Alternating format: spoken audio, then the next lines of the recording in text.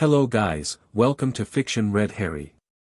So in this video, we will see, what if Harry was a Phoenix Animagus at age 6 and flashed away to Fawkes in Dumbledore's office. If you enjoy these kinds of stories, don't forget to show us some love by hitting the like button and subscribing to the channel. Your support means the world to us. Now, let's start the story. Chapter 1, Burning Day. The cupboard under the stairs had no light.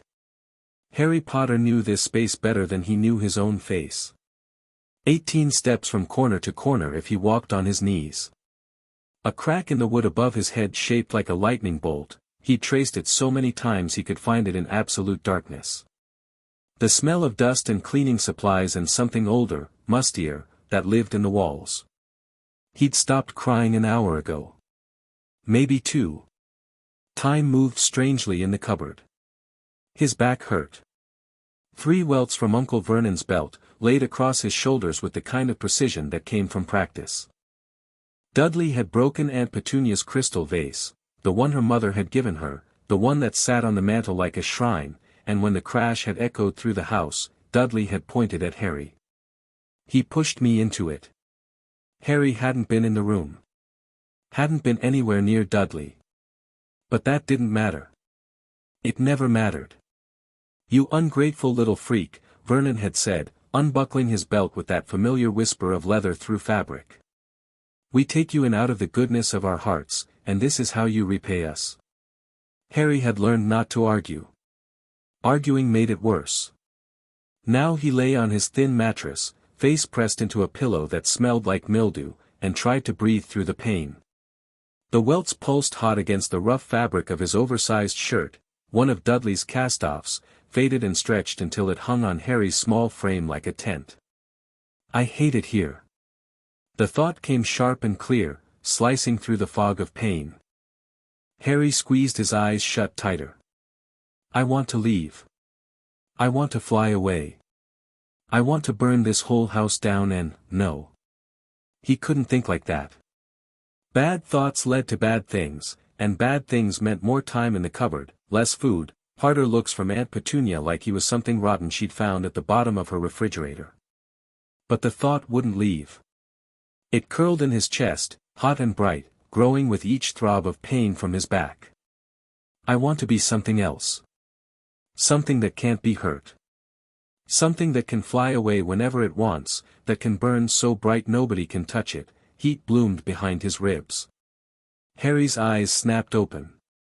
The darkness of the cupboard pressed against him, but something else was there too. Something building in his blood, in his bones, in the space between one heartbeat and the next. "What's happening to me?" He tried to sit up and gasped as the movement pulled at his welts. But the pain felt distant now, muffled by the growing warmth that spread through his limbs. His skin tingled. His fingers twitched. And then Harry Potter caught fire. The flames didn't hurt. That was the first thing he understood, even as terror tried to claw its way up his throat. Fire licked along his arms, danced across his chest, wreathed his head in gold and orange and brilliant, impossible crimson, and it didn't hurt at all. It felt like coming home. His body was changing. He could feel it, feel himself becoming less and more at the same time. His arms shrank, stretched, shifted. Bones hollowed. Skin became feathers. His scream transformed halfway through into something else entirely, a cry that rang with harmonics no human throat could produce. The cupboard dissolved around him. Not burning, not breaking apart, simply ceasing to exist as far as Harry was concerned. The world became fire and motion and a pulling sensation behind what had been his heart, and then, light. Golden, warm, impossibly gentle light. Harry landed on something smooth and hard. His talons, he had talons now, scraped against polished wood. He tried to take a breath and produced a small, confused chirp. "Where am I? What am I?" A trill answered him. Low, soothing, ancient as mountains and warm as summer sun. Harry turned his head, which felt wrong and right simultaneously, and found himself looking into eyes like molten amber. Another bird sat beside him. No, not just a bird. Something magnificent. Scarlet and gold feathers cascading like flame made solid. A curved beak that gleamed in the candlelight. Wings folded against a body that radiated heat and welcome and recognition. The creature sang again, and this time Harry understood it.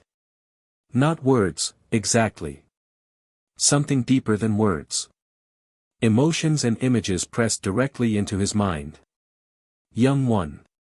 Little flame. You are safe now. You are home. Harry tried to respond and managed only a bewildered squawk. He looked down at himself and saw, feathers. Golden feathers, shot through with threads of deeper amber and touches of white. Small wings. A body maybe 8 inches long, trembling with exhaustion. I'm a bird, he thought dazedly. I turned into a bird. How do I turn back? Can I turn back? Do I want to? The door opened. Harry's head snapped toward the sound, every instinct suddenly screaming danger. But the magnificent bird beside him pressed close, one great wing settling over Harry's small form like a shield, and sang a single note of reassurance. Peace. This one will not harm you. A man stepped into the room. He was old, ancient, maybe, with a long white beard that nearly reached his waist and half-moon spectacles perched on a crooked nose. He wore robes of deep purple covered in tiny silver stars that seemed to shift when Harry looked at them directly. But it was his eyes that held Harry's attention.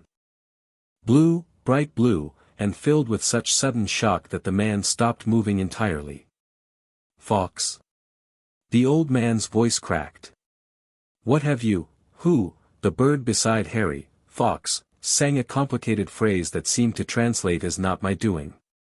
He came to me. He needed safety. Harry didn't understand how he knew what Fawkes was saying. He didn't understand anything that was happening. The exhaustion he'd been holding at bay crashed over him like a wave, and he swayed on his perch, chirping weakly. The old man crossed the room in 3 quick strides. Up close, Harry could see the shock on his face transforming into something else. Concern. Urgency. And beneath that, a dawning horror that Harry didn't understand at all. A phoenix, the man breathed. A young phoenix, appearing in my office, bonding with Fawkes, but that's not possible, there hasn't been a wild phoenix sighting in 2 centuries, Harry tried to hold on. Tried to stay present, stay aware. But the warmth of Fawkes beside him was so soothing, and the fire transformation had taken everything he had, and the pain in his back, wait, his back didn't hurt anymore. Nothing hurt. For the first time in as long as he could remember, nothing hurt at all. His eyes drifted closed. The last thing he heard before sleep claimed him was Fawkes singing softly, a lullaby older than the castle around them, welcoming a lost child home. When Harry woke, he was human again. He knew it immediately, the weight of his body, the heaviness of limbs, the scratchy wool of blankets against skin instead of feathers. He lay still for a long moment, keeping his eyes closed, trying to understand what had happened to him. I turned into a bird. A phoenix, the old man said. And then I flew, no, I burned, somewhere else. Somewhere with golden light and a bird who felt like safety. Slowly, carefully, Harry opened his eyes. He was lying in a bed. A real bed, with clean white sheets and thick pillows and sunlight streaming through tall windows. The ceiling above him was made of stone, ancient and gray, carved with patterns he couldn't quite make out. The air smelled of herbs and something sharp and clean. Ah! You're awake.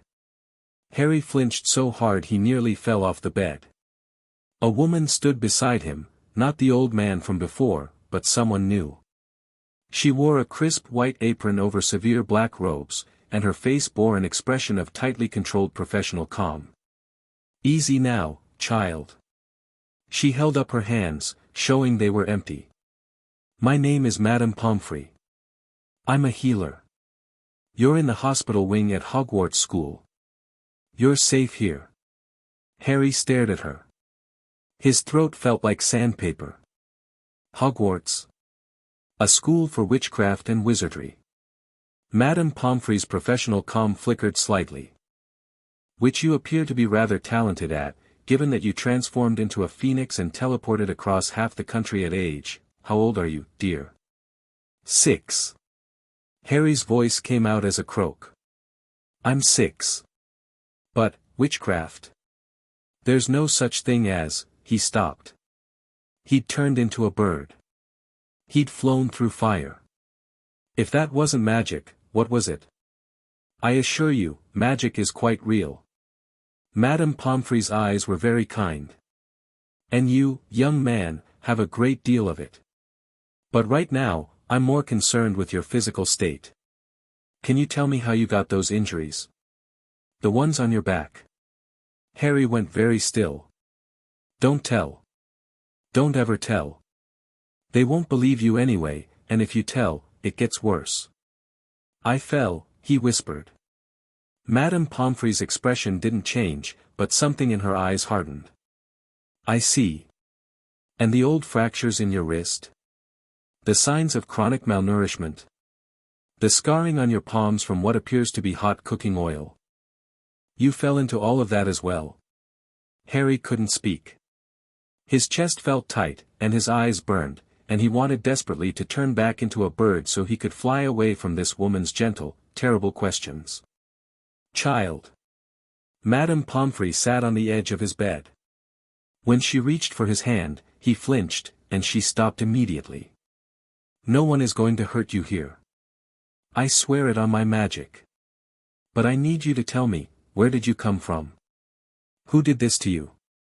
The door burst open before Harry could answer. A woman swept into the hospital wing like a storm-given human form.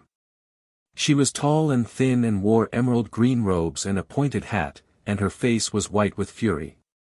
Albus Dumbledore. She didn't seem to notice Harry at all, her attention fixed on someone following behind her. You promised me, you swore to me, that he would be safe. You said the protections would be sufficient. You said, Minerva. The old man from before stepped into view, his face grave. Please. Not in front of the child. The woman, Minerva, stopped. Her gaze swung to Harry, and the fury on her face transformed into something worse. Something that looked like heartbreak. Oh, Merlin. She crossed to his bedside in 3 long strides, and when she looked down at him, her eyes were bright with tears she was clearly fighting to contain. Harry. Harry Potter. Harry blinked. You know my name. The woman made a sound that might have been a laugh or a sob. Child, everyone knows your name. And I knew your parents. I was there when she stopped, visibly collecting herself. When she spoke again, her voice was steadier, though her hands shook slightly at her sides. I was their teacher. And I begged Albus not to put you in that place. I sat outside that house for an entire day and watched them, and I told him, Minerva. The old man's voice was soft, pained. I know. You were right. I was wrong. The woman's jaw tightened. Being right brings me no satisfaction whatsoever, Albus. That child has been abused. Poppy. Madame Pomfrey's voice was carefully neutral. Multiple healed fractures, at least one of which was improperly set and will need to be rebroken and healed correctly. Chronic malnourishment dating back years. Scarring consistent with systematic physical abuse. Fresh belt marks on his back. Her professional composure cracked slightly. He's 6 years old, Minerva. I know how old he is. Minerva's voice was quiet in a way that seemed more dangerous than shouting.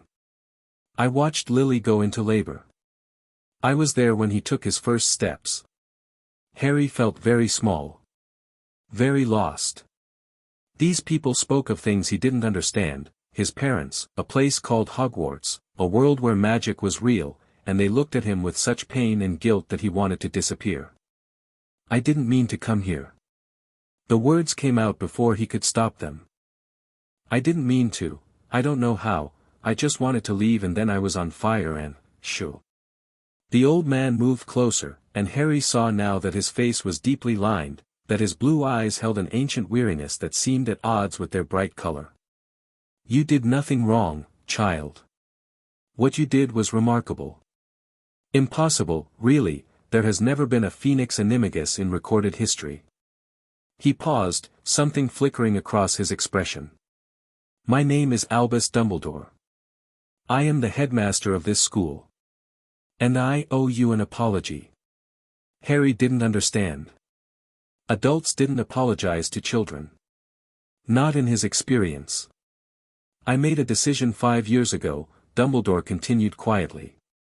When your parents, when they could no longer care for you, I placed you with your mother's sister. Your aunt. I believed you would be safest there, that the protective magic in your mother's blood would shield you from certain dangers. His voice roughened. I failed to consider that there are dangers blood magic cannot guard against. I am deeply sorry. You're sorry.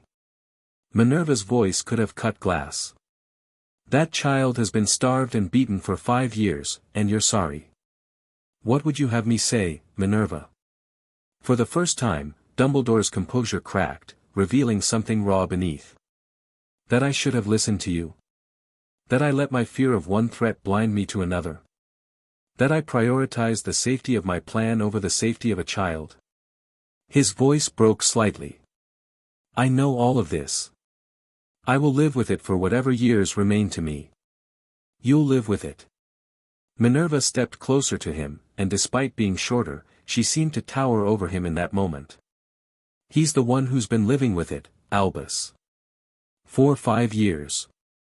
And now he's turned himself into a phoenix at age 6, which should be impossible, and teleported across Britain to your office of all places. You'll have to forgive me if your guilt doesn't feel like adequate compensation. Harry watched them argue, his head spinning. He understood maybe one word in 3. Phoenix. Animagus. Magic in his mother's blood. Protections against dangers he couldn't name. One thing cut through the confusion clearly. My parents. His voice sounded strange to his own ears, small and fragile and hopeful in a way he trained himself not to be. You said you knew my parents. Both adults fell silent. They turned to look at him, and Harry saw the same pain reflected in both their faces. Yes, Minerva said softly. She moved back to his bedside, and this time when she sat on the edge of his mattress, Harry didn't flinch. I knew them very well. Your mother especially. Lily Evans, before she married, the brightest witch of her generation, and the kindest. Her voice caught. She had your eyes. Harry's hand went to his face without conscious thought. His eyes. He had his mother's eyes. And your father was James Potter. Minerva's lips quirked in something between a smile and a grimace. An absolute menace in school. Brilliant, but with a talent for finding trouble that was almost supernatural. By 6th year I was considering early retirement because of him. The almost smile softened into something genuine. But he grew up. Became a good man. A brave one. Aunt Petunia said they died in a car crash. Harry's voice sounded distant, disconnected. She said my dad was drunk. She said they were worthless and I'd turn out just like them if she wasn't careful. Minerva's face went white. Her hands clenched into fists. Your aunt lied. Dumbledore's voice was very quiet. Your parents died protecting you from a dark wizard. The most terrible dark wizard of our age. They sacrificed themselves so that you might live, and their love created a protection so powerful that when the Dark Lord tried to kill you, he was destroyed instead. Harry processed this information slowly. His parents hadn't been worthless. They'd been heroes. They'd died protecting him. And his aunt had lied about all of it for 5 years. Something hot and bright kindled in his chest. I'm never going back there. His voice came out stronger than he expected. I won't. You can't make me. No one is going to make you do anything. Minerva's hand hovered over his, hesitated, then settled gently. Her touch was warm and careful, nothing like the rough hands he was used to. I don't care what protections Albus arranged. I don't care if Voldemort himself rises from the dead and comes looking for you. You are never setting foot in that house again. Minerva, don't. She didn't look away from Harry. Don't start, Albus. I've held my tongue for 5 years because you assured me you knew best. That's finished now. This child needs proper care, proper protection, and a proper home. And he is going to have all 3 if I have to tear down the ministry brick by brick to make it happen. Something in Harry's chest loosened. The tight knot of fear that had been his constant companion for as long as he could remember began, ever so slightly, to unravel. She means it, he realized. She really means it. I agree, Dumbledore said quietly. When Minerva looked at him in surprise, he raised his hands. I am not arguing with you. The boy will stay at Hogwarts for the time being. The castle's protections are formidable, even more than what the Blood Wards would have provided. And he clearly needs training in controlling his abilities. His abilities. Madame Pomfrey had been silent through the argument, but now she stepped forward. Albus, a Phoenix Animagus at age 6. Do you have any idea what that means? I have several ideas, Poppy, none of which I find particularly comforting. Dumbledore looked at Harry with an expression the boy couldn't quite read. Phoenix magic is not like wizard magic. It is older. More primal. And the Animagus transformation itself. He shook his head. Adults who attempt its study for years. Many fail. Many die. Harry's stomach clenched. I could have died. You could have. Dumbledore's voice was serious but not unkind. But you didn't. Your magic chose a form, a phoenix, of all things, and executed a perfect transformation with no training, no preparation, no conscious control. And then you teleported through fire, which is not how normal apparition works at all, directly to Fawkes. To my phoenix. His blue eyes studied Harry intently. Tell me, Harry. In the moment before you transformed, what were you feeling? What were you thinking? Harry closed his eyes. The cupboard. The darkness. The pain in his back and the older, deeper pain in his chest. I wanted to leave. His voice came out barely above a whisper. I wanted to be something that couldn't be hurt. Something that could fly away.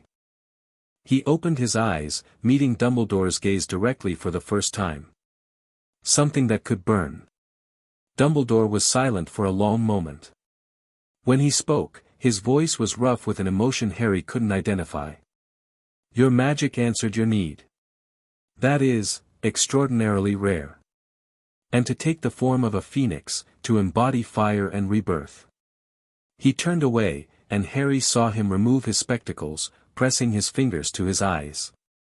I placed you in darkness, and you found light. I cannot tell if that makes me more relieved or more ashamed. Albus. Minerva's voice had gentled slightly. This isn't helping. The child needs rest, food, and time. The self-flagellation can wait. Quite right. Dumbledore replaced his glasses and visibly gathered himself. When he turned back, his face was calm again, though his eyes remained troubled. Harry, I must ask you one more question, and then Madame Pomfrey will give you something to help you sleep. Do you remember the other phoenix? The one you appeared beside? Fawkes.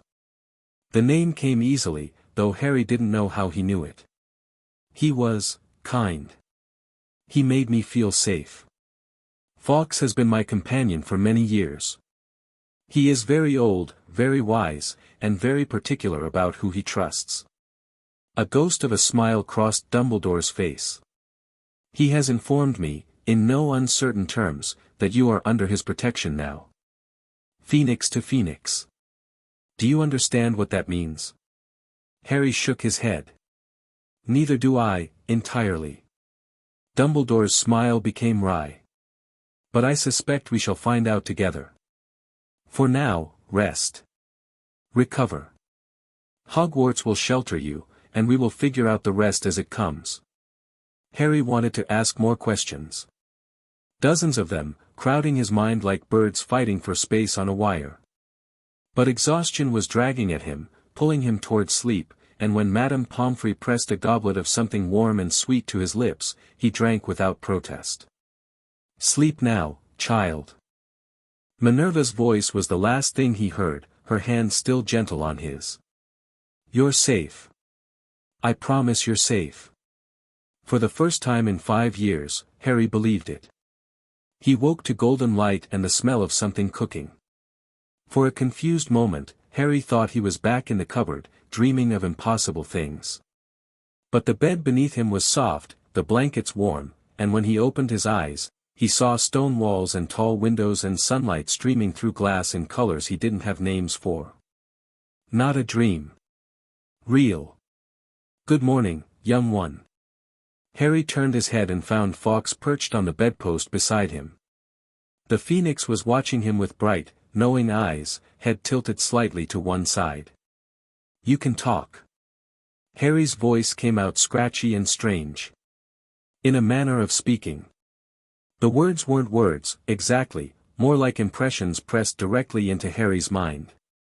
Phoenix to Phoenix, we understand each other. It has always been this way. Harry sat up slowly. His body felt strange, too heavy, too solid after remembering what it felt like to be made of fire and feathers. I have questions. I imagine you have many. Fawkes ruffled his feathers, a gesture that somehow conveyed amusement. Ask. What am I? The question came out more desperately than Harry intended. The old man, Dumbledore, he said I'm an Animagus. That I turned into a phoenix. But he also said that was impossible. So what does that make me? Fawkes was silent for a moment. When he spoke, projected, his mental voice was thoughtful, measured. An Animagus is a wizard who learns to take the shape of an animal. It is difficult magic, dangerous magic. Most who attempt to choose forms like cats or dogs, common creatures, easy to hold in the mind. He stretched one wing, firelight dancing along the feathers. The phoenix form has never been achieved. We are not truly animals, you see. We are something older. Something that exists between flesh and flame, between death and rebirth. Then how did I do it? I do not know. The admission seemed to trouble Fawkes. Your magic reached out in desperation, seeking escape, seeking transformation, and it found us. Found the phoenix fire that burns in all things that wish to be reborn. His amber eyes fixed on Harry with unsettling intensity. You did not learn to become a phoenix, young one. You became one. There is a difference. Harry considered this. It made a strange kind of sense, in the way that dreams made sense while you were inside them. Does that mean I'm not human anymore? You are human. You are also Phoenix. Both are true. Fawkes made a sound that might have been a sigh. It has been so long since there were others. I had forgotten what it felt like, having kin nearby. Your presence is, welcome. Something warm bloomed in Harry's chest. He'd never been welcome anywhere. Never been wanted. The idea that this ancient, beautiful creature was happy he existed. I don't know how to control it, he admitted. Last night, or whenever it was, I just wanted to leave, and then I was burning. What if it happens again? What if I hurt someone? Phoenix fire does not burn what it does not wish to burn. Fawkes hopped closer along the bedpost, close enough that Harry could feel the warmth radiating from his feathers. But control is important. I will teach you. You will. Of course. Something like a smile colored Fawkes's mental voice. You are nestling. I am elder. It is the way of things. Before Harry could respond, the door to the hospital wing opened. Minerva McGonagall entered, carrying a tray laden with food, more food than Harry had ever seen in one place. Eggs and bacon and toast and fruit and a pitcher of something orange that smelled sweet and citrusy. "Good morning, Harry." She set the tray on the table beside his bed, and Harry saw that her eyes were red-rimmed, as if she hadn't slept. But her voice was warm and her smile was genuine. "I see you've been chatting with Fawkes. Can you understand him?" "Yes." Harry looked at the food, then back at Minerva. Is that all for me?" Something flickered across her face, pain, quickly suppressed. "Every bit of it. Madame Pomfrey's orders. You need to eat, child, and keep eating until your body remembers what proper nutrition feels like." Harry reached for a piece of toast, then hesitated. Old habits died hard. "I don't want to be greedy." "You couldn't be greedy if you tried." Minerva sat in a chair beside his bed, and Harry noticed she moved stiffly, as if her joints ached. "Eat. I'll tell you a story while you do, if you like." Harry bit into the toast. It was perfectly golden, spread with butter that melted on his tongue. He made a small sound of surprise at how good it tasted. "A story about what?" he asked around a mouthful. "Your parents." Minerva's voice softened. "I thought you might like to know what they were really like. Not the lies your aunt told you. The truth." Harry swallowed hard. The toast suddenly felt thick in his throat. "Please." Minerva nodded. She took a moment, gathering her thoughts, and when she spoke, her voice had the cadence of someone reaching back through years of memory. "I met your mother on September 1st, 1971. She was 11 years old, Muggle-born, that means her parents weren't magical, and absolutely terrified. The train ride to Hogwarts had been overwhelming for her. She'd seen things she couldn't explain, met people who talked about magic like it was ordinary, and by the time she reached the Great Hall for the sorting, she was certain there had been some kind of mistake." Harry ate slowly, listening. The food was incredible, each bite better than the last, but he barely noticed. She was sorted into Gryffindor. That's one of the 4 houses here at Hogwarts. Students are divided based on their qualities. Gryffindor values courage and determination. Minerva smiled slightly. Lily was so small. So young. When she sat on the stool and the hat was placed on her head, I thought for certain she'd be sent to Ravenclaw. She had one of the finest minds I've ever encountered. But the hat saw something else in her. Something fiercer. "Courage," Harry murmured. "Yes. And she proved it, again and again. Your mother was not physically imposing. She was not loud or aggressive. But when she saw injustice, she stood against it. When her friends needed her, she was there. And when darkness came..." Minerva's voice caught slightly. "When darkness came, she did not run." Harry set down his fork. "Tell me about my father." Minerva's expression shifted, became somehow both fonder and more exasperated. "James Potter was trouble incarnate. From his first day at Hogwarts to his last, he seemed determined to give me grey hairs. He and his friends, they called themselves the Marauders, spent their school years inventing new ways to cause chaos. Pranks, rule-breaking, the occasional explosion. I confiscated more contraband from James Potter than from any other student in my tenure. He sounds..." Harry wasn't sure how to finish the sentence. "He sounds awful, doesn't he?" Minerva laughed softly. "He was, in some ways. Arrogant, particularly in his early years. Cocky. He had a cruel streak when it came to people he didn't like." Her smile faded. "There was a boy in their year, Severus Snape, whom James tormented relentlessly. It was not your father's finest quality." Harry filed that name away. Severus Snape. Someone his father had hurt. "But," Minerva continued, "James Potter grew up. By his 7th year, he had become someone I was genuinely proud of. He still caused trouble, still broke rules, but he did it to protect people rather than to show off. And when he fell in love with your mother, really fell in love, he became someone worthy of her. They were in love. Harry had never thought about his parents that way. They were shadows, ghosts, figures from a past he couldn't remember. The idea that they had been people, young, in love, alive, felt almost too large to hold. Desperately. Minerva's eyes were distant, seeing something Harry couldn't. It took years for Lily to see past James's posturing. He asked her out dozens of times and she refused every one. But eventually she saw the man he was becoming, and she gave him a chance. And when she did, she shook her head. I have never seen two people more devoted to each other. When they found out they were having you, James nearly fainted from happiness. Lily had to catch him. Harry laughed. It came out rusty, unpracticed, he couldn't remember the last time he'd laughed at anything, but it was real.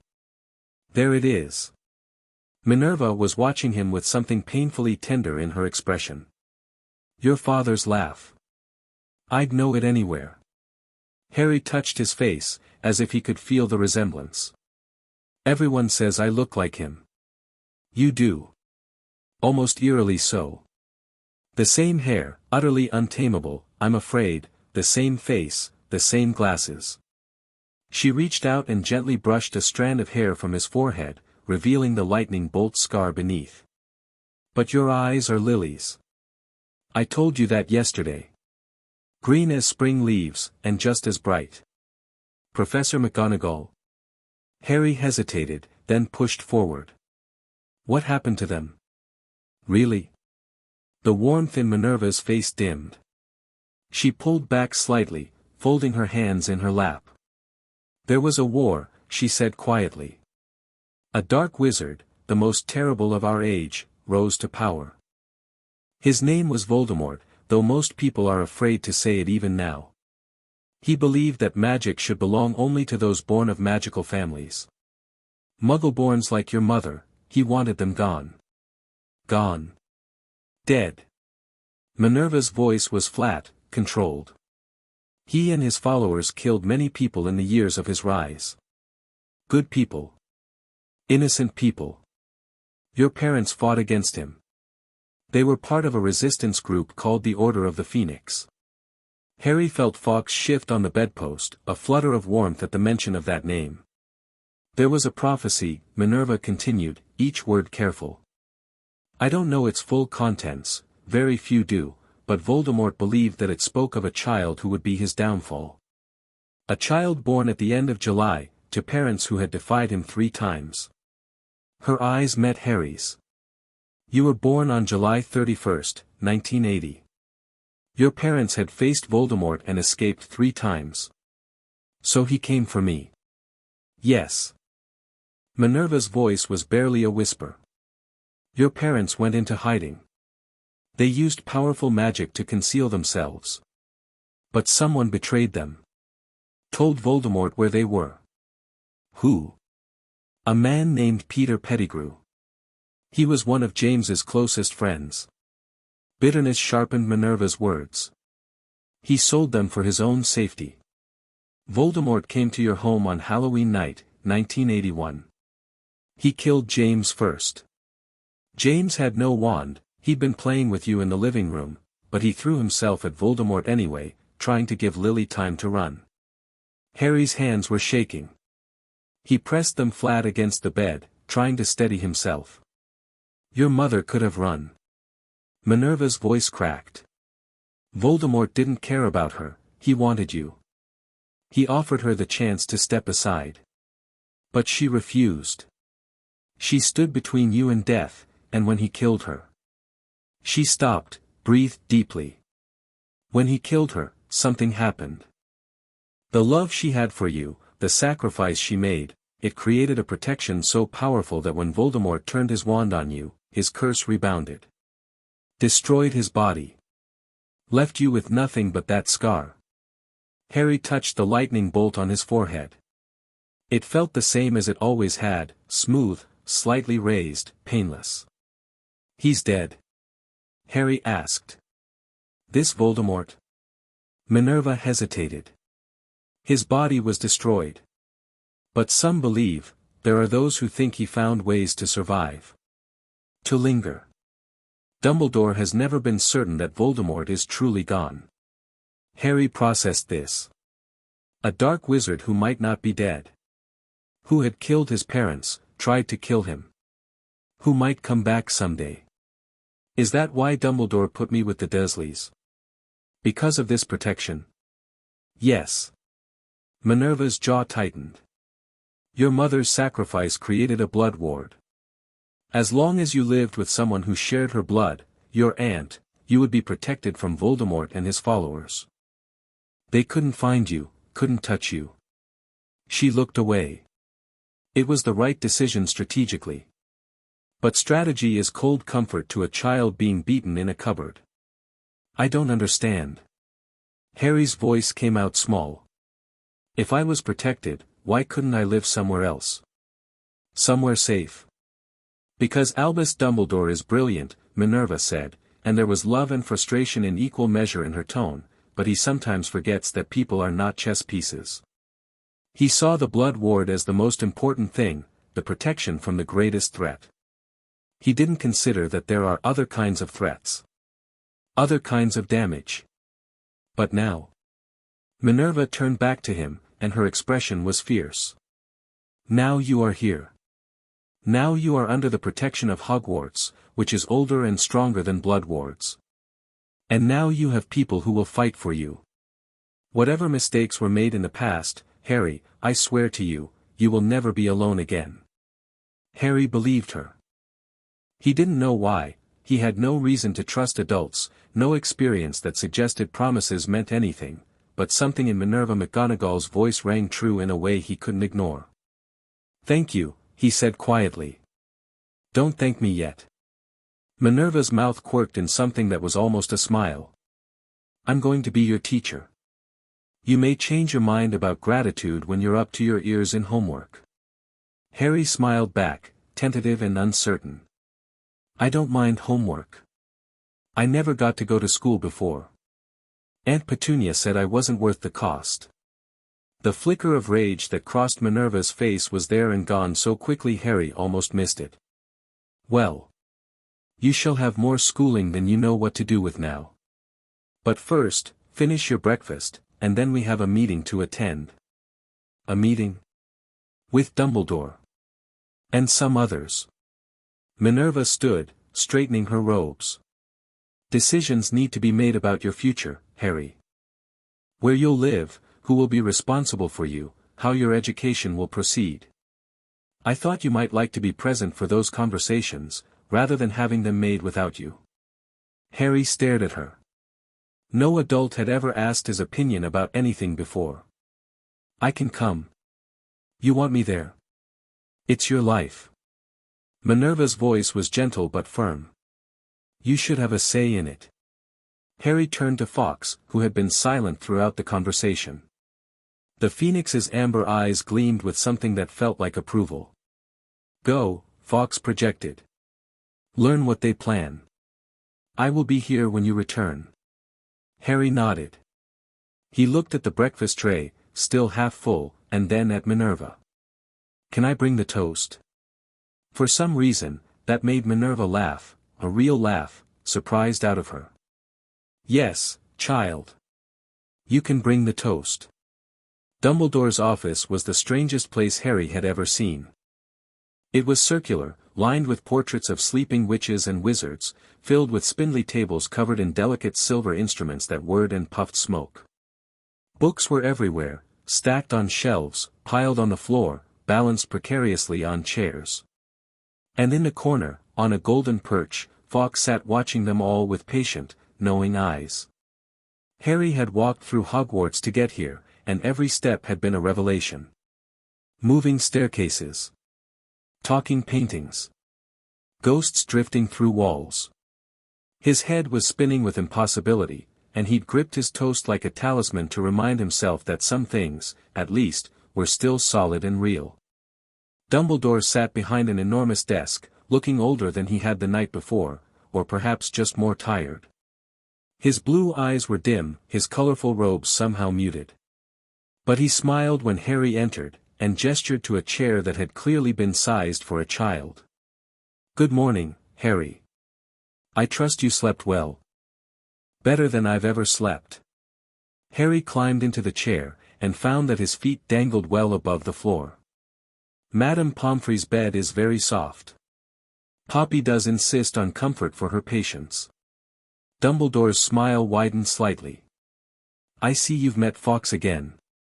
He was quite insistent that I not disturb you last night. It seems he has taken a proprietary interest in your welfare." "Nestling," Fawkes corrected in Harry's mind.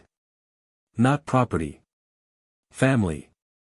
Harry wasn't sure how to explain Phoenix communication, so he just nodded. The door opened again, and two more people entered. One was Minerva, who took a seat beside Harry with a reassuring nod.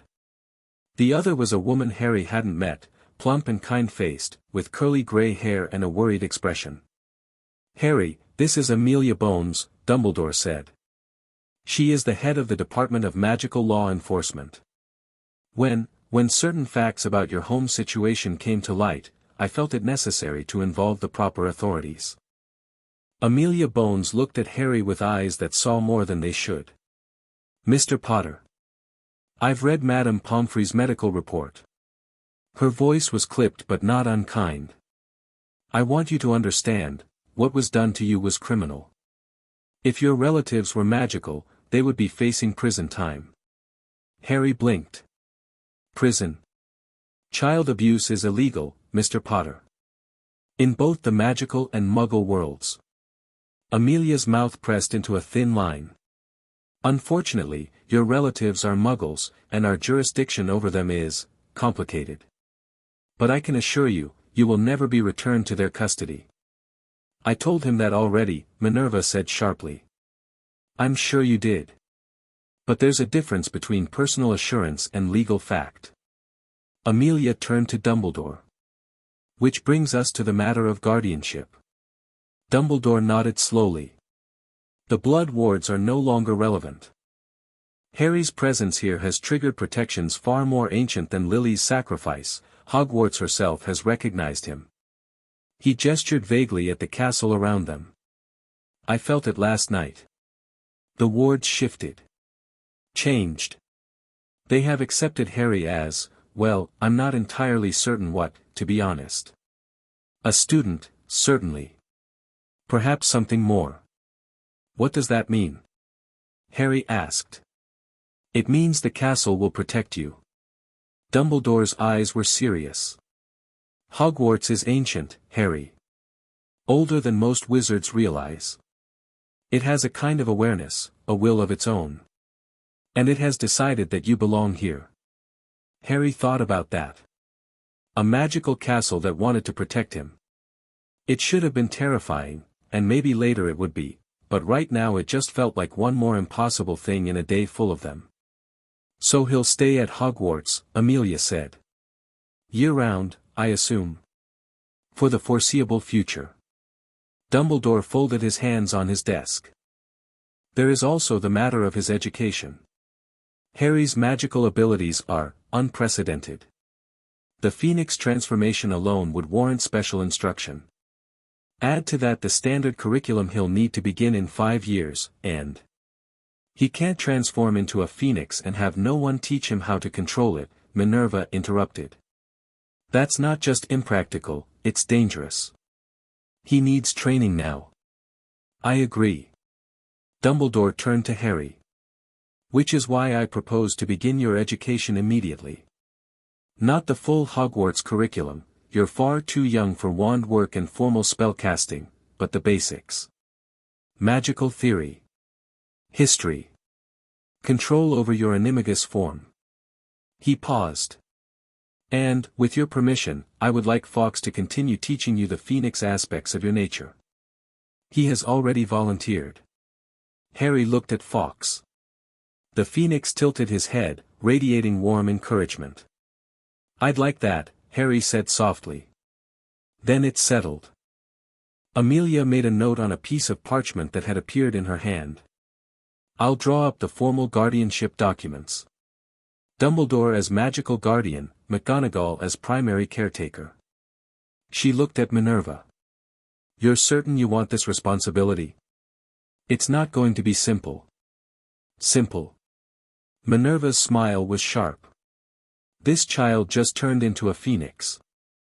I don't expect anything about the next few years to be simple. But someone needs to look after him properly, and I refuse to let it be anyone else. Something warm expanded in Harry's chest. He ducked his head, suddenly embarrassed by the intensity of his own feelings. There is one more thing, Dumbledore said quietly. The room went still. Harry looked up and saw that the old wizard's expression had become grave. Harry, what you did last night, the phoenix transformation, the fire teleportation, these things have never been done before. There is no record in magical history of a human achieving the Phoenix Animagus form. Dumbledore paused, choosing his words carefully. When such things happen, they attract attention. There are people in our world who will be very interested in you. Some of that interest will be benign, academic curiosity, wonder at the impossible. But some of it will not be. You mean people will want to use him, Minerva said flatly. Yes. Dumbledore didn't flinch from the word. There are those who would see Harry's abilities as a resource to be exploited. The Ministry, certainly, I've already had inquiries about registering him, studying him. And there are older powers, older organizations, that we must be cautious of. What kind of organizations? Harry asked. Dumbledore was silent for a long moment. When he spoke, his voice was distant, remembering. Phoenixes were not always rare, Harry. Centuries ago, they were more common. Not numerous, but present in the world. Then they began to disappear. Hunted, according to some accounts. There are those who believe that the power of the phoenix, the immortality, the healing, the rebirth, could be stolen. Could be transferred to a human host. Harry's blood went cold. You mean someone tried to kill phoenixes to take their power? I mean someone succeeded in nearly driving them to extinction. Dumbledore's eyes were hard. The Covenant of Ashes, they called themselves. An order of wizards who believed death was an enemy to be conquered at any cost. They hunted phoenixes for centuries, and by the time their order was broken, there were almost none left. Broken? Amelia leaned forward. You're speaking of the Covenant as if they're gone. Are they? I don't know. Dumbledore's honesty was clearly painful. Their leadership was destroyed in the 1700s. Their strongholds were found and emptied. But organizations like that, they have a way of lingering. Ideas are harder to kill than people. Harry thought about what Fawkes had shown him. Ancient grief. The hunts. The sense of loss that echoed through the phoenix's mind like a wound that never quite healed. They might come for me, he said quietly. They might. Dumbledore met his gaze directly. Which is why we must be careful. Why your training must begin immediately. Why the world must not know the full extent of what you can do. He leaned forward. Do you understand, Harry? The wizarding world knows you exist, the boy who lived, the child who defeated Voldemort. But they do not yet know about the Phoenix. We have a brief window to prepare, to build your skills, before that knowledge spreads. The medical report, Minerva said sharply. We can't suppress that. Poppy documented everything. Poppy is trustworthy, and patient confidentiality is magically binding. Dumbledore shook his head. No, the greater concern is the Hogwarts wards. When Harry arrived, when Fawkes recognized him, the castle's magic responded. Anyone sensitive to such things might have felt it. We cannot know who might be investigating even now. A heavy silence fell over the room. Harry broke it. So what do we do? Dumbledore's expression shifted, became something almost like admiration. We prepare, Harry. We train. We build protections and alliances and plans. He stood, moving around his desk to stand before the child. Up close, he seemed impossibly tall, impossibly old, but his eyes were kind. "And we give you something you have never had before." "What?" Dumbledore smiled. "Time. Time to grow, time to learn, time to become who you're meant to be. Not the boy who lived, not the Phoenix Animagus, not a weapon or a tool. Just Harry." Harry swallowed hard. "Just Harry sounds really nice, actually. Then that's who you shall be. At least for now." Dumbledore reached out and placed a gentle hand on Harry's shoulder. "Welcome to Hogwarts, Harry Potter. I suspect you're going to do remarkable things." The days that followed blurred together in Harry's memory, a kaleidoscope of new experiences, new faces, new sensations. Hogwarts was vast, and Harry spent hours exploring it. The castle seemed to like him, corridors straightened when he got lost, doors appeared where he needed them, and once, when he accidentally wandered into a restricted section of the library, the books simply rearranged themselves to show him back to the main hall. He began his lessons. Minerva taught him reading and writing. He knew the basics from glimpses of Dudley's schoolwork, but he'd never had proper instruction. She also taught him magical theory, starting with the very foundations, what magic was, where it came from, how wizards had learned to shape it. Harry absorbed it all like a sponge, desperate to understand this world he'd been thrust into. Dumbledore's lessons were stranger. He didn't teach spells or theory, instead, he asked questions. What did Harry feel when he transformed? What did he sense when he was near Fawkes? What happened in his mind when magic stirred inside him? Harry didn't always have answers, but Dumbledore seemed to think the questions themselves were valuable. And Fawkes? Fawkes taught him what it meant to be Phoenix. They flew together through the Hogwarts grounds, Harry's small golden form keeping pace with Fawkes's magnificent scarlet one. Harry learned to flash, the Phoenix teleportation that moved him through fire rather than space. He learned that his tears could heal, that his feathers carried magic, that his song could lift hearts or shatter glass depending on his intent. He also learned the weight of what he was. Phoenix fire burns what threatens and protects what matters, Fawkes told him one evening as they perched on the astronomy tower, watching the sun set over the mountains.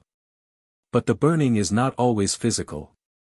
Sometimes it is truth that burns. Sometimes it is memory. Sometimes it is the lie a person tells themselves. I don't understand.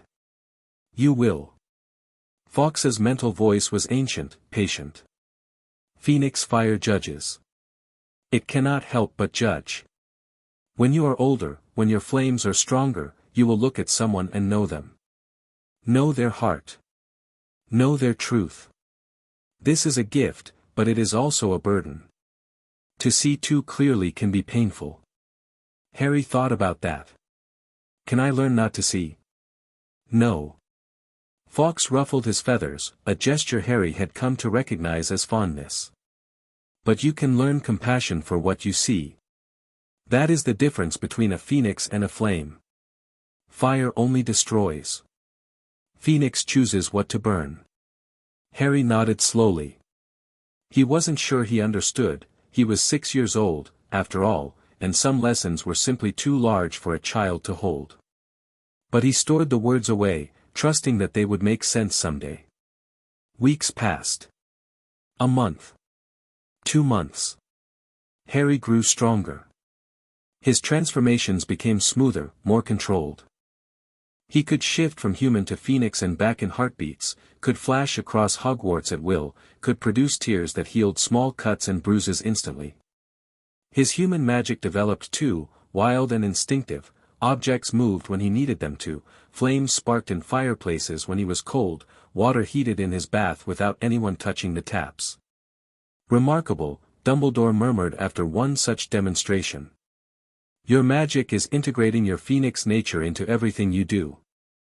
I've never seen anything like it. Is that bad? Unusual. Unprecedented. Dumbledore's eyes twinkled. But not bad.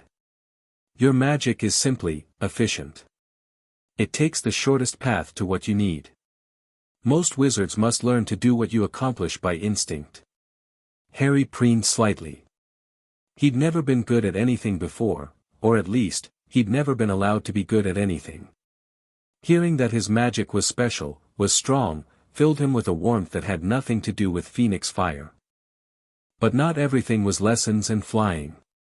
Some nights, Harry woke from nightmares. The cupboard. Vernon's belt. Petunia's sharp words and sharper silences.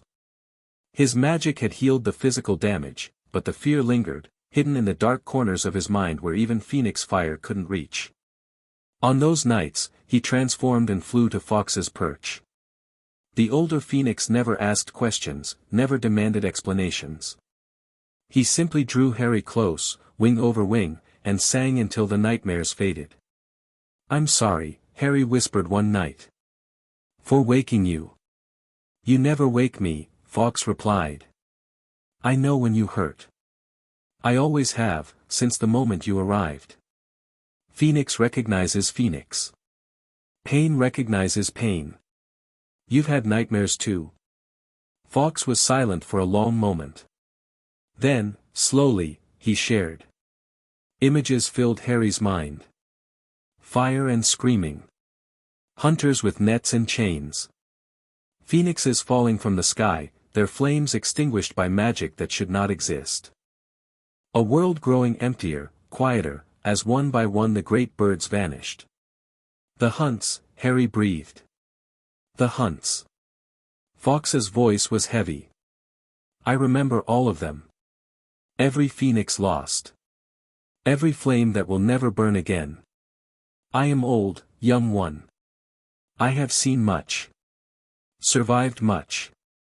A pause. "But I survived by hiding. By bonding with humans who would protect me. Some would say I betrayed my kind by seeking safety among those who hunted us. That's not true." Harry's response was immediate, fierce. "You survived. That's not betrayal. That's just, being alive." Fawkes made a sound that might have been a laugh. "Such certainty. Such fire."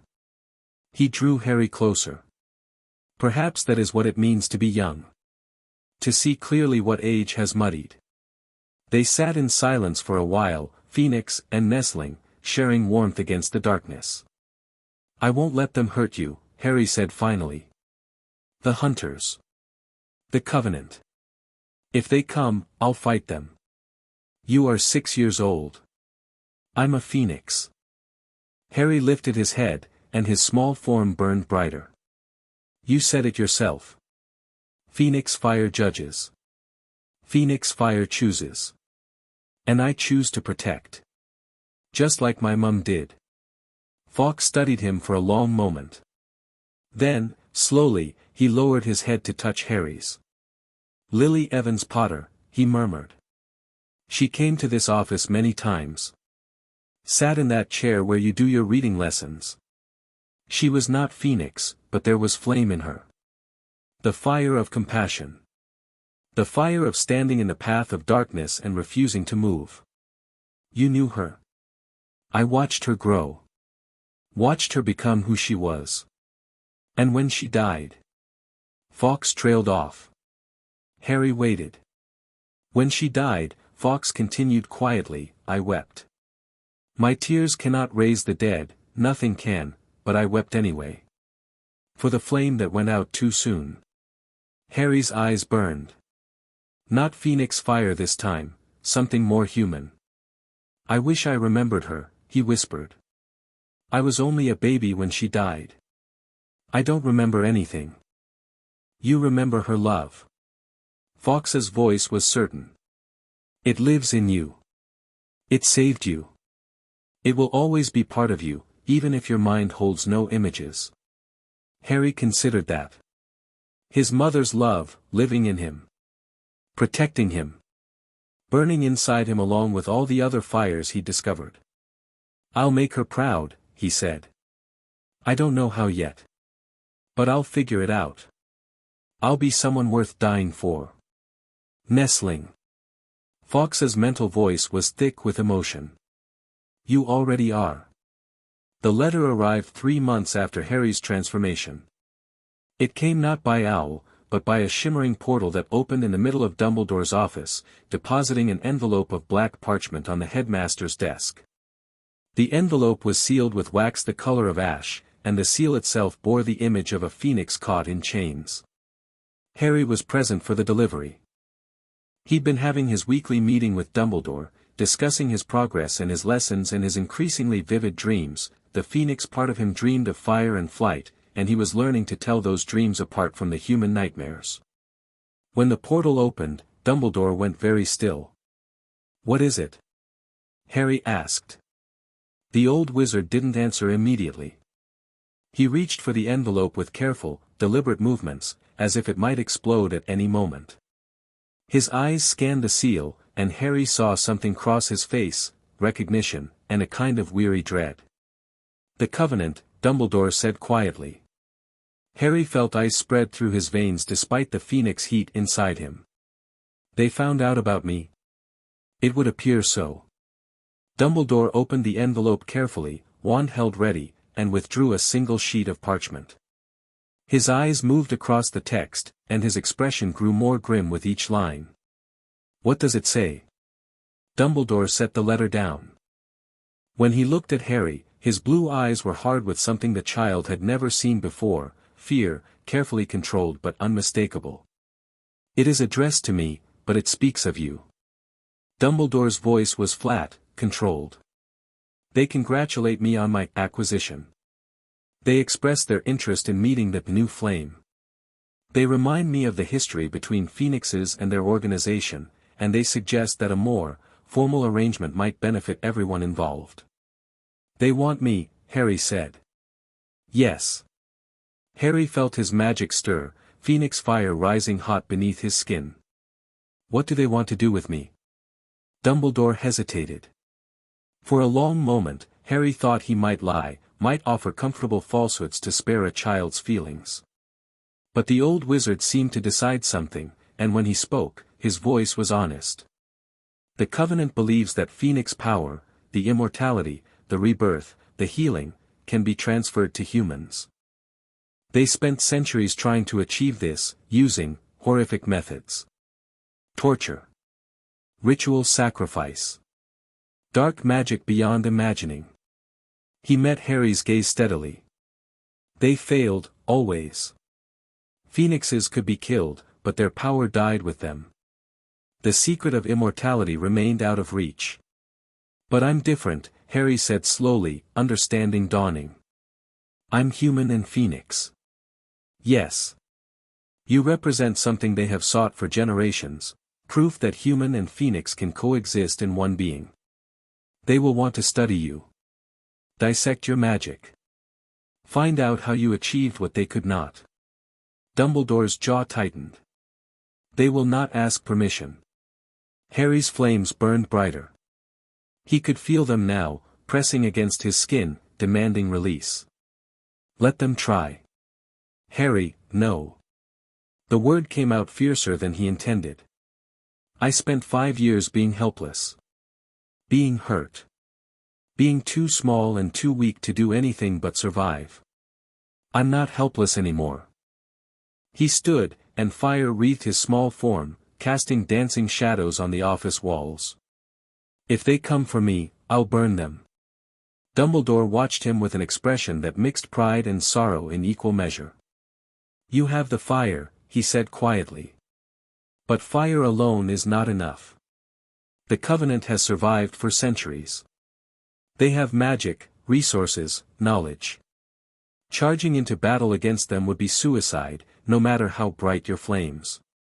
Then what do we do? We prepare. We protect. We find allies and build defenses." Dumbledore stood, and for a moment, despite his age, he seemed to tower, not with physical height but with presence, with the weight of power carefully contained. "And we make certain that when they do come, and they will come, we are ready." Harry let his flames die down. The anger was still there, burning cold and bright, but he could control it. Could choose when to let it out. Teach me, he said. Not just theory. Not just control. Teach me how to fight. Dumbledore studied him for a long moment. You are 6 years old, he said finally. I know. War magic is dangerous. Dark. It leaves marks on the soul. I know. I swore to your mother that I would protect you. Teaching you to fight, truly fight, is not protection. It is preparation for violence. Harry lifted his chin. My mother died fighting. My father too. They didn't run. They didn't hide. They stood between me and the darkness and refused to move. His voice was steady, certain. That's who I want to be. Teach me how. The silence stretched long. Fawkes, watching from his perch, said nothing, but Harry felt his approval, warm and fierce. Finally, Dumbledore nodded. Very well, he said quietly. But we do this carefully. Methodically. You will learn defense before offense, control before power. And if at any point I judge that the training is harming you more than helping you, you'll stop. I understand. Good. Dumbledore's expression softened slightly. For now, return to your quarters. I have letters to write and defenses to check. We will speak more of this tomorrow. Harry nodded. He turned to leave, then paused at the door. Professor Dumbledore? Yes, Harry. Thank you. For telling me the truth. Something flickered in the old wizard's eyes, surprise, perhaps, or something deeper. You're welcome, child. And Harry? Yes. Dumbledore smiled, and for just a moment, the weight of years seemed to lift from his shoulders. Your mother would be proud. Your father too. Never doubt that. Harry felt warmth spread through his chest, not phoenix fire, but something gentler. Something human. I won't, he said. And he walked out into the corridor, toward his room, toward his new life, toward whatever was coming next. That night, Harry dreamed of fire. Not the fire of his transformation, not the warm flames of phoenix flight, but something older. Something darker. He stood in a vast cavern, and all around him phoenixes burned, not the rebirth flames but consuming fire, death fire, fire that ate and did not renew. A figure moved through the smoke. Tall, wrapped in robes the color of ash. Its face was hidden, but Harry felt its eyes on him, felt the weight of its hunger. Little flame, it whispered. We've been waiting for you. Such a long, long time. Harry tried to transform, tried to fly away, but his magic wouldn't answer. He was trapped in his small human body, helpless, weak. The figure raised its hand. Chains appeared, wrapping around Harry's wrists, burning cold against his skin. Everything ends eventually, the figure said. Even phoenixes. Even fire. Even you. Harry screamed, and woke in his bed, gasping, heart pounding, dawn light streaming through his window. For a long moment, he lay there, breathing. Then, slowly, he raised his hand. Fire bloomed in his palm. Golden and warm, casting gentle light across his room. I'm okay, he whispered to himself. I'm safe. It was just a dream. But even as he said it, he knew it wasn't true. The Covenant was out there. They knew about him. They were coming. Harry closed his fist, extinguishing the flame. Let them come, he thought fiercely. I'll be ready. Outside his window, the sun continued to rise, painting the sky in shades of gold and crimson. In the depths of Hogwarts, Fawkes began to sing. And somewhere far away, in a shadow that had no name, something ancient stirred and opened eyes that had been closed for a very long time. Chapter 1 END Chapter 2, Learning to Fly 6 months changed everything. Harry Potter stood on the astronomy tower, wind whipping through his perpetually messy hair, and watched the sun set over the Scottish Highlands. The sky blazed orange and gold and deep crimson, colors he now associated with home, with safety, with the fire that lived inside him. He was taller than he'd been. Not by much, he was still small for his age, the legacy of years of malnutrition that even magical healing couldn't fully erase overnight, but Madame Pomfrey's nutritional potions and 3 proper meals a day had begun their work. His cheeks had filled out. The dark circles under his eyes had faded. He looked, for the first time in his life, like a healthy child. More importantly, he felt like one. "You're brooding again." Harry turned to find Fawkes gliding toward him, scarlet wings catching the last light of day.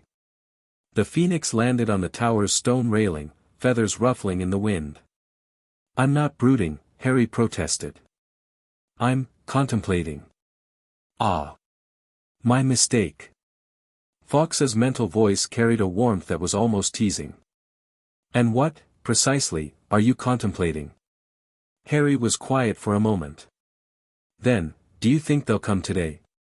He didn't need to specify who they were. The ministry delegation had been announced a week ago, and the news had cast a shadow over Hogwarts ever since. Official representatives, come to assess the welfare of Harry Potter and discuss his unique situation. Dumbledore had been polite but firm in his response. Minerva had been less polite. But neither could refuse entirely. The ministry had legal standing, and denying them would only make things worse. "They will come," Fawkes confirmed. "They have been planning this visit since word of your nature first reached the Department of Magical Law Enforcement. The delay was merely politics, deciding who would lead the delegation, what authority they would carry, what they hoped to achieve." "And what do they hope to achieve?" Fawkes ruffled his feathers. "Control. Understanding. Perhaps both. The ministry fears what it cannot categorize. You are, to them, an anomaly. A child with power they do not understand, living in a castle they cannot fully access, under the protection of a man they do not entirely trust." Harry absorbed this. 6 months ago, the idea of powerful adults arguing over his fate would have terrified him. Now it just felt exhausting. "What do you think I should do?" Fawkes considered the question with the patience of centuries. "Be yourself." That sounds simple, but it is not. When people see something new, something unprecedented, they try to fit it into categories they already understand. They will look at you and see the boy who lived, or a dangerous creature, or a weapon to be wielded, or a threat to be contained. Very few will see Harry Potter, the child who likes toast with too much butter and falls asleep reading history books and still has nightmares about cupboards. Harry flinched slightly at the last part. He'd gotten better at hiding it, but Fawkes always knew. "So I should just be normal." "I do not think you could be normal if you tried." Amusement colored Fawkes's voice. "But you can be authentic. That is different, and better. Let them see that you are a child, a remarkable one, yes, but a child nonetheless. Not a monster. Not a weapon.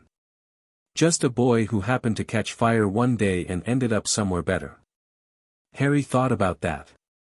Then he smiled, small but genuine. "You give good advice. Has anyone ever told you that?" "Albus says I am insufferably wise and should learn to keep my opinions to myself." "Yeah, but Dumbledore says a lot of things." Fawkes laughed, or the phoenix equivalent, a trilling sound that sparkled through Harry's mind like light through crystal. "True. Come. They will arrive within the hour, and Minerva will be cross if you are windswept and disheveled. Minerva is always cross about something. Also true. But she is cross because she cares, which is better than the alternative." Harry took one last look at the sunset, then shifted. The transformation was smooth now, almost effortless, a thought, a breath, and he was fire made flesh, golden feathers catching the dying light. He spread his wings and launched himself from the tower, Fawkes soaring beside him. They flew together toward the castle, 2 phoenixes against the darkening sky. Below them, at the gates of Hogwarts, a ministry carriage was just beginning its approach.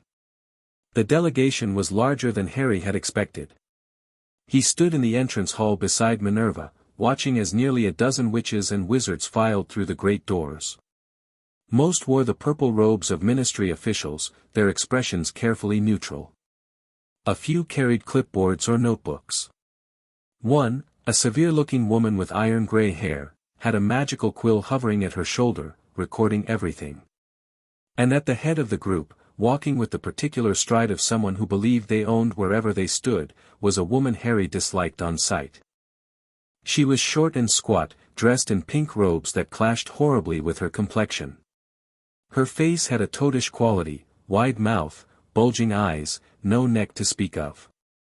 But it was her smile that made Harry's skin crawl. It was sweet and poisonous, like sugar coating something rotten. Dolores Umbridge, Minerva murmured under her breath. Senior Undersecretary to the Minister. Be very careful with her, Harry. She is, not what she appears. She looks like she wants to eat me. That may not be far from the truth. Before Harry could respond, the delegation reached them.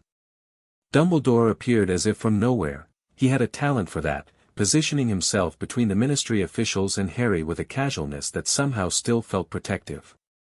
Welcome to Hogwarts, Dumbledore said warmly. I trust your journey was pleasant.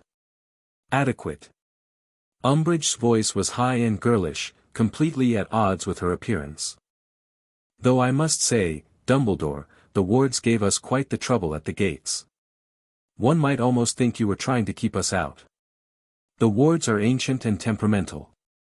They respond to intent rather than identity. I can only assume they sensed some uncertainty in your party's purpose.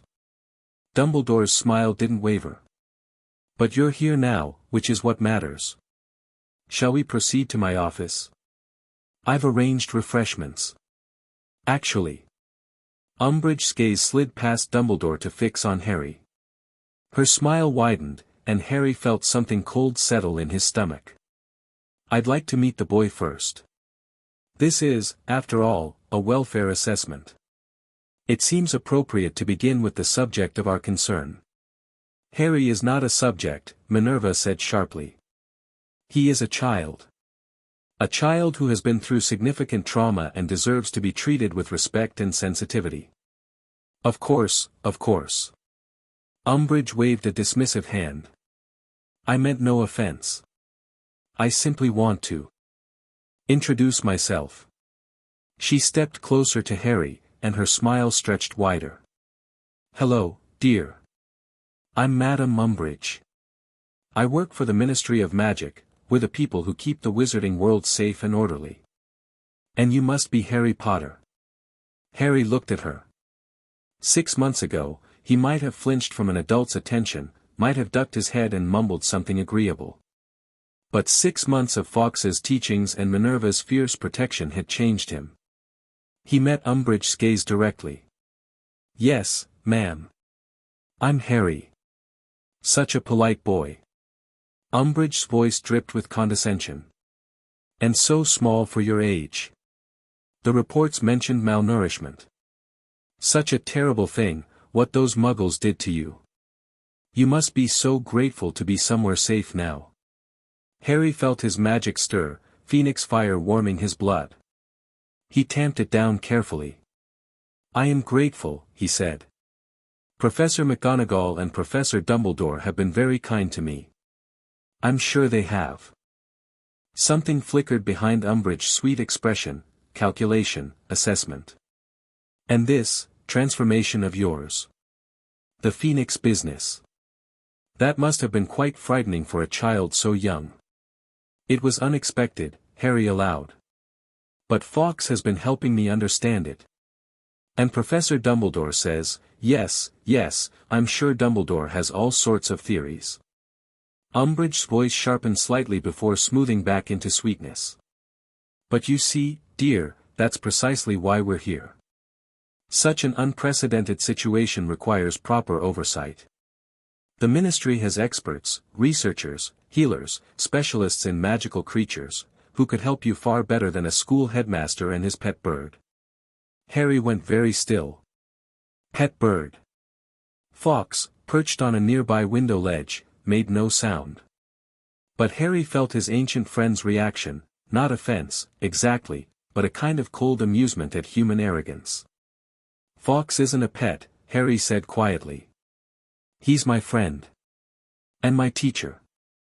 He knows more about Phoenix magic than anyone in your ministry." Umbridge's smile tightened almost imperceptibly.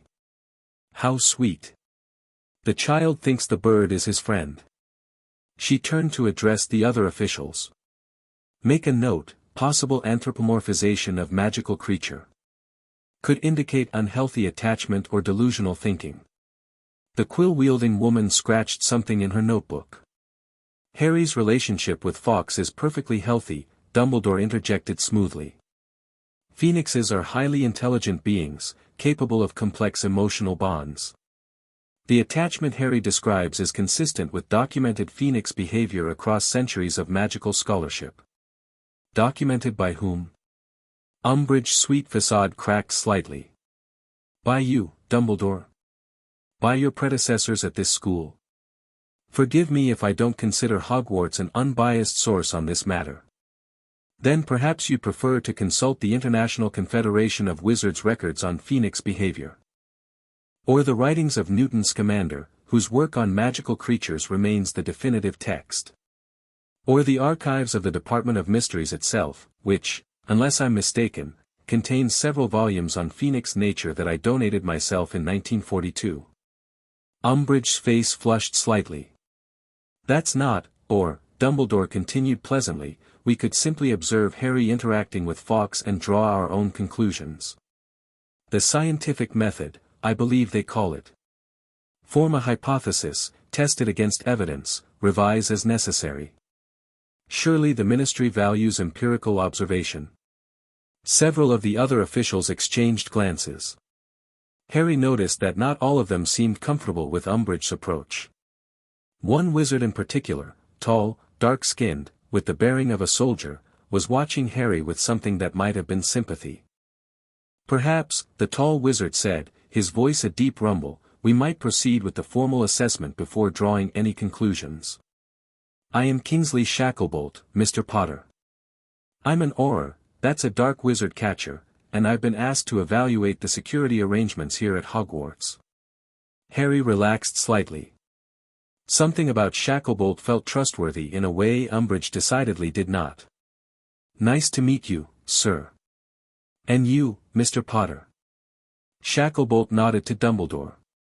"Headmaster, if you wouldn't mind showing me the ward schemes and protective enchantments. I'd like to understand exactly how the castle would respond to various threat scenarios." "Of course, Kingsley. I'd be delighted."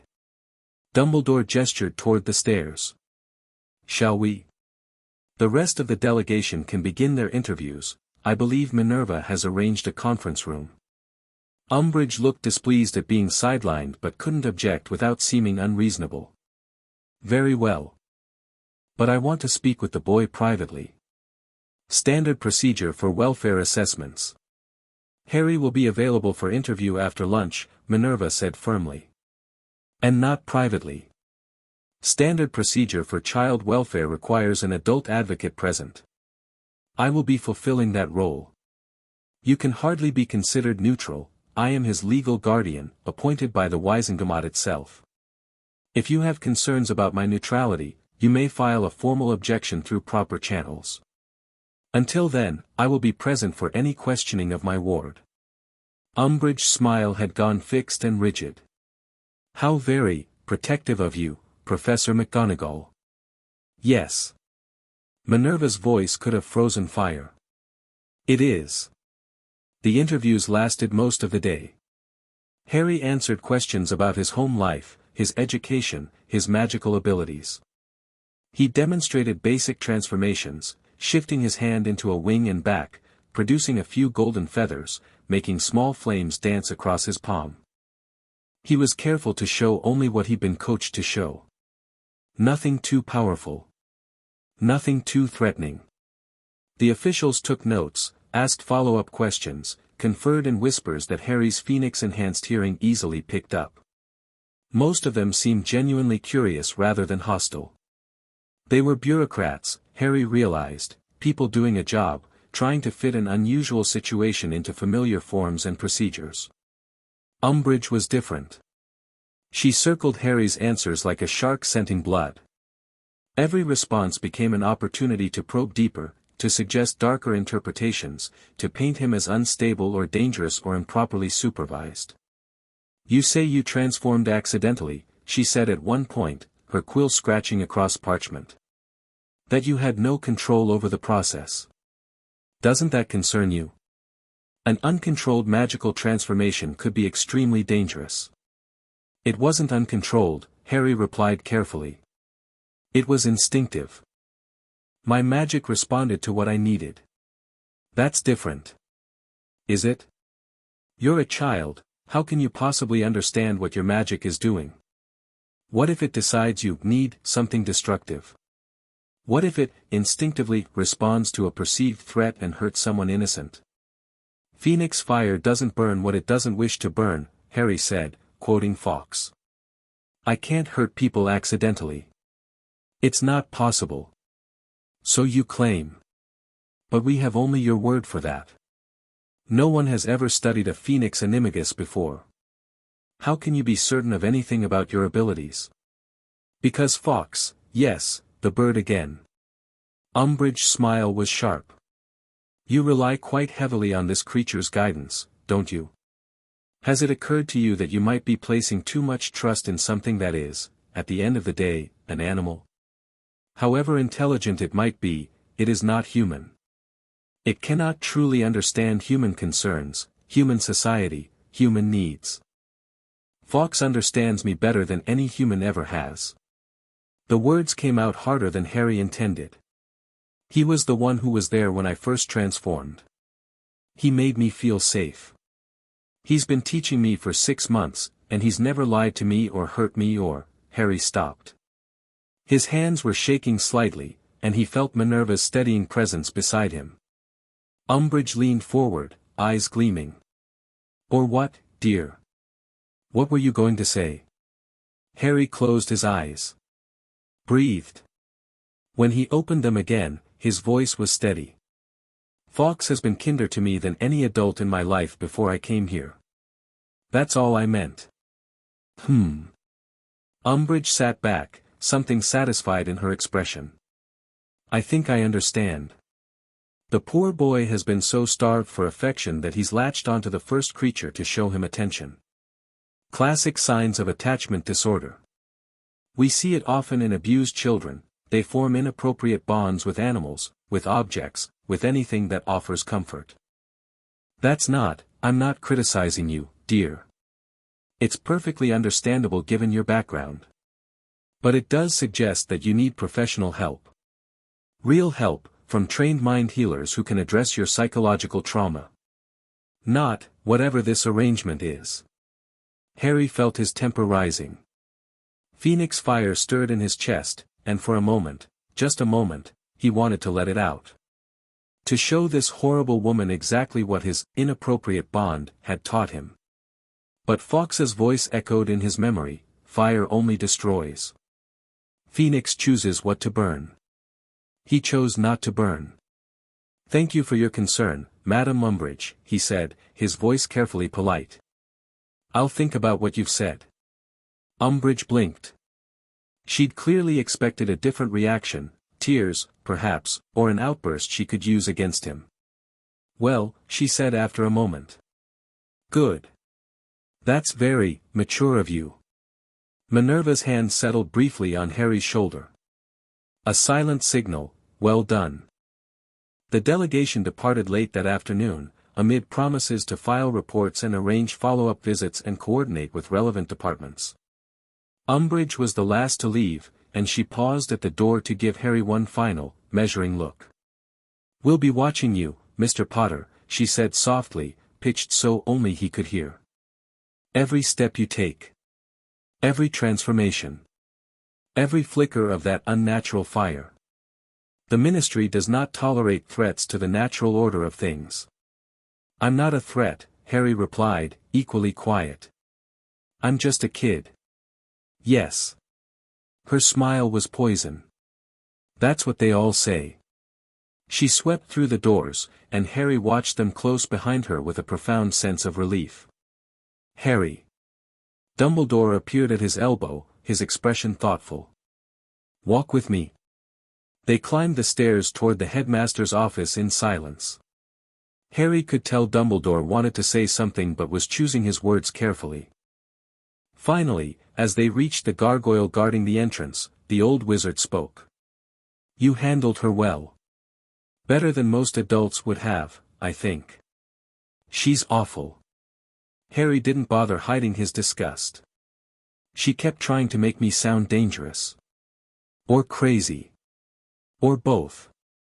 Dolores Umbridge is dangerous precisely because she believes she is righteous.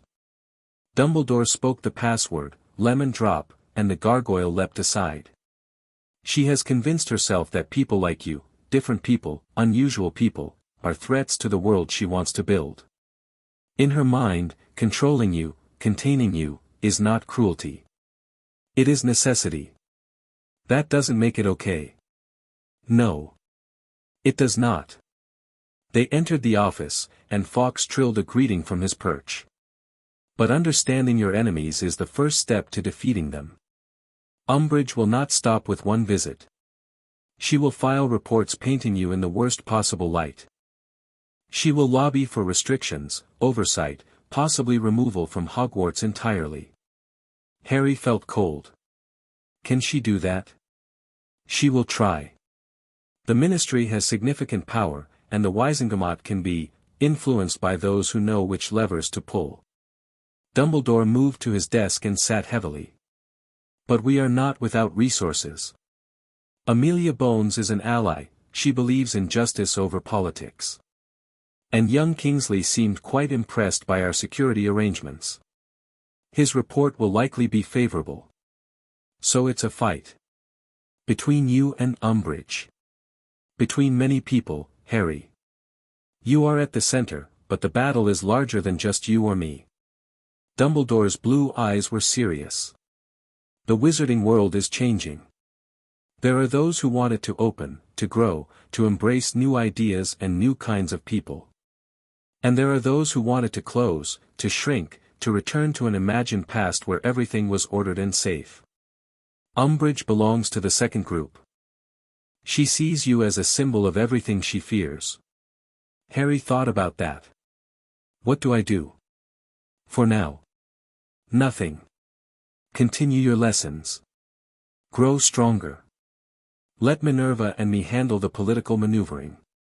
Dumbledore smiled slightly. But also, be yourself. Be the boy who likes toast and history books. Be kind, be brave, be curious. Every person you meet who sees you as a person rather than a threat is a victory against Umbridge's worldview. That sounds like a lot of pressure for a kid. Yes. I'm sorry. Your life will likely involve a great deal of pressure that other children don't face. Dumbledore's voice softened. But you won't face it alone. That I can promise you. Harry looked at Fawkes, who radiated warmth and reassurance. At Dumbledore, whose eyes held genuine affection beneath the political calculation. He thought of Minerva, fierce and protective, and Madame Pomfrey, who fussed over his meals like he was her own grandchild. I know, he said quietly. I'm starting to figure that out. The owl arrived 2 weeks later. Harry was in the library, his favorite place in Hogwarts, a vast cathedral of books and knowledge that he could have spent years exploring, when Minerva found him. You have a visitor, she said, her expression unusually soft. In the entrance hall. Another Ministry person? No. Someone rather more welcome. Come. They walked together through the castle, and Harry tried to guess who it might be. Madame Bones? Or Shacklebolt? Some relative he didn't know about. He was not expecting a teenage girl with bubblegum pink hair. She stood in the entrance hall, bouncing slightly on the balls of her feet, her eyes scanning the architecture with undisguised wonder. When she spotted Harry, her face split into an enormous grin. You must be Harry. I'm Tonks, well, Nymphadora Tonks, but if you call me Nymphadora I'll hex your eyebrows off. I've wanted to meet you forever, Mum's been telling me all about you since she heard. Breathe, Nymphadora, said the woman beside her, and Harry finally noticed the visitor wasn't alone. An elegant witch with dark hair and a kind face stood slightly behind the pink-haired girl. I apologize, Mr. Potter. My daughter is enthusiastic. Don't call me Nymphadora, Mum, I'll call you whatever I please, young lady. Harry found himself grinning despite his confusion. There was something infectious about the girl's energy, and the easy banter between mother and daughter was unlike anything he'd experienced. It's nice to meet you both, he said. But, who are you? The woman's expression flickered, surprise, perhaps, or pain. Of course. You wouldn't know. My name is Andromeda Tonks. Technically I'm your first cousin once removed. Your grandmother Doria was my aunt. Which makes us family, after a fashion. Harry stared. I have family. You have quite a lot of family, actually. Most of them aren't worth knowing, the blacks are notoriously unpleasant, but I like to think I turned out reasonably well. Andromeda smiled. I'm sorry we haven't met before. I wanted to visit sooner, but the ministry was being difficult about access, and I didn't want to add to the chaos around you. She's been driving Dad mental about it for months, Tonks added. Finally she just said, screw the ministry, and sent an owl to Professor McGonagall directly. Language, Nymphadora. Tonks, Mum. Tonks. Harry felt overwhelmed. Family.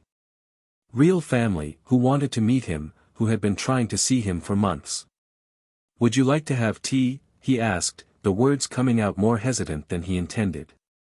I mean, if Professor McGonagall says it's okay, I don't really know how visits work. Tea sounds lovely, Andromeda said warmly. And please, call me Aunt Andy. Everyone does. They settled in a small sitting room off the library, where Hogwarts house elves had produced a tea service complete with scones and tiny sandwiches. Tonks immediately grabbed 3 sandwiches and stuffed them all in her mouth, prompting a horrified look from her mother. I'm a growing girl, Tonks protested through a mouthful of cucumber and cream cheese.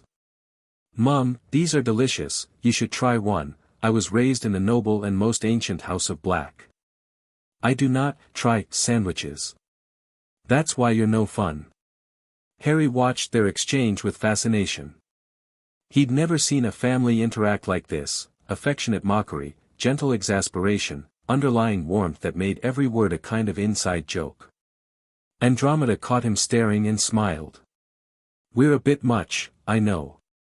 Tonks never developed the ability to be quiet, and I never developed the ability to make her. I like it, Harry said honestly. It's nice. Something shifted in Andromeda's expression.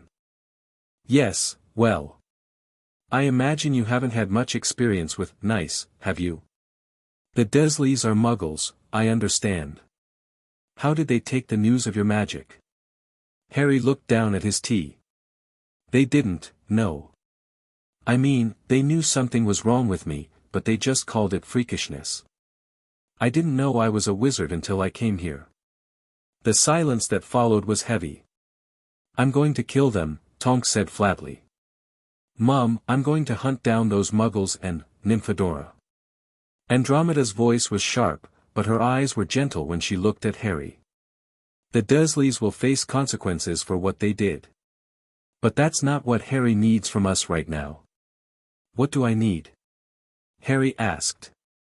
Andromeda set down her teacup and leaned forward slightly. Family, I think. Real family. People who share your blood but who also choose to care about you. She paused. I won't pretend to be your mother, you had one of those, and she was remarkable. But I would like to be your aunt. Someone you can write to, visit, come to when you need advice or comfort or just, someone who's known your family longer than you've been alive. Harry's throat felt tight. You knew my mum. Not well. Lily was several years younger than me, and by the time she and James were serious, I'd already left the wizarding world for Ted, Tonks's father. But I remember her at their wedding. She was so bright. Laughing at everything, dancing with everyone. James looked at her like she'd hung the moon. Everyone says that. Harry's voice was rough. That they loved each other. They did. And they loved you more than anything. Andromeda reached across the table and gently touched Harry's hand. You were the center of their world, Harry. I know you don't remember them, but please, never doubt that. Harry blinked rapidly, fighting back tears. Beside him, Tonks's hand bumped against his shoulder in an awkward but comforting gesture. Hey, she said. You want to see something cool? Harry wiped his eyes. Sure. Tonks screwed up her face in concentration. Her features began to shift, nose lengthening, hair darkening, skin tone changing. Within seconds, she looked exactly like Harry, down to the lightning bolt scar. I'm a metamorphmagus, Harry Tonks said in a perfect imitation of his voice. I can change how I look at will. Pretty useful for an Auror trainee. Harry gaped. That's incredible. Right? Tonks shifted back to her normal face, pink hair, rounded features, mischievous grin. I've been able to do it since I was born. Drove Mum completely mental when I was a baby. She'd put me down for a nap and come back to find a completely different child in the crib. She once convinced her entire kindergarten class that she was the teacher, Andromeda said dryly. The poor woman took an early retirement. Worth it. Harry found himself laughing, really laughing, the kind of laugh that came from somewhere deep and genuine. Tonks beamed at him, clearly pleased with herself. We should hang out more, she declared. You're fun. Most kids your age are boring. Dora, he's 6. And? I'm 13 and I'm amazing. Age is just a number, Mom. Age is a marker of developmental milestones and appropriate social expectations, boring adult talk. Harry, ignore her. We're going to be best friends. Harry looked between the two of them, Andromeda exasperated, Tonks triumphant, both so clearly caring beneath the banter, and felt something warm settle in his chest. I'd like that, he said. The weeks that followed were the happiest of Harry's life. Tonks visited whenever her Hogwarts breaks allowed, and between visits, they exchanged letters full of jokes and stories and increasingly absurd drawings. She sent him moving photographs of herself making ridiculous faces, and he responded with descriptions of his Phoenix training that always made her write back demanding more details. His lessons progressed steadily. Minerva had moved him on to basic magical theory, explaining the principles behind spellwork even though he was still too young for a wand. Dumbledore continued their philosophical conversations, exploring questions of power and responsibility and the nature of choice. And Fawkes. Fawkes taught him to fly. Not the basic flight he'd managed since his first transformation, the instinctive gliding in short bursts that any phoenix could accomplish. Real flight. The kind that turned air into something solid to push against, that made distance irrelevant, that transformed the sky into a playground and the world into something small and perfect beneath. Feel the thermals, Fawkes instructed as they soared above the Hogwarts grounds, the castle a toy far below. Warm air rising, cool air falling. A phoenix doesn't fight the wind, it rides the wind. Becomes part of it. Harry spread his wings wider, feeling the currents the way Fawkes described.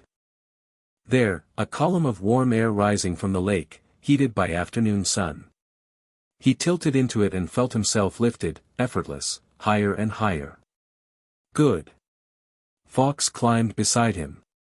Now, the flash. You've done it instinctively, but instinct is not control. A true phoenix can flash anywhere. To a place they've never been. To a person they've never met. All it requires is a clear image in the mind and the will to arrive. How do I flash to somewhere I've never seen? You don't need to see it. You need to want it. Fawkes banked in a wide circle, flames trailing from his wingtips. Phoenix fire is not physical, not truly. It exists in the space between reality and desire. When you flash, you're not moving through distance. You're folding desire around yourself until distance ceases to exist. Harry considered this. That sounds complicated. It is. It takes most phoenixes decades to master. But I'm different. Harry had heard this so often it no longer surprised him. You are. Your human mind thinks in abstracts, in symbols and concepts. Phoenix minds think in sensations and emotions. You have both. You can use reason to guide instinct, and instinct to bypass reason. Harry folded his wings and dove, just for the joy of it. The wind screamed past, the ground rushed up, and at the last moment he snapped his wings wide and leveled out, heart pounding with exhilaration. Let me try something, he said. He fixed in his mind an image, Minerva's office. Her desk with its neat stacks of parchment. The tartan throw she kept on her chair. The smell of peppermint tea she always brewed. He wanted to be there. Not somewhere like it, there, specifically, that exact room. Fire bloomed around him. And then he was standing on Minerva's carpet in his phoenix form, flames dying down, a very startled witch staring at him from behind her desk. Harry. Minerva pressed a hand to her chest. For Merlin's sake, give an old woman some warning. He transformed back, grinning. Sorry. I was practicing. Practicing appearing out of thin air in people's offices. Fawkes said I needed to learn to flash to specific places. Not just instinct. Minerva's expression shifted from startled to thoughtful. And you chose my office? I thought about where I wanted to go. And I wanted to be here. Harry shrugged, suddenly self-conscious. This is where I come when things are hard. You always let me sit by the fire and have tea. So I thought of that, and then. He trailed off. Minerva was looking at him with an expression he couldn't quite read. Harry, she said softly. Come here. He approached her desk, uncertain. Minerva stood and moved around it, then did something completely unexpected. She hugged him. It wasn't the kind of hug he'd seen on television, brief and perfunctory. It was the kind of hug that communicated safety and warmth and you matter all at once. Harry stood frozen for a moment, then slowly, hesitantly, hugged her back. You are welcome here, Minerva said quietly, whenever you need to be. For any reason. Or no reason at all. Do you understand? Harry nodded against her shoulder. His eyes burned. Good. She released him and stepped back, composing her features. But her eyes were bright. Now. Tea. Yes, please. The nightmare came that night. Harry was used to them by now, the cupboard dreams, the belt dreams, the Vernon-looming massive dreams that left him gasping awake in the dark. But this one was different. He stood in the cavern again. The same one from months ago, the one with the chained phoenix and the figure made of ash. Little flame. The figure's voice echoed strangely, seeming to come from everywhere at once. You've been growing. I can feel it. Getting stronger.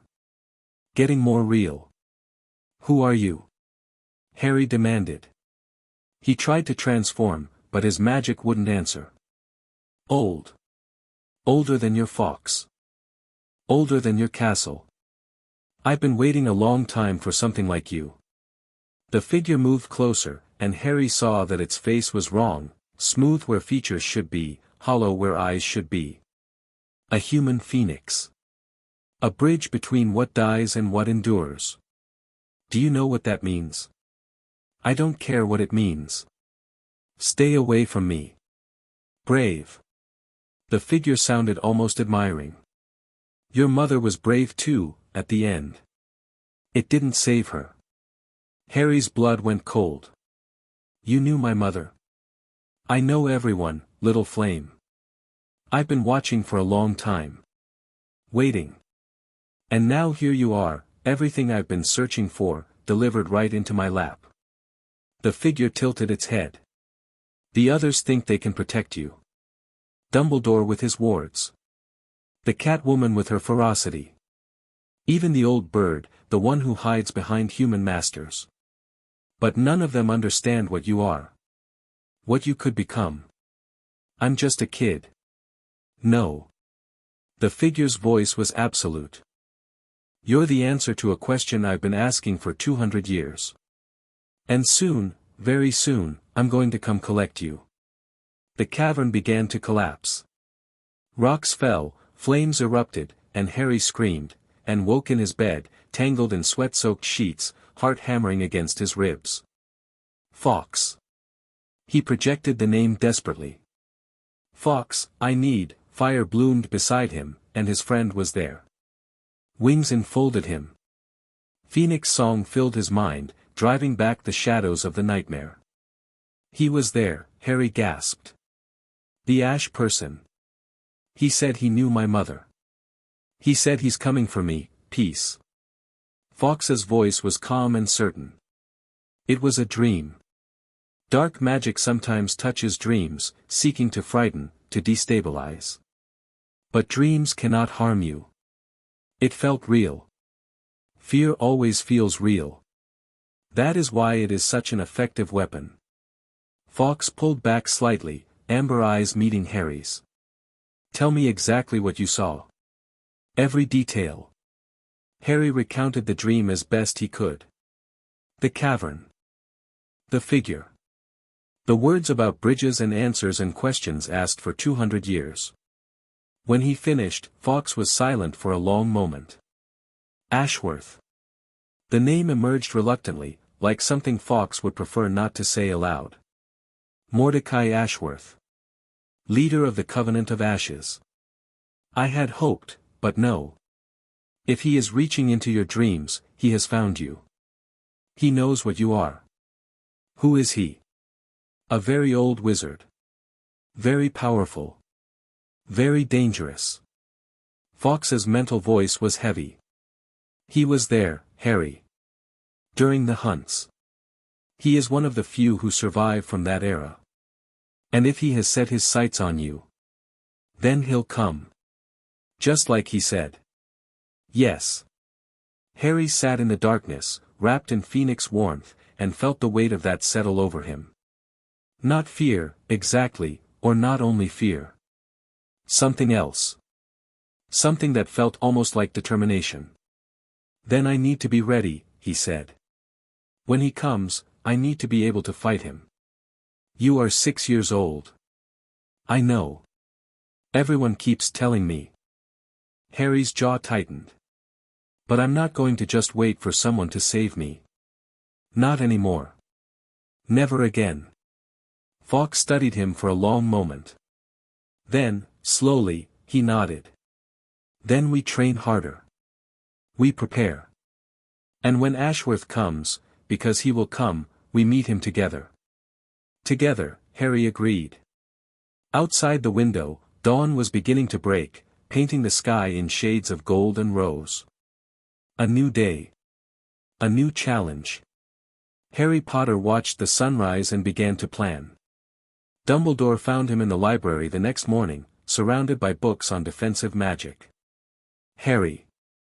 The old wizard settled into a chair across from him. Fawkes tells me you had a difficult night. I had a visitor. Harry didn't look up from his book. Mordecai Ashworth.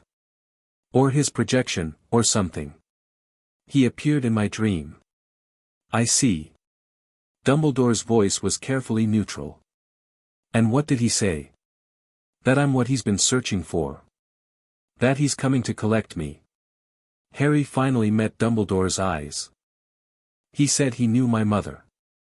Something flickered across Dumbledore's face, not quite pain, but close to it. He may have. Ashworth has been alive for a very long time, and he has encountered many people. Whether he truly knew Lily, or simply said that to unsettle you, I cannot say. I don't care about that. Harry closed his book. I care about being ready. When he comes, I want to be able to protect myself. To protect the people I care about. Harry, I know. I'm 6. I'm a child. I should let the adults handle it. Harry's voice was harder than he intended. But the adults weren't there in the cupboard. The adults didn't come for 5 years. Fawkes came. My magic came. I saved myself. And I'm not going to stop now just because it makes people uncomfortable. Dumbledore was quiet for a long moment. When he spoke, his voice was soft.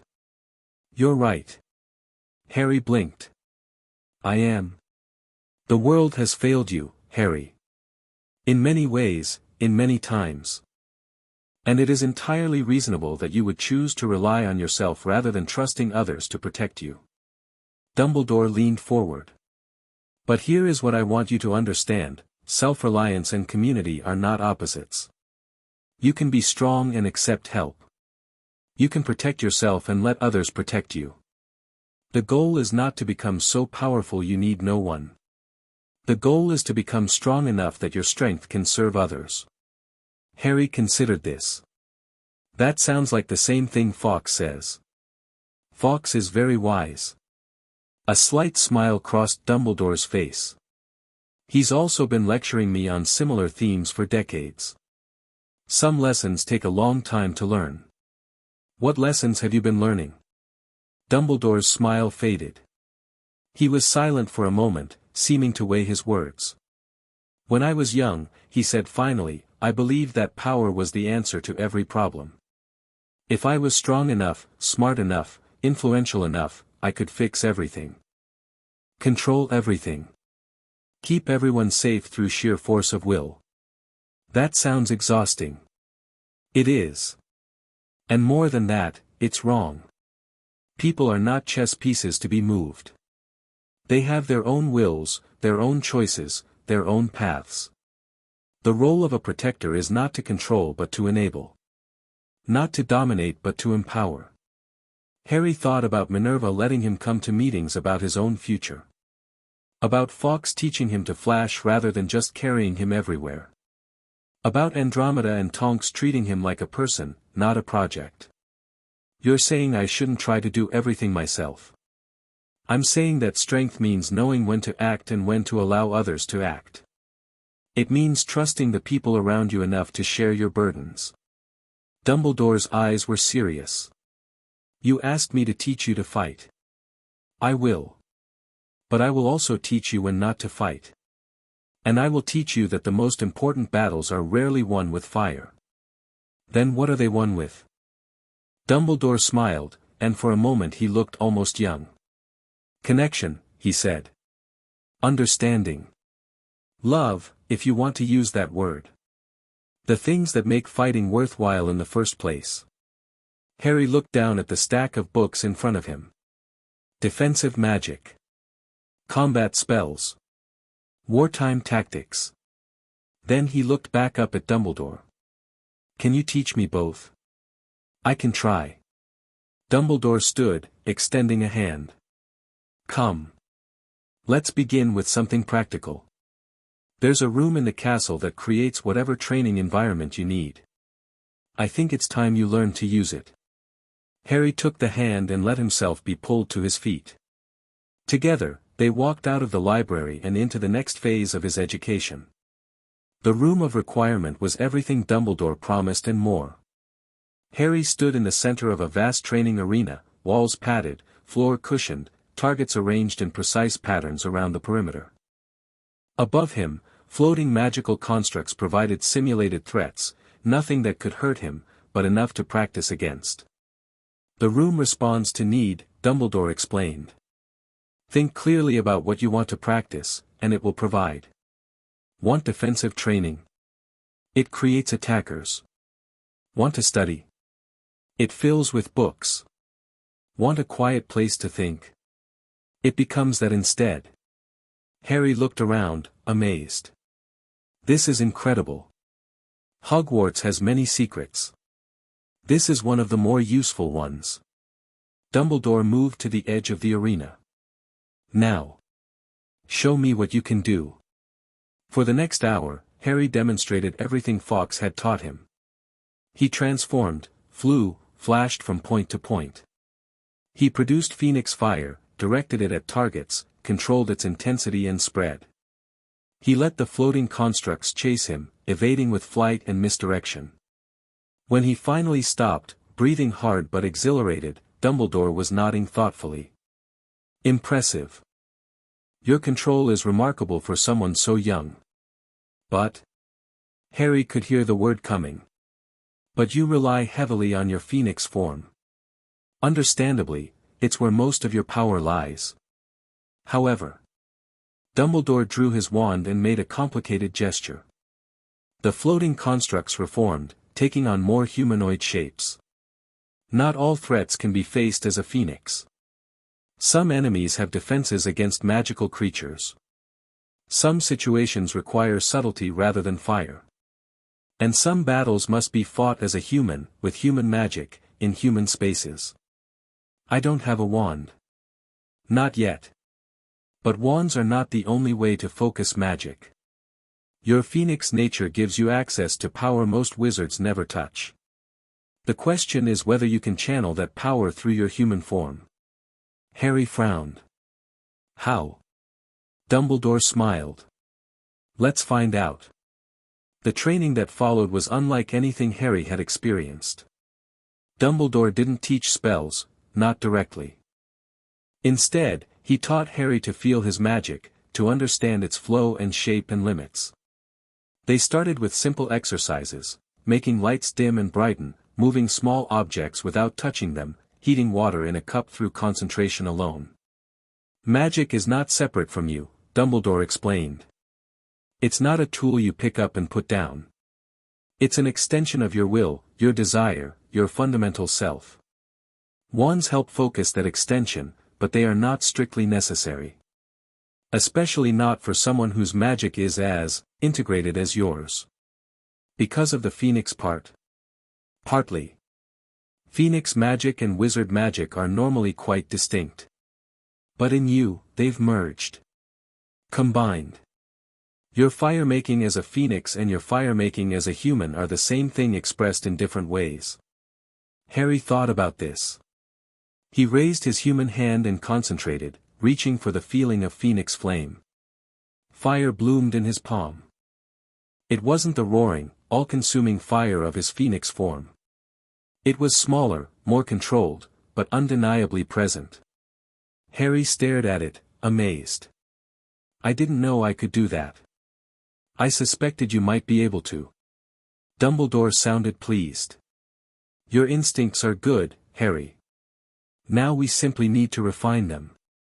They worked for hours. Harry learned to create fire, to shape it, to direct it.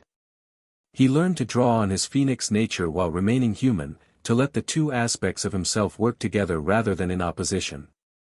By the end of the session, he was exhausted, but proud. He'd done things he'd never imagined possible. Professor Dumbledore? Harry asked as they prepared to leave the room of requirement. Why are you doing this? Teaching me personally, I mean. Don't you have more important things to do? Dumbledore paused at the door. Many people would say that running a school, advising the ministry, managing international magical relations, these are more important than training one child. He turned to face Harry fully. But those people would be wrong. Why? Because you are not just any child, Harry. You are someone who has already defied the impossible once, and who will likely do so again. The world changes because of individuals, because of people who choose to stand up, to act, to become more than what others expect of them. Dumbledore's eyes were very bright. I failed you once. I placed you in darkness and told myself it was for the greater good.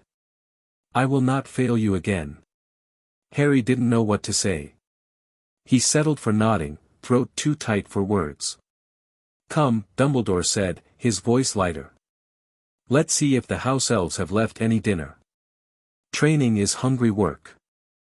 They emerged into the 7th floor corridor to find Minerva waiting for them, her expression somewhere between annoyed and amused. 3 hours, she said. You kept him 3 hours past his usual dinner time. Minerva, I assure you, save it, Albus. The boy needs regular meals. Madame Pomfrey has been very clear about the nutritional requirements for someone recovering from chronic malnourishment. She swooped down and took Harry's arm. Come, Harry. The house elves have kept something warm for you. He did remarkably well, Dumbledore called after them. You should be proud. Minerva didn't slow down. I'm always proud. But pride doesn't fill stomachs. Harry let himself be led toward the great hall, feeling strangely content. This was his life now, powerful wizards debating his training, fierce Scottish witches ensuring he ate properly, a phoenix waiting in a tower to discuss what he'd learned. It was chaotic and confusing and occasionally terrifying. It was perfect. The letter from Tonks arrived the next morning. Harry, something weird is happening at school. There's a woman asking questions about you, says she's from some kind of historical society, wants to know about phoenix sightings and old magical traditions. The professors told her to get lost, but she keeps showing up. She tried to talk to me specifically because she heard we're friends. I told her my only hobby was turning myself into increasingly ugly versions of her face, and she left pretty fast after that. But something felt off about her. Her eyes were wrong. Too old for her face, if that makes sense. Be careful, okay? And tell Dumbledore. This feels like the kind of thing he should know. Miss you.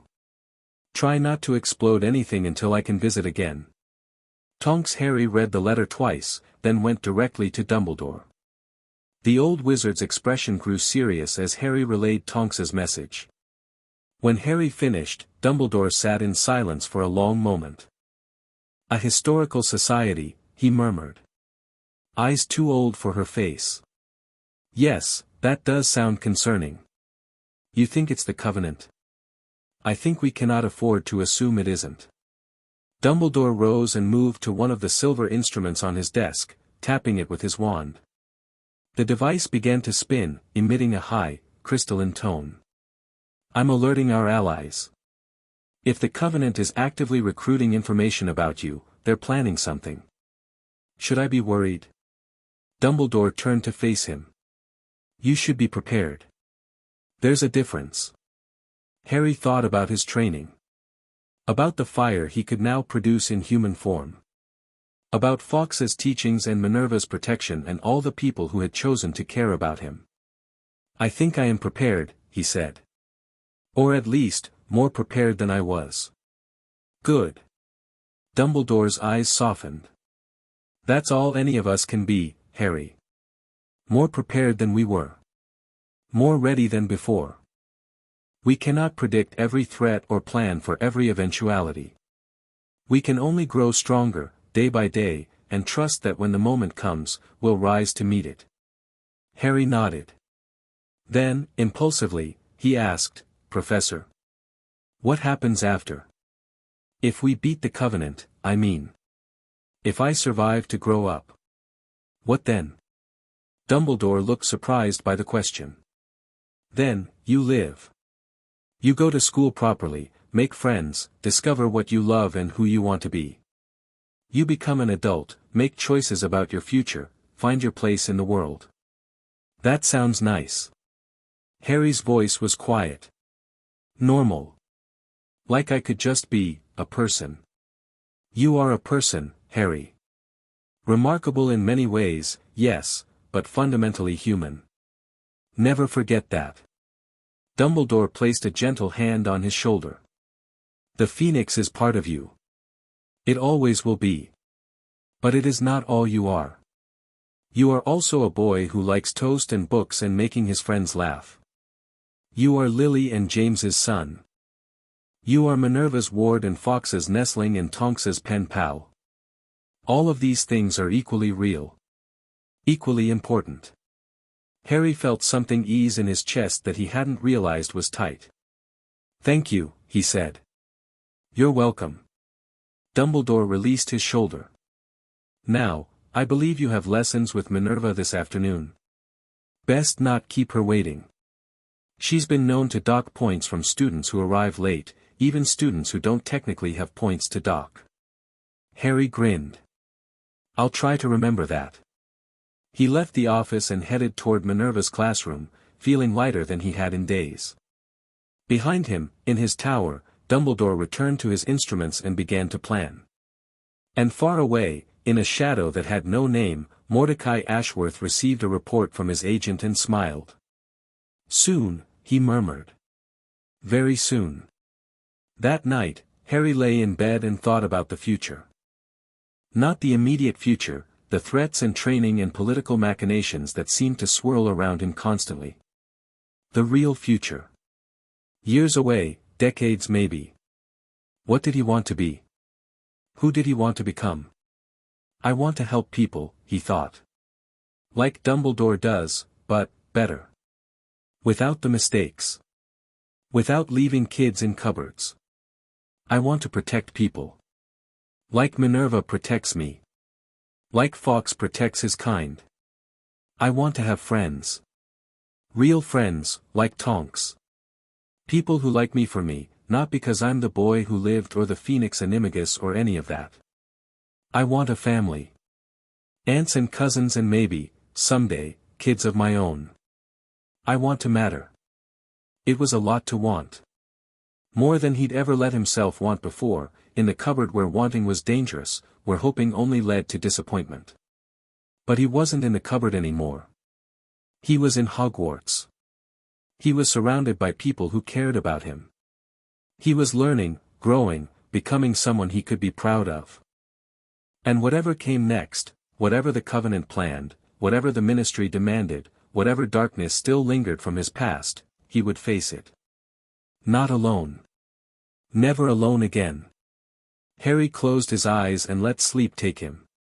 Tomorrow would bring new challenges, new lessons, new steps forward on a path he was only beginning to understand. But for now, in this moment, he was content. And in the corner of his room, invisible in the darkness, a small golden feather fell from where he'd been practicing earlier, a perfect phoenix plume that caught the moonlight like captured fire. Evidence of how far he'd come. Promise of how far he could go. Chapter 2 END Chapter 3, Ashes and Echoes. The owl arrived during breakfast, 3 days after Harry's 7th birthday. He was sitting in the great hall with Minerva, working through a stack of pancakes that the house elves had decorated with tiny phoenixes made of fruit. The celebration had been small but perfect, Tonks visiting with increasingly ridiculous gifts, Andromeda bringing a cake she'd baked herself, Dumbledore producing a first edition of Fantastic Beasts and Where to Find Them that had belonged to the author himself.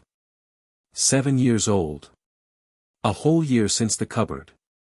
Sometimes Harry still couldn't believe it. The owl swooped through the enchanted ceiling and landed beside his plate, a massive eagle owl with imperious golden eyes. It extended its leg, revealing a scroll sealed with the Ministry's purple wax. That's from the International Confederation, Minerva said, her voice carefully neutral. The seal is different from our ministries. Harry broke the seal and unrolled the parchment. The words swam before his eyes for a moment before settling into focus. Dear Mr. Potter, on behalf of the International Confederation of Wizards Committee on Magical Anomalies, we are pleased to invite you to participate in our annual symposium on unprecedented magical phenomena, to be held in Diagon Alley, London, on August 15th. Your unique status as the first documented Phoenix Animagus in magical history has generated significant academic interest. We would be honored if you would attend as a guest of distinction, allowing our assembled scholars the opportunity to observe and document your abilities in a controlled setting. Accommodations and security will be provided. We look forward to your response. Sincerely, Dr. Helena Marchbanks, Chair, Committee on Magical Anomalies. Harry handed the letter to Minerva without comment. He watched her eyes scan the text, watched her expression shift from curiosity to suspicion to something that looked almost like anger. Absolutely not, she said flatly. I didn't say I wanted to go. Good, because you're not going. Observe and document your abilities, as if you were some kind of exotic creature to be studied and catalogued. She crumpled the letter in her fist. I'll draft a response declining on your behalf. Actually. Dumbledore's voice came from behind them, and Harry turned to find the headmaster approaching their table. His expression was thoughtful rather than alarmed. I think Harry should consider accepting. Minerva stared at him. Have you lost your mind? Possibly. It's been suggested before. Dumbledore settled into the seat across from Harry, conjuring a cup of tea with a wave of his hand. But consider, Minerva, this invitation is not what it seems. What do you mean? The International Confederation's Committee on Magical Anomalies is legitimate. Dr. Marchbanks is a respected researcher with no known ties to any dangerous organizations. But the timing of this invitation, the specific location in Diagon Alley, the emphasis on observation and documentation. Dumbledore sipped his tea. Someone is using the Confederation as cover. Someone who wants Harry in a public place, surrounded by strangers, away from Hogwarts protections. Harry felt ice settle in his stomach. The Covenant.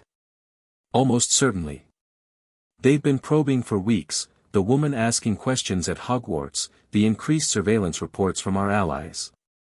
They're looking for an opportunity. Dumbledore's blue eyes met Harry's. This invitation is that opportunity. Then why would you want me to accept? Because sometimes the best way to catch a hunter is to let them think they've cornered their prey. Dumbledore set down his cup. We know they're planning something. We don't know what, or who's involved, or how they intend to act. If you attend this symposium under heavy guard, with every protection we can muster, we may be able to draw them out. Force them to reveal themselves. You want to use Harry as bait. Minerva's voice was dangerously quiet. I want to give Harry the chance to face his enemies on ground we've chosen, rather than ground they've chosen. Dumbledore's gaze was steady. The Covenant will come for him eventually, Minerva. That much is certain. Would you rather it happen when we're prepared, or when they catch us off guard? Silence fell over the table. Harry stared at his pancakes, no longer hungry. What do you think, Harry? Dumbledore asked quietly. This is your choice. No one will force you. Harry thought about the dreams. About Ashworth's voice, echoing in darkness. About the promise he'd made to himself, to never be helpless again, to never wait for someone else to save him. If I don't go, he said slowly, what happens? We continue as we have been. Training, preparing, waiting. The Covenant continues to watch, to plan. Eventually, something forces their hand, or ours. And if I do go? We take the initiative. We control the circumstances. And possibly, we learn something about our enemy that changes the game entirely. Harry looked at Minerva. Her face was tight with fear she was trying to hide, but beneath it, he saw something else, a fierce, protective pride that made his chest ache. I think I should go, he said. Minerva closed her eyes. Harry, I know it's dangerous. But Professor Dumbledore is right, they're going to come eventually. And I'd rather face them when I have backup than when I'm alone. You would never be alone, I know. Harry reached across the table and touched her hand. That's why I can do this. Because I know you'll be there. And Fawkes, and Professor Dumbledore, and everyone else who's been protecting me all year. He took a breath. I'm tired of being afraid of them. I want to look them in the eye and show them what I can do. Minerva was silent for a long moment. Then, slowly, she nodded. Very well, she said, her voice rough. But I'm coming with you. And if anything, seems wrong, we leave immediately. No heroics. No heroics, Harry agreed. Dumbledore smiled slightly. Then we have a plan. I'll begin making arrangements. The next 2 weeks were a blur of preparation. Harry trained harder than ever, pushing his abilities to their limits. Fawkes taught him advanced flashing techniques, how to carry others through the fire teleportation, how to flash multiple times in rapid succession, how to use his flames defensively against magical attacks. Phoenix fire disrupts most enchantments, Fawkes explained during one session. Dark magic especially. If someone tries to bind you or curse you, your flames can burn through their spell before it takes hold. What about unforgivable curses? Harry had been reading about them, the 3 darkest spells in existence, banned under international law. Fawkes was silent for a moment. The killing curse is complicated. It attacks the soul directly, not the body. No magical defense can fully block it. But his amber eyes met Harry's. Phoenixes are creatures of rebirth. We do not die the way other beings die. Whether that protection extends to you, in your human form, I do not know. So if someone hits me with a killing curse while I'm human, I might just die. Or you might be reborn, as a phoenix is reborn from ashes. Or something else might happen entirely, something that has never occurred before. Fawkes spread his wings. You are unprecedented, Nestling. The rules that govern other beings may not apply to you. It wasn't exactly comforting, but Harry filed the information away. He hoped he wouldn't need it. Dumbledore, meanwhile, was coordinating with allies. Auror's Shacklebolt and another named Moody, a grizzled, scarred veteran with a magical eye that could see through walls, would provide visible security. Invisible protections would be layered throughout Diagon Alley, ready to activate at the first sign of trouble. We're not taking chances, Dumbledore told Harry during their final planning session. The moment anything seems wrong, you flash to safety. Don't wait for permission. Don't try to fight. Your one job is to survive. What if someone else is in danger? What if they go after Minerva or, Minerva can take care of herself? So can I, and so can the Aurors. Dumbledore's voice was firm. Your safety is the priority, Harry. Not because your life matters more than others, but because you are what they want. If they can't have you, they'll retreat. If they get you. He didn't finish the sentence. He didn't need to. August 15th dawned gray and drizzly. Harry stood in the entrance hall of Hogwarts, dressed in simple robes that Minerva had chosen, dark green, well-made but not ostentatious. He looked like any young wizard might look, except for the lightning bolt scar on his forehead and the faint shimmer of phoenix magic that surrounded him if you knew how to look. Remember, Minerva said, adjusting his collar for the 3rd time. Stay close to me. If I tell you to flash, you flash. Don't stop to argue, don't wait to see what happens. Just go. I know. And eat something at the reception. You always forget to eat when you're nervous. I'm not nervous. Minerva raised an eyebrow. Okay, I'm a little nervous. Harry managed a small smile. But I'll be fine. We've prepared for this. Yes. We have. Minerva's hand lingered on his shoulder. I'm proud of you, Harry. Whatever happens today, remember that.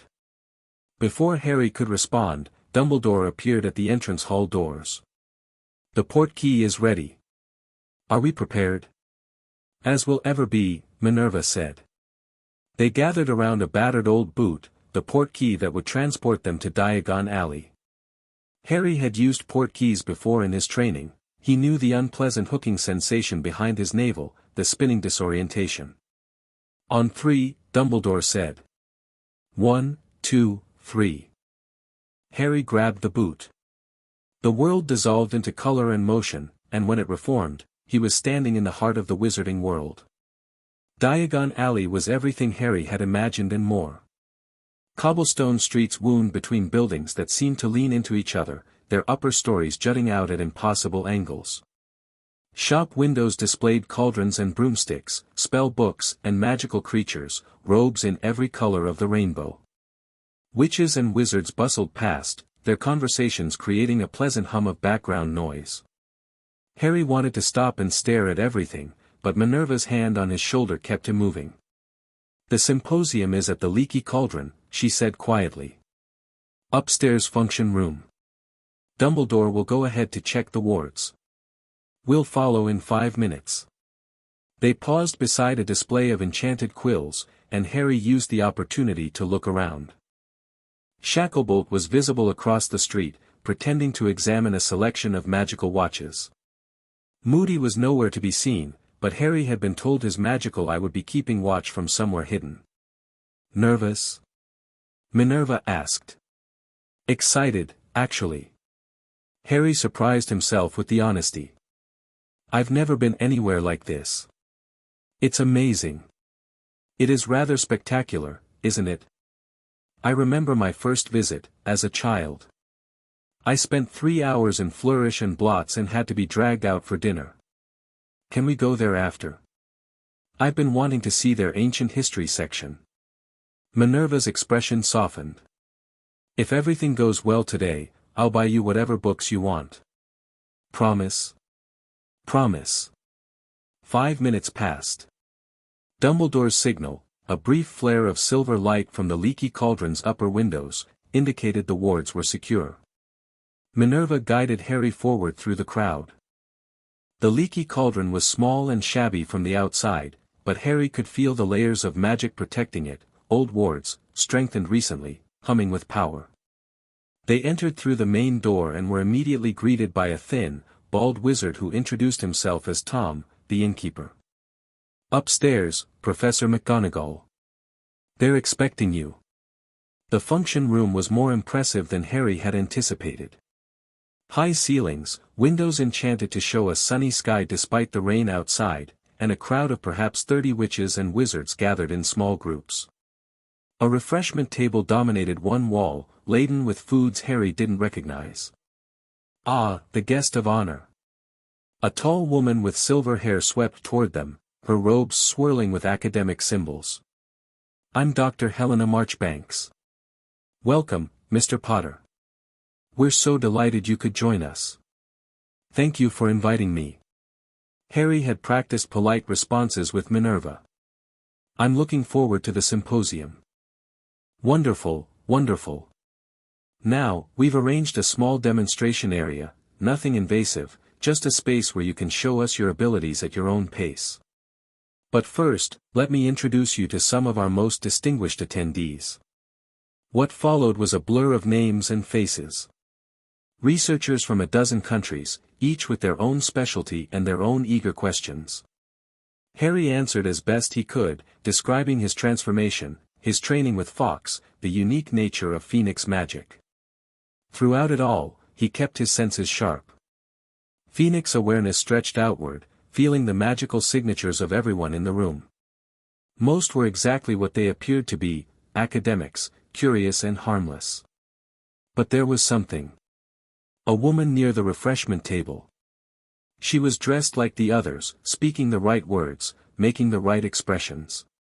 But her magical signature felt wrong. Too controlled. Too hidden. Harry caught Minerva's eye and made a subtle gesture they'd agreed upon, touching his ear twice.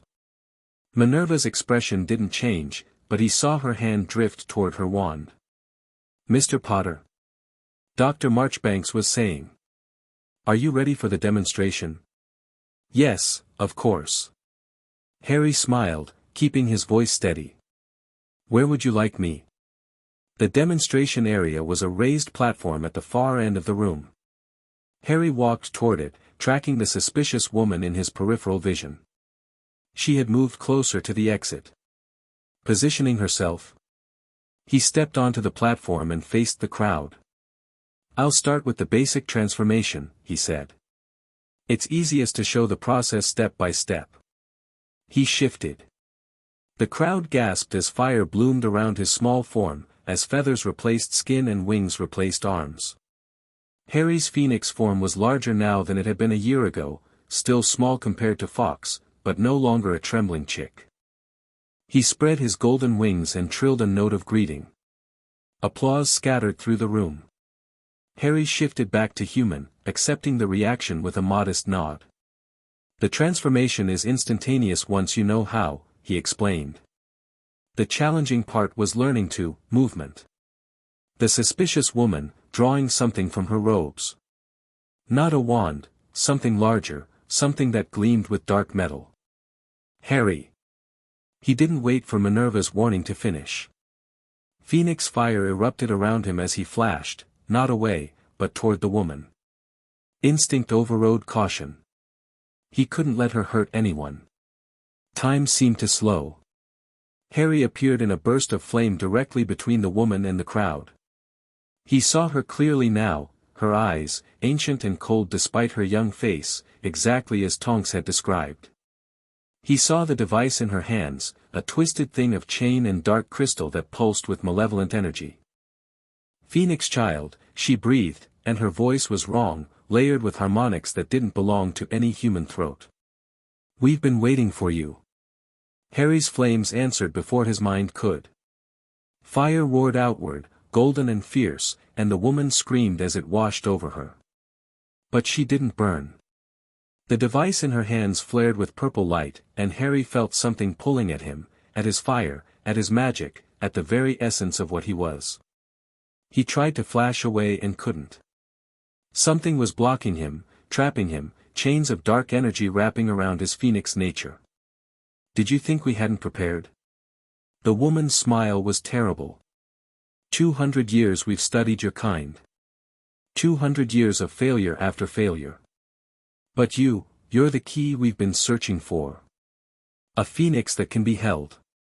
Harry fought.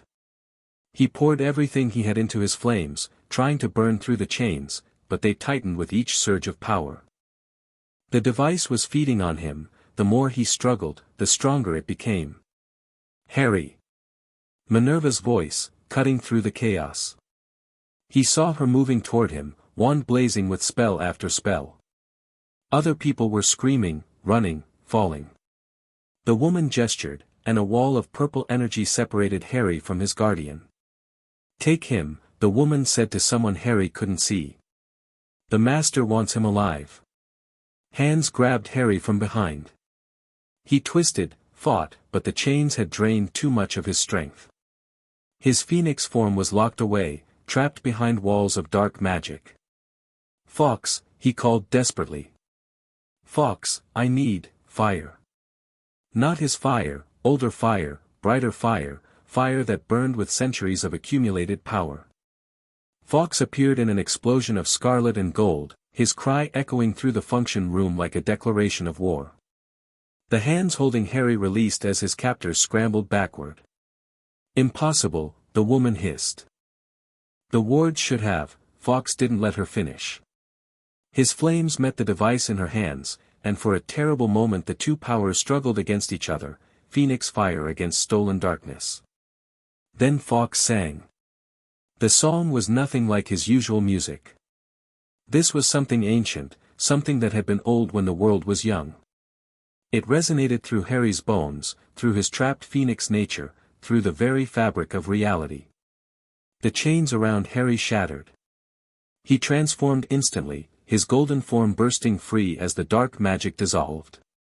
Phoenix to phoenix, he added his voice to Fawkes's song, and together their cry became something devastating. The device in the woman's hands exploded. She screamed, really screamed, the sound torn from her against her will, and vanished in a swirl of purple smoke. Around the room, other figures Harry hadn't noticed were doing the same, fleeing the combined phoenix power like shadows before dawn. Then silence. Harry transformed back to human and nearly collapsed.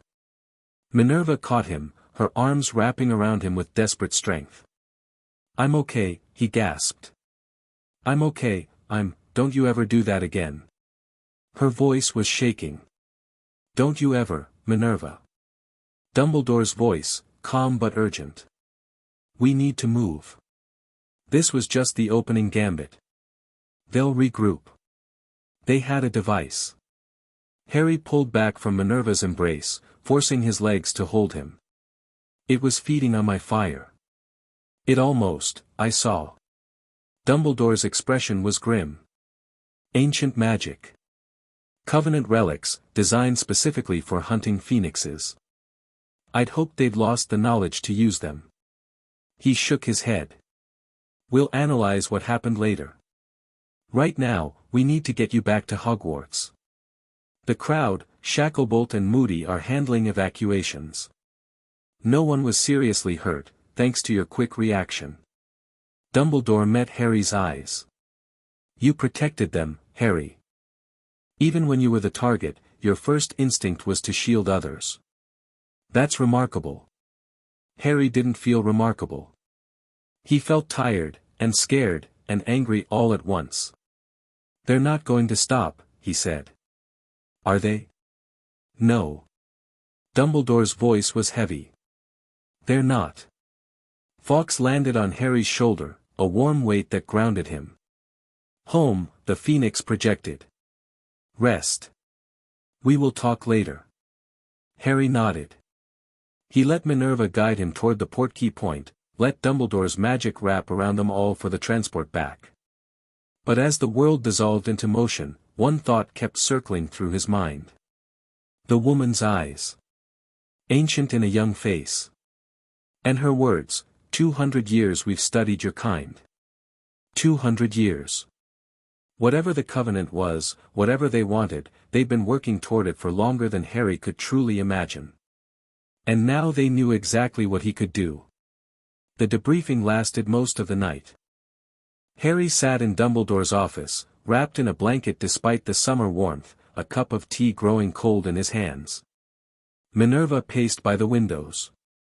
Shacklebolt and Moody had joined them, along with a severe-looking witch Harry didn't recognize who took notes on everything that was said. The device was Covenant work, no question. Moody's magical eye spun constantly, checking every shadow. I've seen fragments in Department of Mysteries archives. They called them Phoenix cages, designed to trap and drain Phoenix fire. I thought those were destroyed centuries ago, Dumbledore said. So did everyone. Someone's been rebuilding them. Moody's scarred face was grim. And they've improved the design. The original cages could only hold wild phoenixes for a few minutes. This one nearly caught the boy, and he's got more raw power than any natural phoenix I've encountered. That's because he's not natural. The severe witch looked up from her notes. Mr. Potter is a unique magical phenomenon. The cages were never designed for a human-phoenix hybrid. They had to adapt their technology specifically for him. Which means they've been watching. Planning. For a long time. Shacklebolt's voice was troubled. This wasn't an opportunistic attack. They knew exactly what they needed and how to deploy it. Harry listened to the adults discuss his situation like it was an academic problem. Part of him wanted to scream, to demand that someone do something, that someone make it stop. But another part, the part that had spent 5 years surviving in a cupboard, understood that screaming wouldn't help. I have a question, he said quietly. The room fell silent. Every eye turned to him. The woman said something. She said they'd been studying my kind for 200 years. But I'm the only Phoenix Animagus that's ever existed. So what did she mean? Dumbledore and Fawkes exchanged a look that Harry couldn't interpret. Tell him, Fawkes projected, and Harry realized with surprise that the Phoenix was speaking loudly enough for everyone present to hear. Dumbledore sighed. Harry, the Covenant's history with Phoenixes is long and bloody. But it didn't begin with random hunting. It began with a specific event, over 2 centuries ago. What event? The destruction of the Phoenix colony at Ashworth Manor. Harry's blood went cold. Ashworth. Like Mordecai Ashworth. The same. He was the lord of the manor then, and he became the leader of the Covenant afterward. Dumbledore's voice was heavy. 200 years ago, there was a place in northern England where phoenixes nested. A small colony, perhaps a dozen birds, the last significant population in Britain. They had lived there for centuries, protected by ancient agreements with the local magical families. What happened? Mordecai Ashworth decided he wanted to live forever. Dumbledore's eyes were distant, seeing something far away. He believed, correctly, as it happens, that Phoenix fire contained the secret of immortality. If he could just harvest it, distill it, make it work for humans, he could escape death entirely. But that's not how Phoenix fire works. Harry looked at Fawkes. You said phoenixes are creatures of rebirth. The immortality comes from the rebirth, not the fire. He knows that now. Fawkes's voice was old, tired. He learned it the hard way. After he slaughtered my family. The words hung in the air like a death sentence. Fawkes, Harry breathed. You were there. I was young then. Barely past my first burning day. Fawkes's feathers ruffled with old grief. My parents. My siblings. My entire flock. They killed them all, Harry. One by one, trying to extract the secret of eternal life. And one by one, the phoenixes died without surrendering anything. Because we cannot give what we are. We can only be what we are. I'm so sorry. The words felt hopelessly inadequate. It was long ago. I have had centuries to process my grief. But the pain in Fawkes's voice said otherwise. I survived because I was small, because I hid in the ashes of my mother's burning. Ashworth thought he had killed them all. He was wrong. And now? Harry asked. Now he knows about me. A human who can transform into a phoenix. What does that mean for him? It means you're the answer to the question he's been asking since that night. Dumbledore's voice was heavy. If a human can become a phoenix, then perhaps a phoenix's power can become human. Your existence proves that the barrier between human and phoenix magic is not absolute. And Ashworth will tear you apart to learn how you crossed it.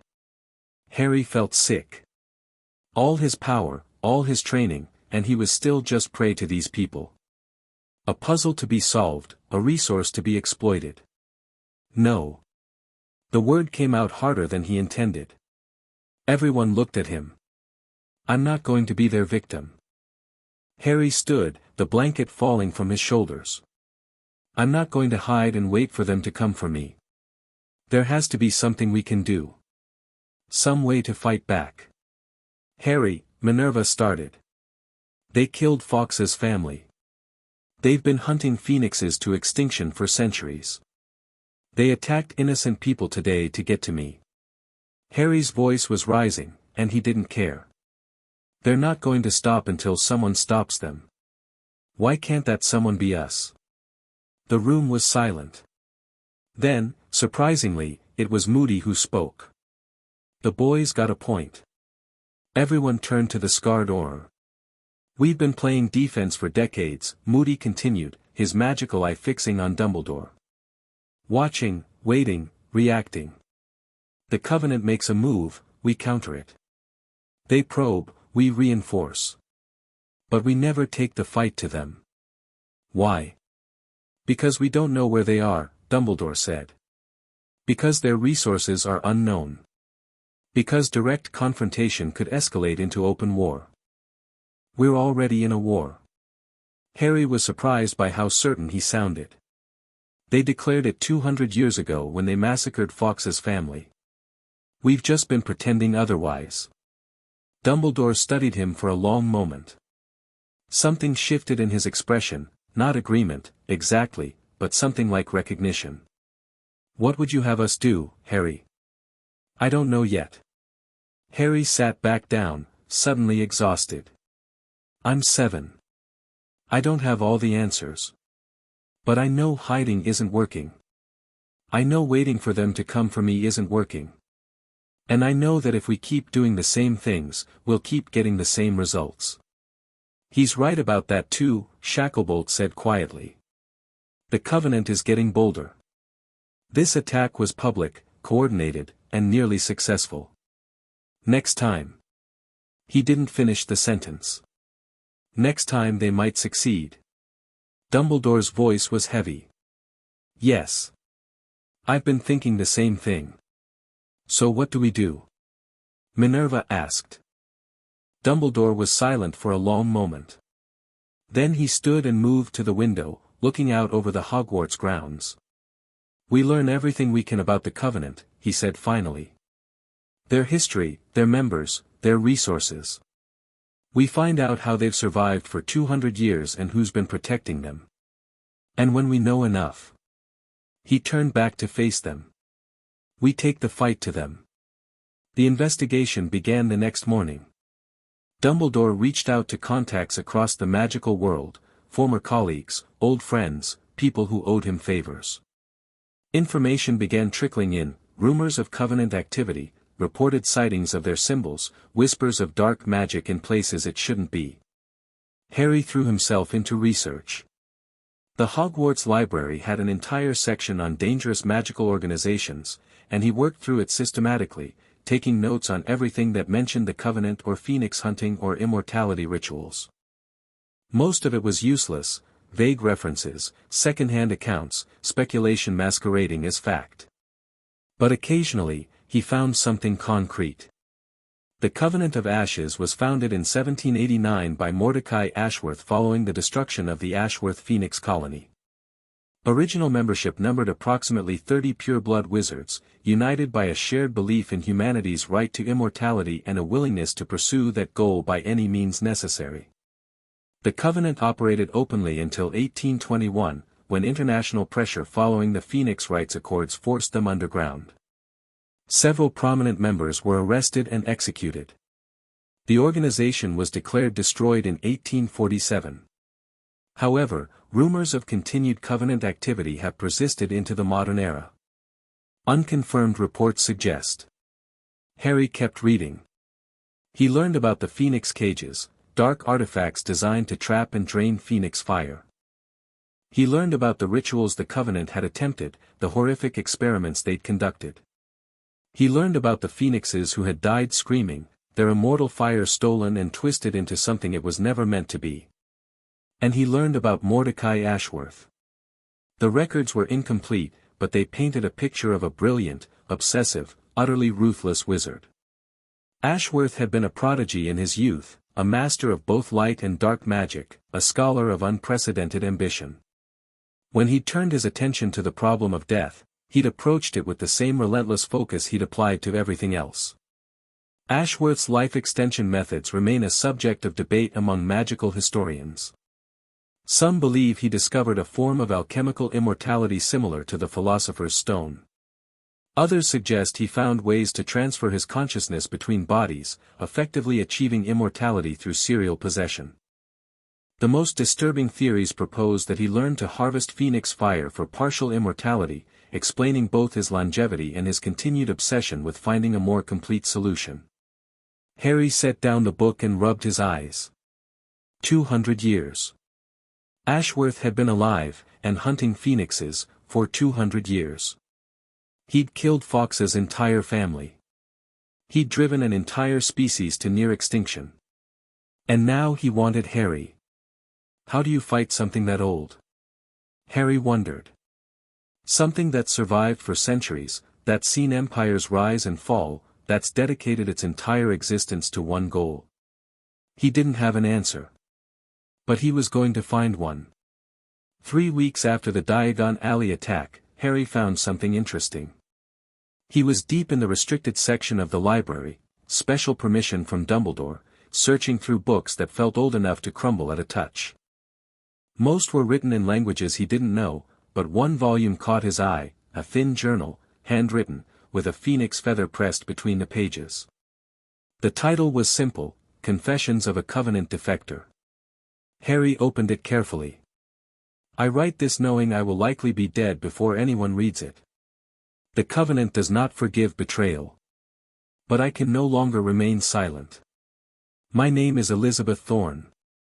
For 30 years, I served the Covenant of Ashes as a researcher and ritualist. I helped design the Phoenix cages. I participated in the hunts. I believed, as Ashworth taught us to believe, that we were doing necessary work, that Phoenix immortality was humanity's birthright, stolen from us in ancient times, and that we were simply taking back what was ours. I was wrong. What follows is an account of what I witnessed, what I learned, and what I finally understood about the true nature of Ashworth's obsession. Harry read for hours. Elizabeth Thorne's journal was a chronicle of horrors, but also of revelation. She described the inner workings of the Covenant in detail that no outside researcher could have known.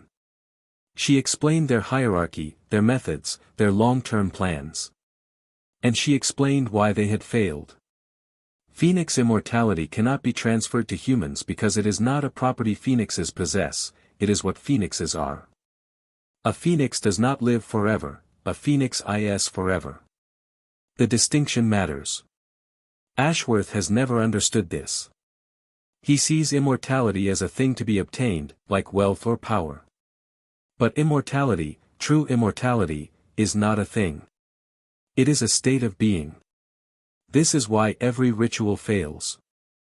This is why every phoenix we kill dies without surrendering its secret. The secret is not hidden, it is in plain sight.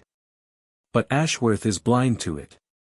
A human cannot become immortal by taking immortality from a phoenix. The only way for a human to achieve phoenix immortality would be for a human to become a phoenix, not partially, not symbolically, but completely. And that, of course, is impossible. Harry stared at those last words. Impossible. Except it wasn't impossible. He was proof of that. He was a human who had become a phoenix. Not partially, not symbolically, completely. He had crossed the barrier that Elizabeth Thorne had declared uncrossable. No wonder Ashworth wanted him so badly. Harry closed the journal, his mind racing. This changed everything. The Covenant had been working for 2 centuries on the assumption that phoenix immortality could be extracted, harvested, transferred. They'd been wrong all along. But now there was Harry. A new path. A new possibility. A human who had achieved what they'd been trying to force through violence and dark magic. They wouldn't just want to study him. They'd want to replicate him. Harry needed to tell Dumbledore. He needed to. A hand fell on his shoulder. Harry's phoenix senses screamed danger. He spun, flames erupting around him instinctively, but the hand held firm through the fire. Impressive reflexes. The voice was familiar, but wrong somehow. You've grown strong, little flame. Harry looked up into a face he didn't recognize, middle-aged, forgettable, the kind of face you'd pass on the street without noticing. But the eyes. The eyes were ancient. Cold. Hungry. Ashworth, Harry breathed.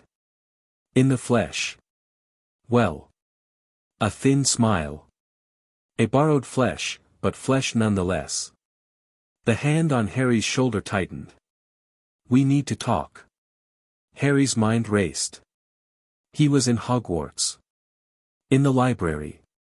Behind layers of wards that should have made it impossible for anyone threatening to reach him.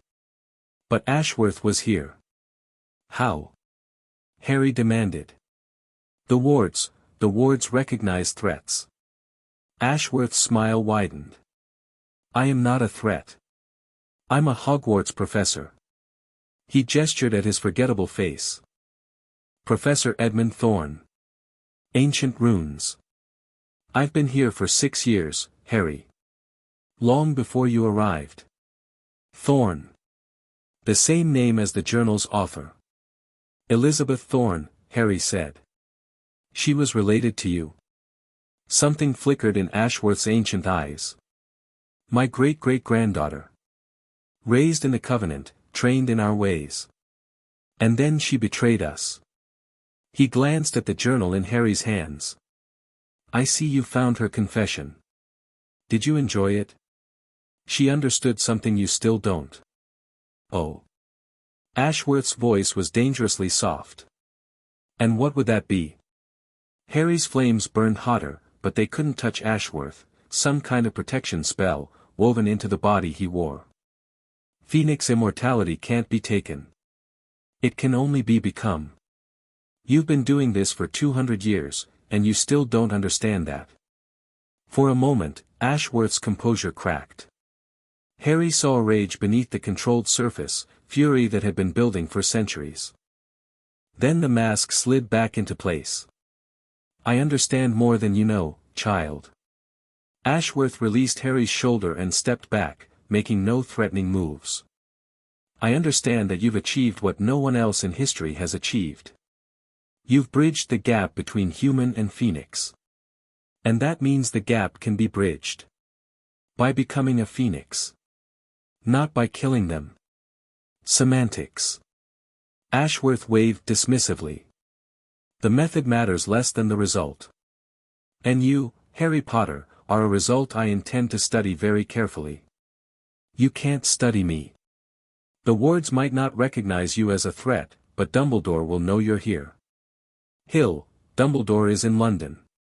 A carefully arranged ministry emergency that required his personal attention. Ashworth's smile was cold. The Catwoman is with him. The Aurors have been called away. For the next hour, you and I are quite alone. Harry felt fear spike through him. He tried to flash, and couldn't. Something was blocking him, the same feeling as the Phoenix cage but subtler. I've had 6 years to prepare this moment. Ashworth drew a wand, not his own, probably the professor's. 6 years to study the castle's weaknesses, to place my own wards, to ensure that when the time came, nothing would interfere. What do you want? I want what I've always wanted. Immortality. True, permanent, unconditional immortality. Ashworth's eyes burned. I've lived for 200 years through half-measures and borrowed time. I've watched everyone I ever loved die of old age while I remained, trapped between mortality and eternity. I've done everything, tried everything, sacrificed everything, and still death waits for me. Closer now than ever. Then accept it. Harry's voice was steadier than he felt. Everyone dies. That's how life works. No. The word cracked like thunder. Death is a disease. A flaw in the fabric of existence. And like any disease, it can be cured. I believed that for 2 centuries, and I will not stop believing it just because a child tells me to be reasonable.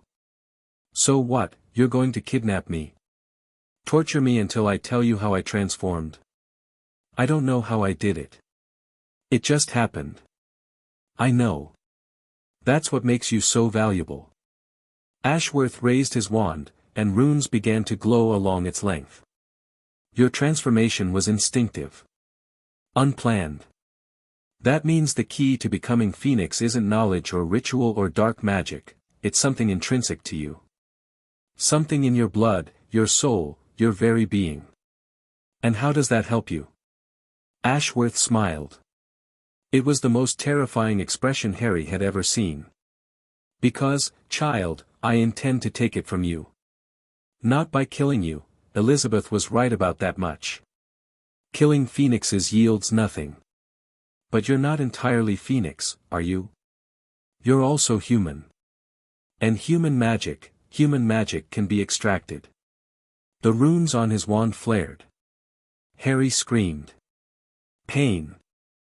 Not physical pain, something deeper, something that reached into the core of what he was and pulled. Harry felt his magic responding, felt it being dragged out of him like blood from a wound. Yes, Ashworth breathed. There it is. The bridge. The connection between human and Phoenix. I can see it, Harry. I can almost touch it. Harry fought. He reached for his Phoenix fire, for Fawkes, for anything that could help. But Ashworth's spell was too strong, too precise. It bypassed his defenses entirely, targeting something so fundamental that Harry hadn't even known it existed until it was being torn away. Fawkes, he called desperately. Fawkes, please, but Fawkes was with Dumbledore. In London. Too far to hear, too far to help. Harry was alone. No. The thought came from somewhere deep, somewhere that didn't use words. Not alone. Never alone. The pain shifted. Harry felt something inside him, something that had been sleeping, something he'd never noticed, suddenly wake up. It wasn't his Phoenix fire. It wasn't his human magic. It was something else entirely. His mother's protection. Lily Potter had died to save her son. Her love, her sacrifice, had created a shield that had bounced back the killing curse and destroyed Voldemort. Harry had always known this protection existed, but he'd never felt it before, never needed to. Now, with Ashworth's magic reaching into his very soul, the protection activated. Love burned. It wasn't Phoenix fire, it was something older, something purer, something that had no color because it contained all colors at once.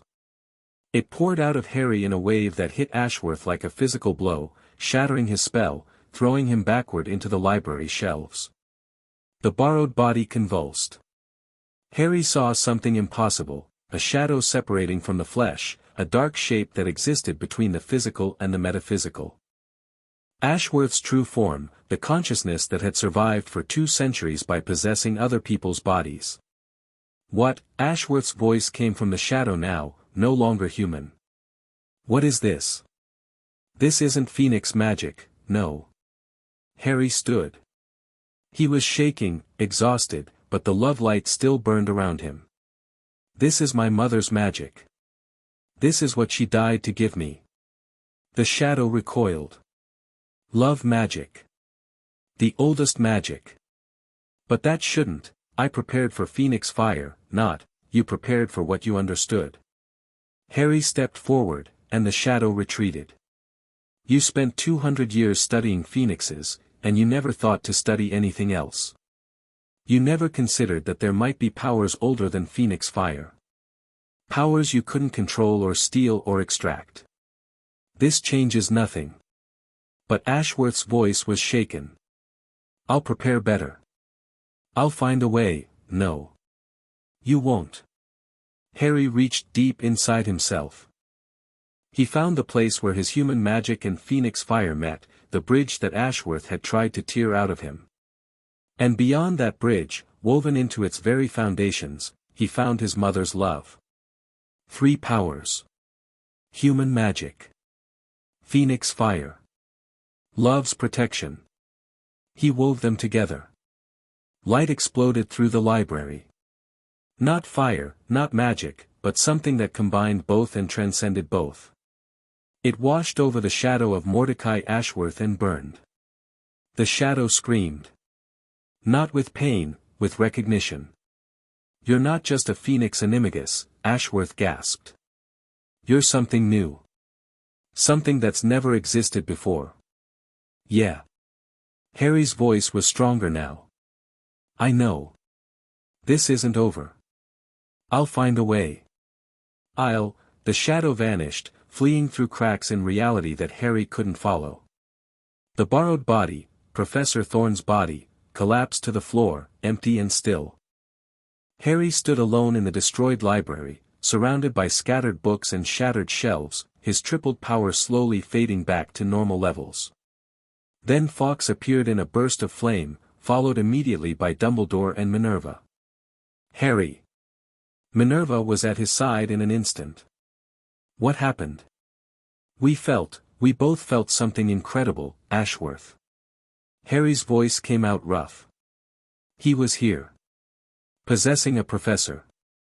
He tried to extract my magic, to take the bridge between my human and Phoenix natures. Dumbledore's face went pale. How did you, my mother? Harry looked at his hands, still tingling with the memory of that impossible light. Her protection. I never knew it could do that. I never knew any of it could do that.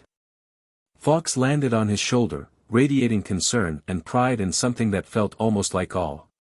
You discovered something new, the Phoenix projected. Something unprecedented. You combined magics that should not be combinable. I didn't mean to. I just needed help. And it came. That is often how the most powerful magic works. Dumbledore's voice was quiet.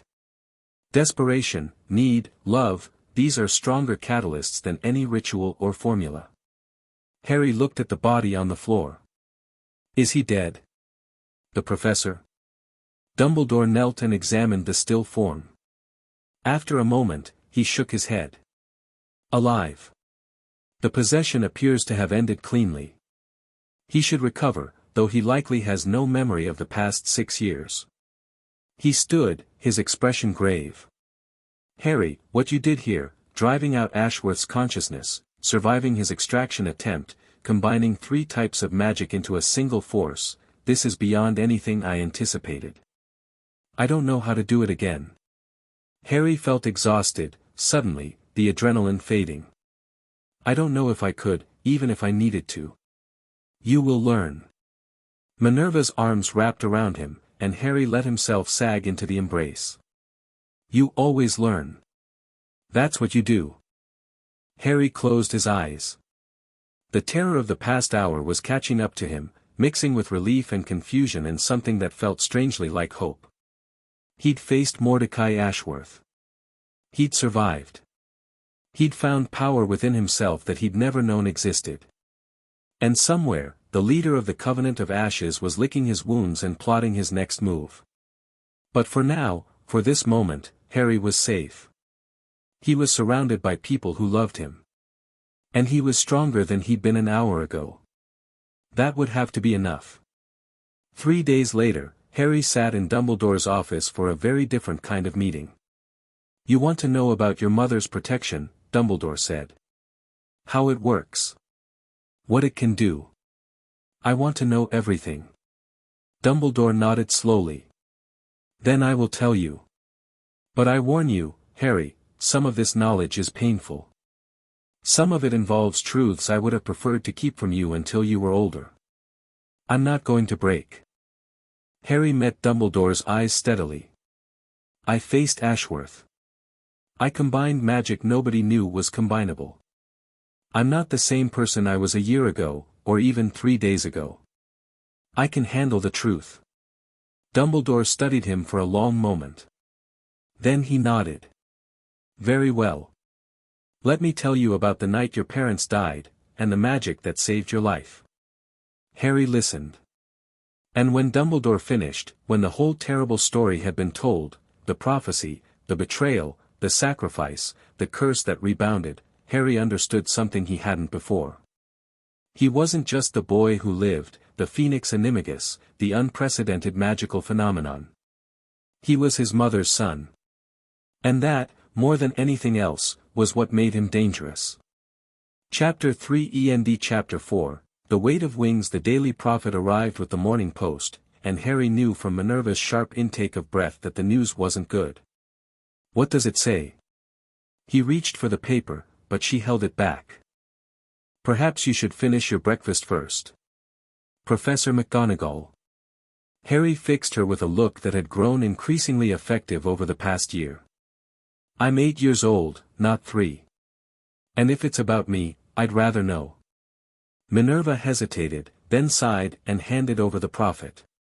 The headline screamed across the front page in bold black letters: "Boy who lived revealed as dangerous magical creature. Ministry sources confirm Phoenix Animagus status, calls for registration and containment." Harry scanned the article, his breakfast turning to ash in his mouth. Sources within the Department for the Regulation and Control of Magical Creatures have confirmed that Harry Potter, the celebrated boy who lived, is in fact a Phoenix Animagus, a form of magical creature previously unknown to wizarding science. The revelation has prompted calls from Senior Undersecretary Dolores Umbridge for immediate registration under the Dangerous Creatures Act of 1965. "The public has a right to know when something like this is living among us," Umbridge stated in an exclusive interview. "A Phoenix Animagus is not a wizard in any traditional sense. It is something else entirely, something unpredictable, uncontrolled, and potentially lethal." The article continues with testimony from unnamed experts, who claim Phoenix Animagi may be susceptible to violent mood swings, uncontrollable fire manifestations, and psychological instability. Several call for Potter's immediate removal from Hogwarts to a secure research facility, for his own protection and the protection of others. Harry set down the paper. His hands were steady, but something hot and sharp was building in his chest. "They're lying." His voice came out flat. "I'm not dangerous. I'm not unstable. I'm just a child." "Yes." Minerva's voice was tight with fury. "A child they're attempting to paint as a monster because you don't fit neatly into their categories." Where did they get this information? The Phoenix thing was supposed to be secret. The Diagon Alley attack. Minerva began pacing, her robes snapping with each turn. Too many witnesses. And the Covenant has likely been feeding information to their allies in the Ministry for months. Umbridge has been waiting for an opportunity like this. Harry thought about the toad-faced woman from the Ministry delegation, her poisonous smile and probing questions. She wants to take me away from Hogwarts. Over my dead body. That's not. Harry stopped, took a breath. What do we do? Can Dumbledore stop this? Albus is already working on it. But the political situation is complicated. Minerva stopped pacing and looked at Harry directly. There's going to be a hearing. The Wizengamot wants to determine your legal status, whether you should be classified as a wizard or as a magical creature. And if they classify me as a creature? Minerva's expression said everything. Right. Harry's voice was hollow. Then I don't have rights anymore. They can do whatever they want with me. We won't let that happen. How can you stop it if the Wizengamot decides, Harry? Minerva knelt in front of him, putting herself at his eye level. Listen to me carefully. You are Harry James Potter, son of Lily and James Potter, human being and wizard. The fact that you can transform into a phoenix doesn't change your fundamental nature any more than my cat Animagus form changes mine. You have rights. You have people who will fight for you. And you have power of your own, power that they should be very, very careful about underestimating. Harry looked at her, this fierce, proud woman who had become the closest thing he had to a mother. He thought about everything he'd learned in the past 2 years. The training. The battles. The discovery of his mother's protection and the impossible combination of powers that had driven Ashworth away. When's the hearing? 3 weeks. The autumn session of the Wizengamot. Then I have 3 weeks to prepare. Harry squared his shoulders. I want to be there. I want to speak for myself. Minerva's eyebrows rose. Harry, the Wizengamot is, I know what it is. A bunch of old wizards who think they know what's best for everyone. But this is my life. My future. If they're going to decide what I am, they should at least hear from me.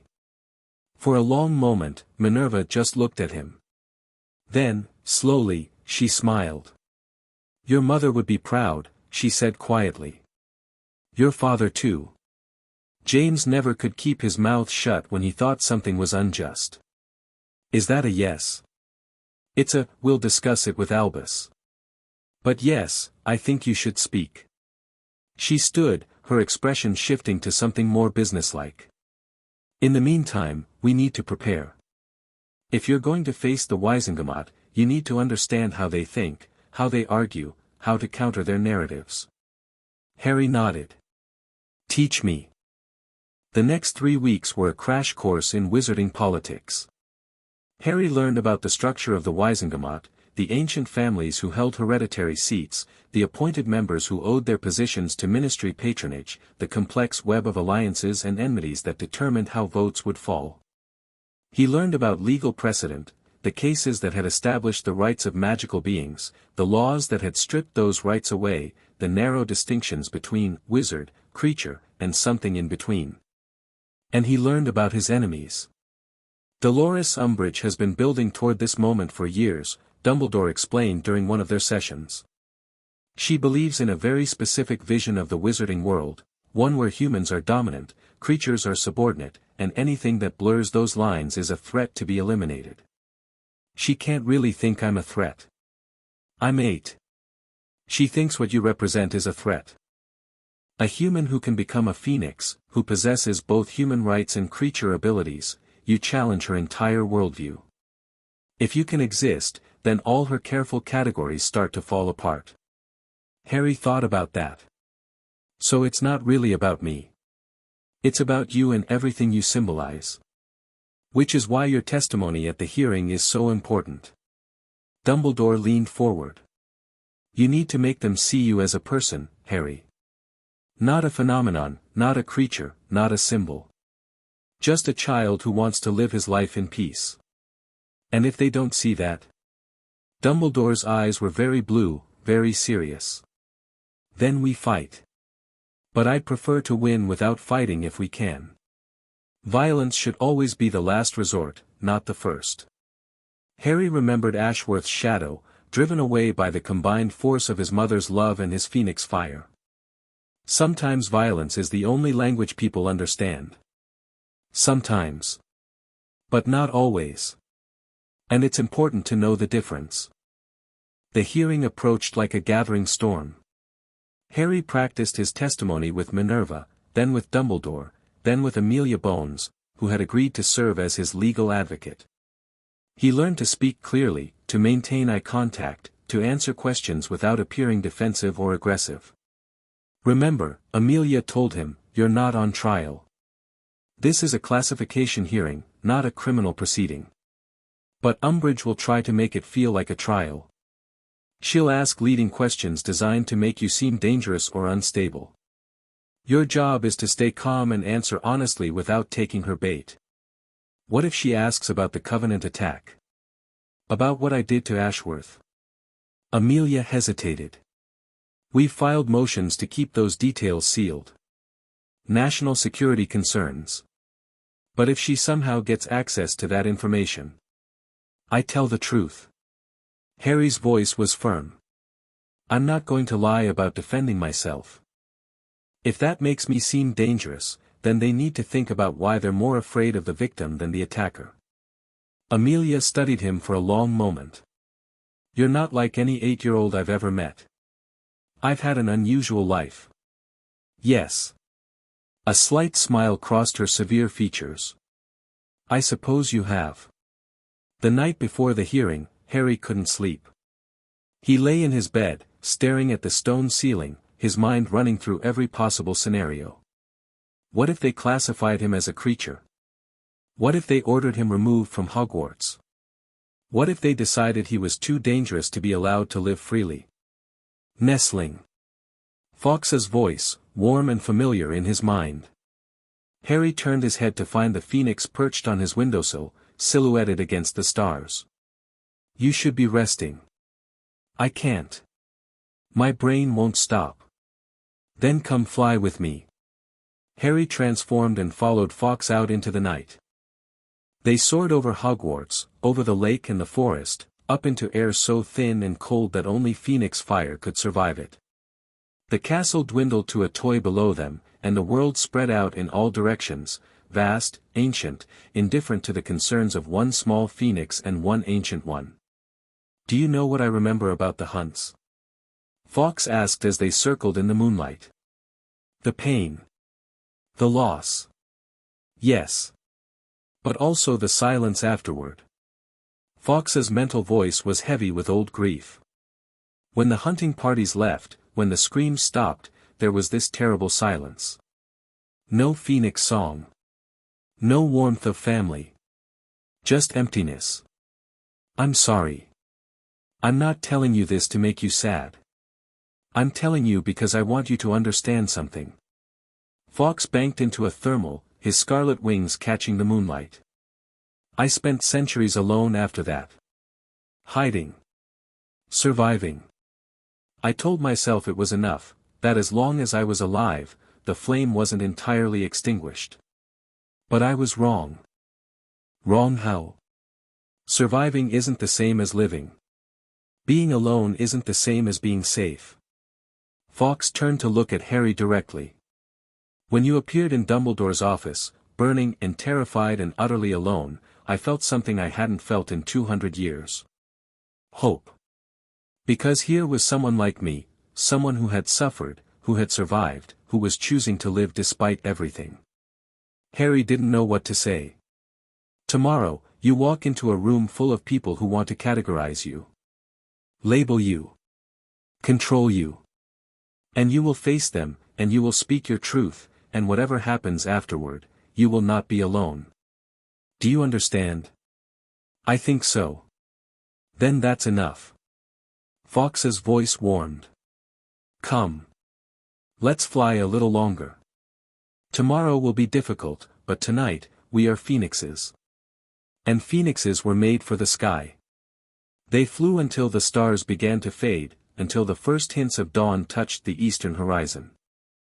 Then they returned to Hogwarts, and Harry slept, dreamlessly, peacefully, for the few hours that remained.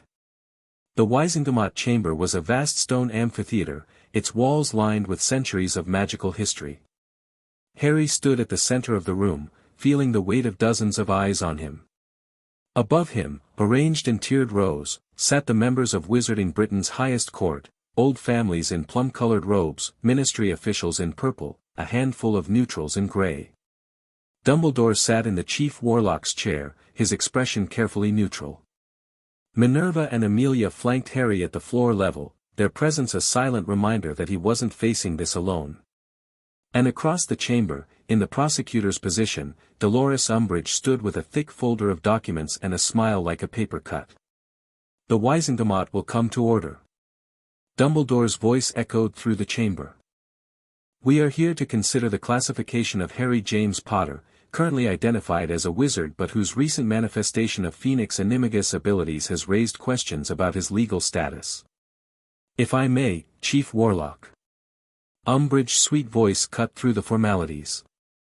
I move that we proceed directly to examination. The boy's presence here is irregular. Normally, classification hearings are conducted in the subject's absence. Mr. Potter requested the opportunity to speak on his own behalf, Amelia countered. Precedent allows subjects of classification hearings to be present and offer testimony. Precedent for wizards, perhaps. But that's precisely what we're here to determine, isn't it? The motion is denied, Dumbledore said calmly. Mr. Potter will remain and will be allowed to testify. Proceed with your examination, Madam Umbridge. Umbridge's smile tightened almost imperceptibly. Very well. She turned to Harry, and her gaze made his skin crawl. Mr. Potter. You claim to be a wizard. Yet you possess the ability to transform into a phoenix, a magical creature classified as XXXX under the Ministry's rating system. How do you reconcile these two facts? I don't think they need reconciling. Harry kept his voice steady. Professor McGonagall can transform into a cat. That doesn't make her a cat. It makes her an animagus, a wizard with the ability to take animal form. Professor McGonagall's transformation is into a mundane animal. Yours is into a highly magical creature with abilities far beyond any natural beast. Umbridge consulted her folder. Phoenixes possess teleportation abilities, healing tears, and are functionally immortal. Do you claim that you possess none of these abilities while transformed? I possess all of them. A murmur ran through the chamber. Umbridge's smile widened. So you admit that you have access to creature abilities that no wizard should possess. I admit that my Animagus form has abilities that other Animagus forms don't have. That makes me unusual, not dangerous. Some would say that's precisely what makes you dangerous. Umbridge pulled a document from her folder.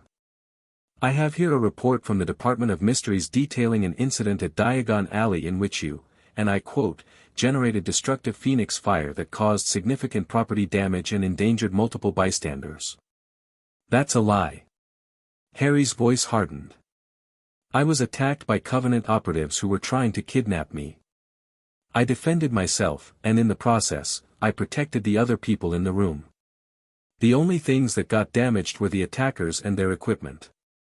The Covenant. Umbridge's voice dripped with false sympathy. Yes, you've made quite dramatic claims about this supposed ancient organization. Yet the Ministry has found no evidence that such an organization exists. The Ministry hasn't looked. Harry felt his temper rising and forced it down. The Covenant has been operating for 200 years. They've infiltrated every level of wizarding society. If you can't find evidence of them, it's because they don't want to be found. Or because they don't exist, and you've invented them to justify your violent outbursts. My violent, Harry stopped, took a breath. This was exactly what Amelia had warned him about. Umbridge was trying to make him angry, trying to make him seem unstable. I have evidence of the Covenant's existence, he said, his voice carefully controlled. I have testimony from their victims. I have a journal written by a Covenant defector, found in the Hogwarts restricted section, detailing their methods and goals. I have the word of Fawkes, a phoenix who survived their hunts 2 centuries ago. The word of a creature. Umbridge's smile sharpened. You see how this circles back, Mr. Potter. You cite evidence from magical creatures, evidence that no human can verify. It's almost as if you identify more with beasts than with wizards. I identify with people who've been hurt. Harry met her eyes directly. People who've been hunted. People who've been told they don't have the right to exist because they're different. I thought the wizarding world was better than that. I thought it learned something from Voldemort's war about what happens when you decide some people are less than human. The chamber went dead silent. Umbridge's face had gone pale, then flushed with anger. You dare, I dare to tell the truth. Harry's voice rang through the chamber. Voldemort believed that Muggleborns were less than human. He killed them, tortured them, tried to wipe them out. And you stopped him. The wizarding world came together and said no, said that every person with magic had value, had rights, had a place in our society. This has nothing to do with, it has everything to do with this. Harry felt his magic stirring, phoenix fire warming his blood, but he kept it contained. You're asking whether I'm human or creature. Whether I deserve rights or don't. And I'm asking you, what's the difference? My mother was Muggle-born. According to Voldemort, that made her less than human. She died protecting me, died with more courage and love than most people ever show in their whole lives. Was she human? Am I? The chamber remained silent. Harry could see members of the Wizengamot exchanging glances, whispering to each other. I can transform into a phoenix, Harry continued. I have abilities that other wizards don't have. But I also have a home, and friends, and people who love me. I have hopes and fears and dreams. I want to grow up and make something of my life. I want to help people. He looked around the chamber, meeting as many eyes as he could. If that's not human enough for you, then I don't know what is. Dumbledore spoke into the silence. Does anyone have further questions for Mr. Potter? No one moved. Then we will proceed to deliberation. Dumbledore's voice was formal, but Harry caught a glint of something in his eyes, pride, perhaps. Mr. Potter, you may step down. The deliberation lasted 3 hours. Harry waited in a small antechamber with Minerva and Amelia, unable to sit still. He paced from wall to wall, his phoenix senses reaching out to try to hear what was being said in the main chamber, but the room was warded against eavesdropping. You did well. Minerva's voice was soft. Better than well. You made them think. Thinking isn't the same as voting the right way. No. But it's a start. Minerva caught his arm, stopping his pacing. Whatever happens in there, Harry, I want you to know, I'm proud of you. Not because of your powers or your abilities or your famous name. Because of who you are. The person you've chosen to become. Harry felt his throat tighten. Thank you. And if they make the wrong decision? Minerva's eyes glinted with something fierce. We have contingencies. You won't be dragged off to some ministry holding cell, I promise you that. What kind of contingencies? Before Minerva could answer, the chamber doors swung open. The Wizengamot has reached a decision, an official announced. Mr. Potter, please return to the chamber. Harry walked back into the amphitheater, his heart pounding. The members of the Wizengamot sat in their tiered rows, their faces unreadable. Umbridge stood at the prosecutor's position, her expression carefully blank, but Harry could see the tension in her shoulders. Dumbledore rose from the Chief Warlock's chair. The Wizengamot has considered the evidence presented today regarding the classification of Harry James Potter. His voice echoed through the chamber.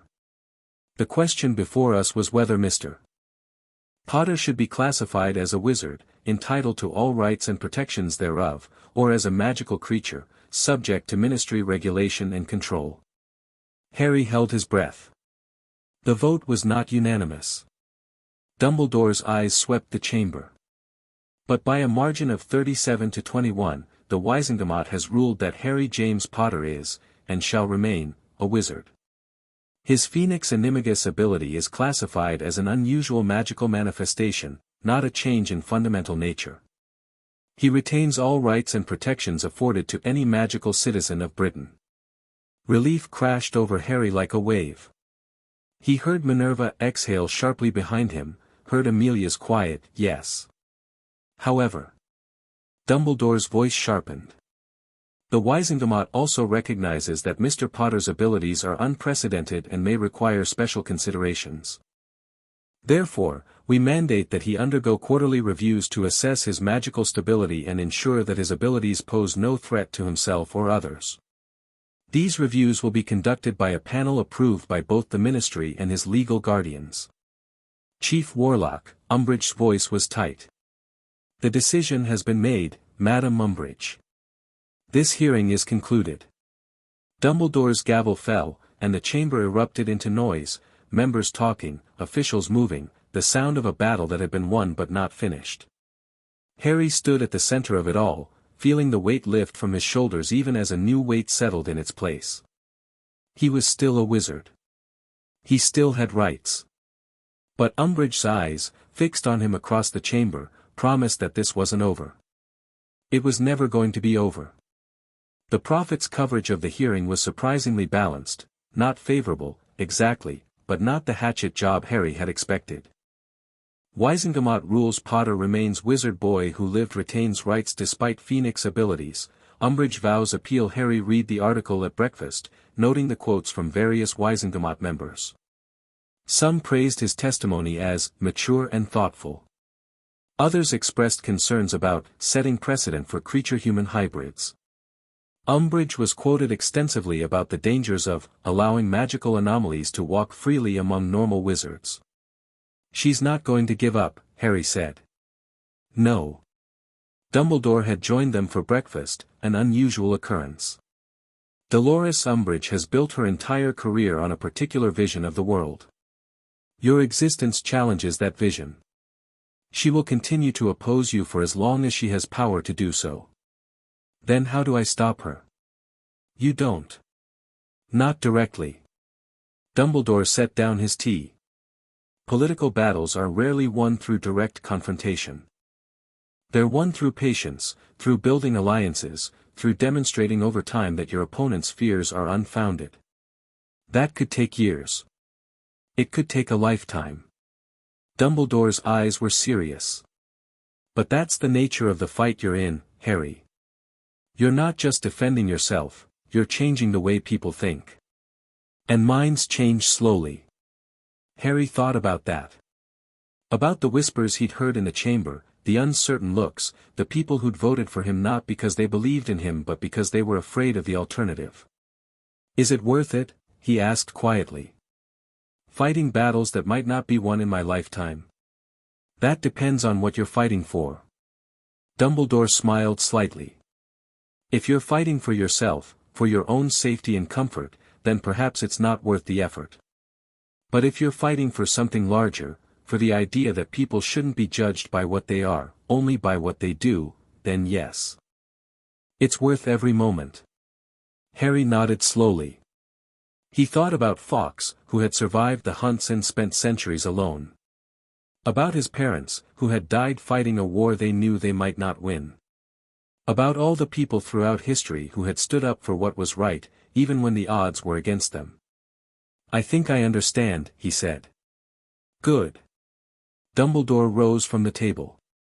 Now, I believe you have a lesson with Minerva in 20 minutes. Transfiguration theory, if I'm not mistaken. How do you always know my schedule? I'm the headmaster. I know everything. Dumbledore's eyes twinkled. Or at least, I know everything the house elves tell me, which amounts to much the same thing. The quarterly review system was more of an annoyance than a threat, at least at first. Every 3 months, a panel of ministry officials visited Hogwarts to assess Harry's magical stability. They ran tests, asked questions, observed him going about his daily routine. Most of them seemed genuinely curious rather than hostile, interested in understanding how his Phoenix abilities worked rather than looking for reasons to take him away. But Umbridge was always there. She didn't conduct the reviews herself, that would have been too obvious, too aggressive. Instead, she sent observers, note-takers, people who asked just the right questions to try to make Harry seem dangerous or unstable. Mr. Potter, have you experienced any uncontrolled fire manifestations in the past 3 months? No. Any incidents where your Phoenix abilities activated without your conscious intent? No. Any dreams or visions that might suggest contact with external magical entities? Harry paused. The question was unusual, outside the normal scope of the reviews. He glanced at Minerva, who sat in on every session as his advocate. Could you clarify what you mean by external magical entities? The observer, a thin, nervous wizard named Crumpton, shuffled his papers. Dreams or visions involving, beings that might be attempting to influence you. Phoenixes, for instance. Or. He cleared his throat.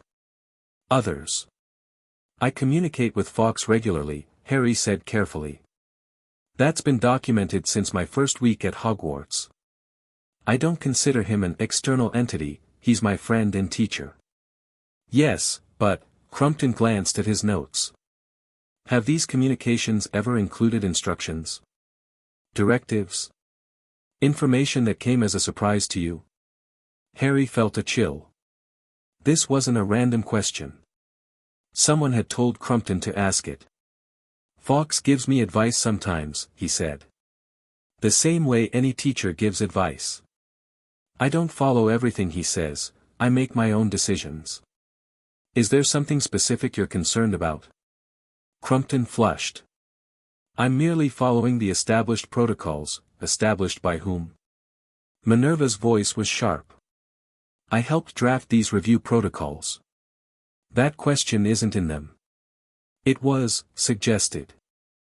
By the senior undersecretary's office. Suggested. Minerva's expression could have curdled milk. And what else has the senior undersecretary suggested, you ask my ward? The rest of the session devolved into arguments about protocol and authority. Harry sat quietly, letting Minerva fight the bureaucratic battle while he thought about what the question revealed. Umbridge was looking for something.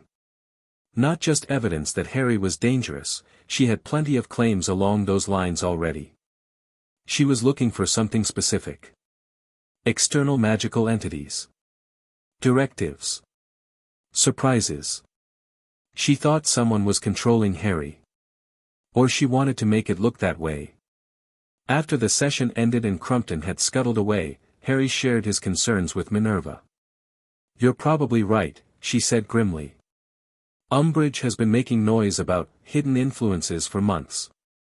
She seems to believe there's some conspiracy using you as a weapon. The Covenant, Harry realized. She thinks I'm working with them. Or she's trying to create that narrative, whether she believes it or not. Minerva's jaw tightened. It doesn't matter if it's true. If she can convince enough people that you're being controlled by dark forces, she can justify removing you from Hogwarts, for your own protection. Then I need to prove her wrong. Definitively. How? Harry thought about it. By finding the Covenant first. By exposing them before they can expose whatever lies Umbridge is spinning. Harry, that's extremely dangerous. It's more dangerous to sit here and let them frame me for things I haven't done. Harry met her eyes. You taught me that the best defense is a good offense. In chess, in politics, in everything. I've been playing defense for 2 years. Maybe it's time to change strategies. Minerva was silent for a long moment. Then, slowly, she nodded. Talk to Albus, she said. If we're going to take action against the Covenant, we need to do it properly. With support, with planning, with allies. And if Dumbledore says no? Minerva's smile was thin but genuine. Then we discuss it further. I didn't survive teaching teenagers for 30 years by always following orders. The meeting with Dumbledore didn't go exactly as Harry expected. You want to go on the offensive, Dumbledore said, his voice thoughtful rather than dismissive. To hunt the Covenant rather than waiting for them to hunt you. I want to stop being a target. Every time something happens, Umbridge uses it against me. The only way to break that cycle is to show everyone what the real threat is. Dumbledore leaned back in his chair. And how would you propose to do that? I don't know yet. That's why I'm talking to you. Harry paused, organizing his thoughts. But I've been thinking about what we know. The Covenant has been operating for 200 years. They've infiltrated the Ministry, Hogwarts, probably other institutions. They have resources, connections, people in positions of power. All true. But they also have weaknesses. Ashworth's possession of Professor Thorne left traces. Elizabeth Thorne's journal is full of names and locations. And they're not unified. The journal mentions factions within the Covenant, disagreements about methods and goals. Harry leaned forward. If we can identify their members, expose their crimes, turn their factions against each other, we could dismantle them from the inside. Dumbledore's eyes were very bright. You've given this considerable thought. I've had 2 years to think about it.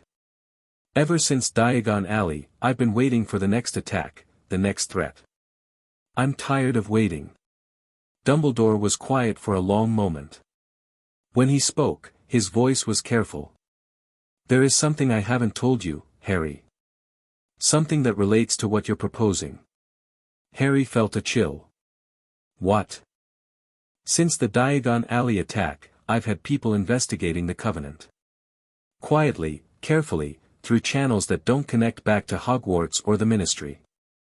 Dumbledore rose and moved to a cabinet, withdrawing a thick folder. We've identified 17 probable Covenant members. We've traced financial connections, property holdings, patterns of activity. And we've discovered something troubling. He handed Harry the folder. Harry opened it and found himself looking at a web of connections, names, faces, organizations, all linked together in a complex diagram. The Covenant isn't just a cult of immortality seekers, Dumbledore continued. It's a business empire. They've been acquiring magical companies, funding research institutions, placing their people in positions of influence. Not to advance any particular agenda, but to gain access. Access to what? Everything. Phoenix feathers, which are rare and valuable. Alchemical research. Healing magic. Anything that might help them achieve their goal. Dumbledore's voice darkened. And most recently, access to you. Harry looked at the diagram more closely. He saw the Department of Mysteries, the Ministry of Magic, even Hogwarts itself, all connected to the Covenant web through various intermediaries. They're everywhere. Everywhere we've looked. Which is why I've been cautious about taking action. The Covenant's resources are vast, their patience is legendary, and their leader is one of the oldest living wizards in the world. Dumbledore met Harry's eyes. Going on the offensive against such an enemy is not something to be done lightly. But you've been preparing for it. Yes. A slight smile crossed Dumbledore's face. I was wondering when you'd be ready to hear about it. You were waiting for me. You're at the center of this conflict, Harry. Any action we take will put you at greater risk. I needed to know that you understood what was at stake, that you were prepared to face the consequences. Dumbledore's smile widened slightly. I believe you are. Harry looked at the folder in his hands, 2 years of intelligence work, the foundation for a counterattack against enemies who had been hunting his kind for centuries. What's the plan? There is no plan yet. Just information. Dumbledore returned to his chair. But now that you're ready, we can begin developing one. Together. Together. Harry nodded slowly. I'd like that. Good. Then let us begin. The planning sessions became a regular part of Harry's education. 3 times a week, he met with Dumbledore to review intelligence, analyze patterns, discuss strategy. He learned to read between the lines of financial reports, to trace connections through layers of shell companies and false identities. He learned to think like his enemies, to anticipate their moves, identify their weaknesses, find the pressure points that might make their organization crack. The Covenant is held together by shared belief, Dumbledore explained during one session. They all want immortality, and they all believe Ashworth can deliver it. But belief is a fragile thing. If we can shake their faith, demonstrate that Ashworth's methods don't work, that his promises are empty, the organization will fracture. How do we demonstrate that? By surviving. Dumbledore's voice was quiet. Every day you grow stronger, every time you face them and win, you prove that their approach is wrong. They've been trying to steal Phoenix power for 200 years, and it's never worked. You achieved it instinctively, as a child, without any of their rituals or sacrifices. Your very existence is a rebuke to everything they believe. Harry thought about that. So the strategy is to keep doing what I'm already doing. Just survive and grow stronger. Partly. But we also need to accelerate the process. Dumbledore pulled out a map of Britain, covered in annotations. The Covenant has operations in 7 locations we've identified. Small facilities, research sites, places where they conduct their work away from ministry oversight. If we could disrupt even one of these operations, gather evidence, expose their activities, it would send a message. A message that we're fighting back. And that we know more than they think we do. Dumbledore's eyes were sharp.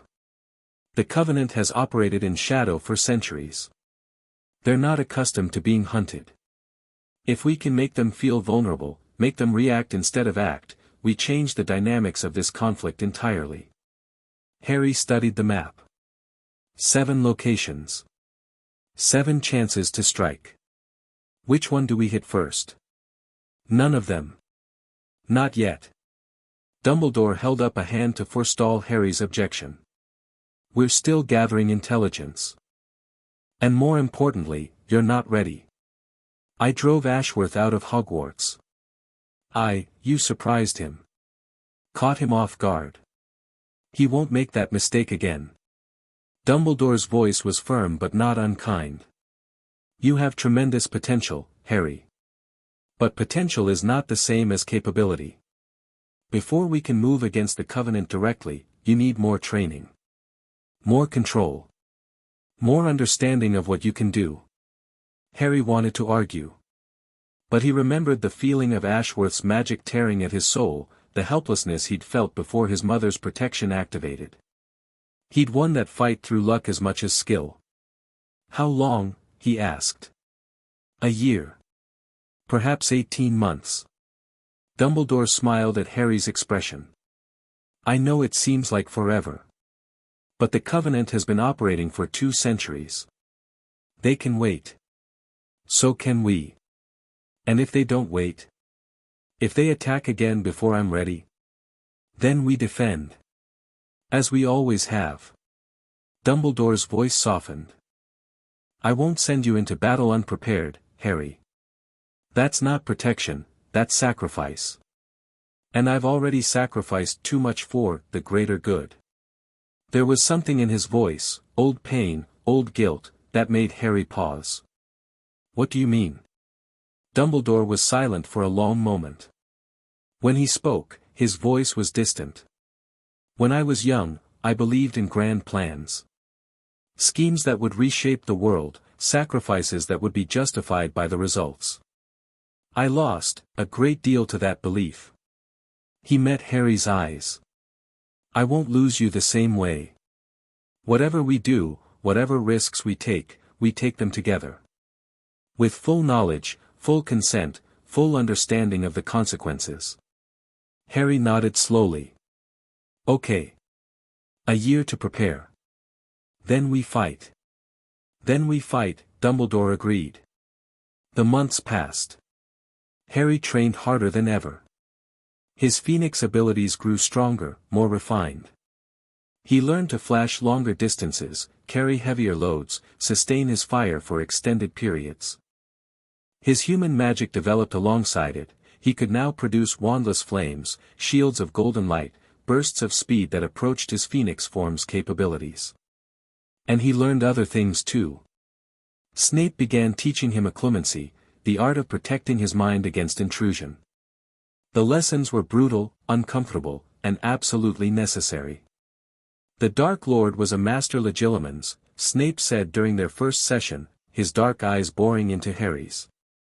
He could strip thoughts from an unprotected mind as easily as you might flip the pages of a book. Ashworth may have similar abilities. If he gets inside your head, if he learns what we're planning. I understand. Harry met Snape's gaze steadily. Teach me. The lessons were painful. Snape's probes into Harry's mind brought up memories Harry would rather have left buried, the cupboard, the belt, the endless hunger and fear of his early childhood. But slowly, Harry learned to build walls, to compartmentalize his thoughts, to present a smooth surface that gave nothing away. You have a natural talent for this, Snape said during one session, and Harry could tell the admission cost him something. The Phoenix nature helps, your mind is already segmented in ways that most human minds are not. Is that a compliment? It's an observation. Snape's lip curled. Don't let it go to your head. You still have the emotional control of a flobberworm. Better than the charm of one, Harry muttered. To his surprise, Snape's mouth twitched, almost a smile, quickly suppressed. Mind your tongue, Potter. I can still fail you in potions. I'm not taking potions. A technicality. The year milestone approached. Harry stood on the astronomy tower, as he often did when he needed to think. Below him, Hogwarts spread out in the late summer evening, the lake reflecting the sky, the forest dark and mysterious, the castle solid and eternal. So much had changed in 3 years. The terrified boy who'd burned his way out of a cupboard was barely recognizable in the confident young wizard who now called this place home. Harry had power, knowledge, allies. He had a plan, or at least the beginning of one. But the weight of what was coming pressed down on him. Are you ready? Fawkes landed beside him, his scarlet plumage catching the last light of sunset. I don't know. Is anyone ever ready for this kind of thing? No. Fawkes's voice was gentle. But readiness isn't about certainty. It's about willingness. The willingness to face what must be faced, even when the outcome is unknown. What if I fail? Then you learn and try again. That is the Phoenix way, to fall and rise, to burn and be reborn. Fawkes pressed closer, his warmth comforting against the evening chill. You are not alone in this, nestling. Whatever comes, we face it together. Harry looked out at the world spread below him, the world he'd been thrust into, the world he'd chosen to protect. Somewhere out there, Ashworth was plotting. The Covenant was planning. Umbridge was scheming. Forces were gathering that wanted to destroy him, control him, use him for their own ends. But here, in this moment, he was at peace. Tomorrow, the next phase would begin. Tomorrow, they would start moving against the Covenant, taking the fight to enemies who had hunted his kind for centuries. But tonight, he was just Harry. A boy with a Phoenix friend, standing on a tower, watching the sun set. It was enough. The next morning, Harry walked into Dumbledore's office and said 4 words that would change everything. I'm ready. Let's begin. Dumbledore looked at him for a long moment, seeing, Harry knew, everything he'd become over the past year. The training, the growth, the hard-won maturity that had replaced childish impulse. Then the old wizard smiled.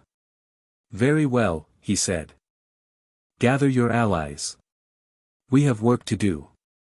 Chapter 4 END Chapter 5, Storm of Fire. The autumn equinox had always been sacred at Hogwarts. Harry stood in the great hall, watching the preparations unfold around him. Floating candles traced patterns in the air, their light mingling with the last rays of sunset streaming through the enchanted ceiling. House elves bustled between tables laden with harvest foods, golden breads, roasted vegetables, fruits that gleamed like jewels. Students and staff moved in anticipation of the evening celebration, unaware that tonight would be remembered for something far different than the turning of seasons.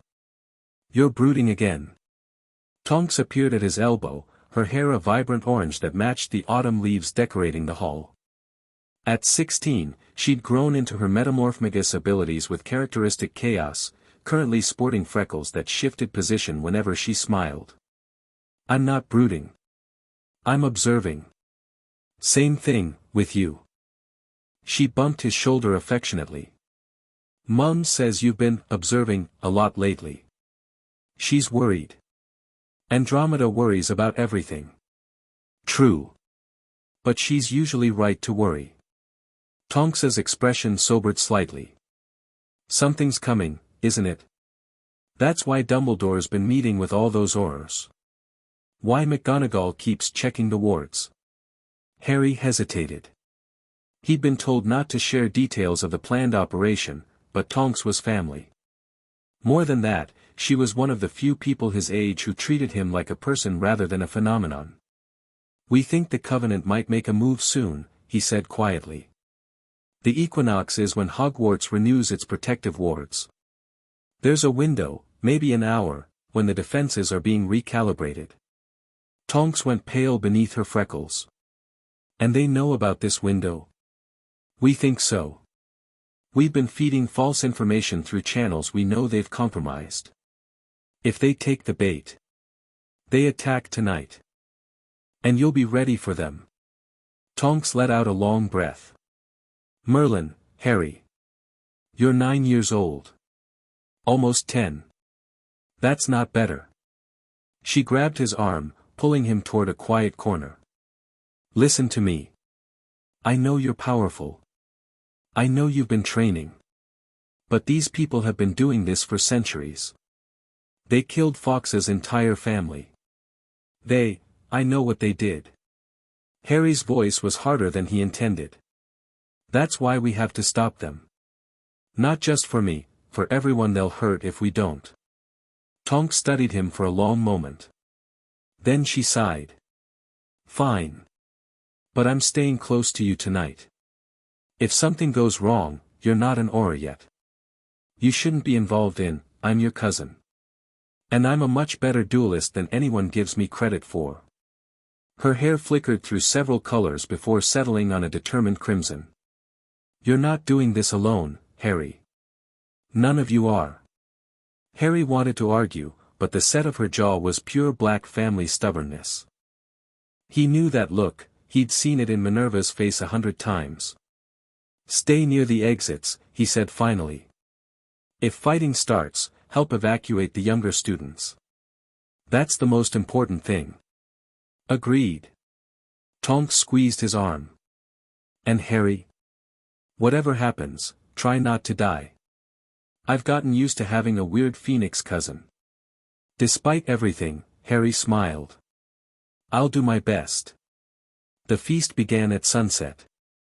Harry took his usual seat at the staff table, an unusual arrangement for a student, but no one had objected after the ministry classification hearing. He was too famous, too unusual, too potentially dangerous to sit among the other children. Or so the reasoning went. Tonight, the positioning was strategic. From here, he could see every entrance to the Great Hall. More importantly, he was near Dumbledore, McGonagall, and Snape, the three most powerful defenders Hogwarts had. The ward renewal ceremony was scheduled for the 8th hour. Until then, the feast would proceed as normal, or as normal as anything could be when half the adults in the room were tensed for combat. Harry ate mechanically, his senses stretched to their limits. Phoenix awareness painted the castle in layers of magical energy, the wards thrumming with ancient power, the protective enchantments woven through every stone. He could feel Fawkes nearby, a warm presence at the edge of his consciousness, ready to respond at a moment's notice. "Anything?" he projected. "Nothing yet." Fawkes's response was calm but alert. "The wards are stable. No unauthorized magical signatures. They're coming. I know they're coming. Perhaps. Or perhaps our false intelligence was not as convincing as we hoped. A pause. Patience, Nestling. The trap is set. Now we wait. Waiting was the hardest part. Harry had never been good at it. Even now, after years of training, he felt the urge to act, to do something rather than sit passively while danger approached. But Dumbledore had been clear.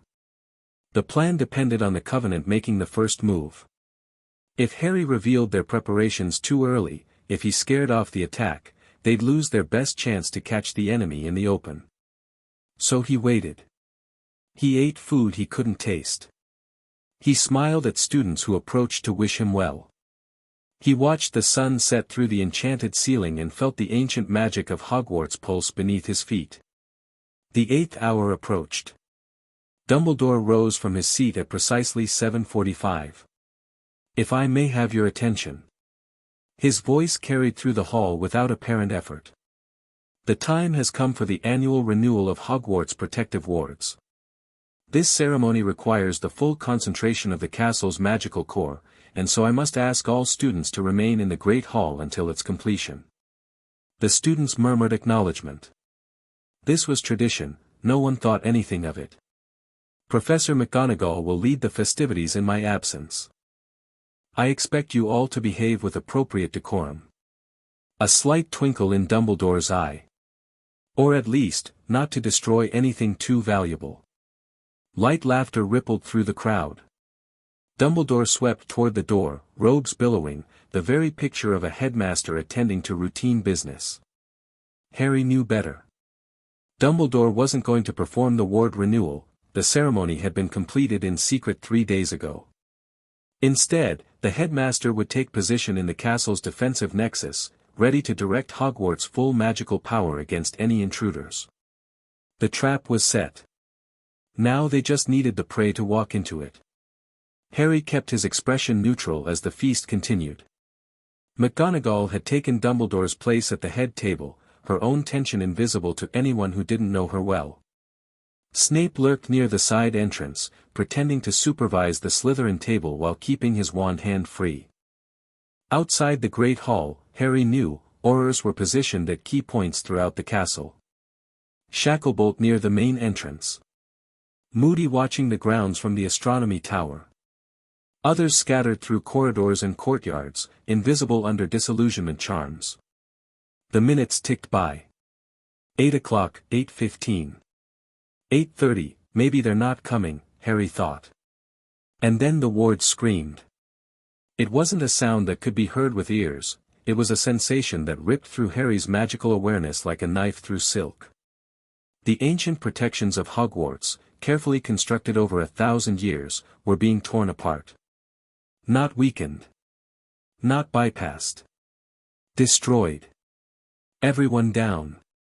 McGonagall's voice cracked like a whip, and the Great Hall exploded into chaos. Harry didn't go down. He was already moving, phoenix fire kindling around him as he raced toward the main doors. Through his bond with the castle's magic, he felt the assault, dozens of magical signatures, pouring through breaches in the wards like water through a broken dam. Fawkes. I feel it. The ancient phoenix's voice was tight with fury. This is not a raid, Nestling.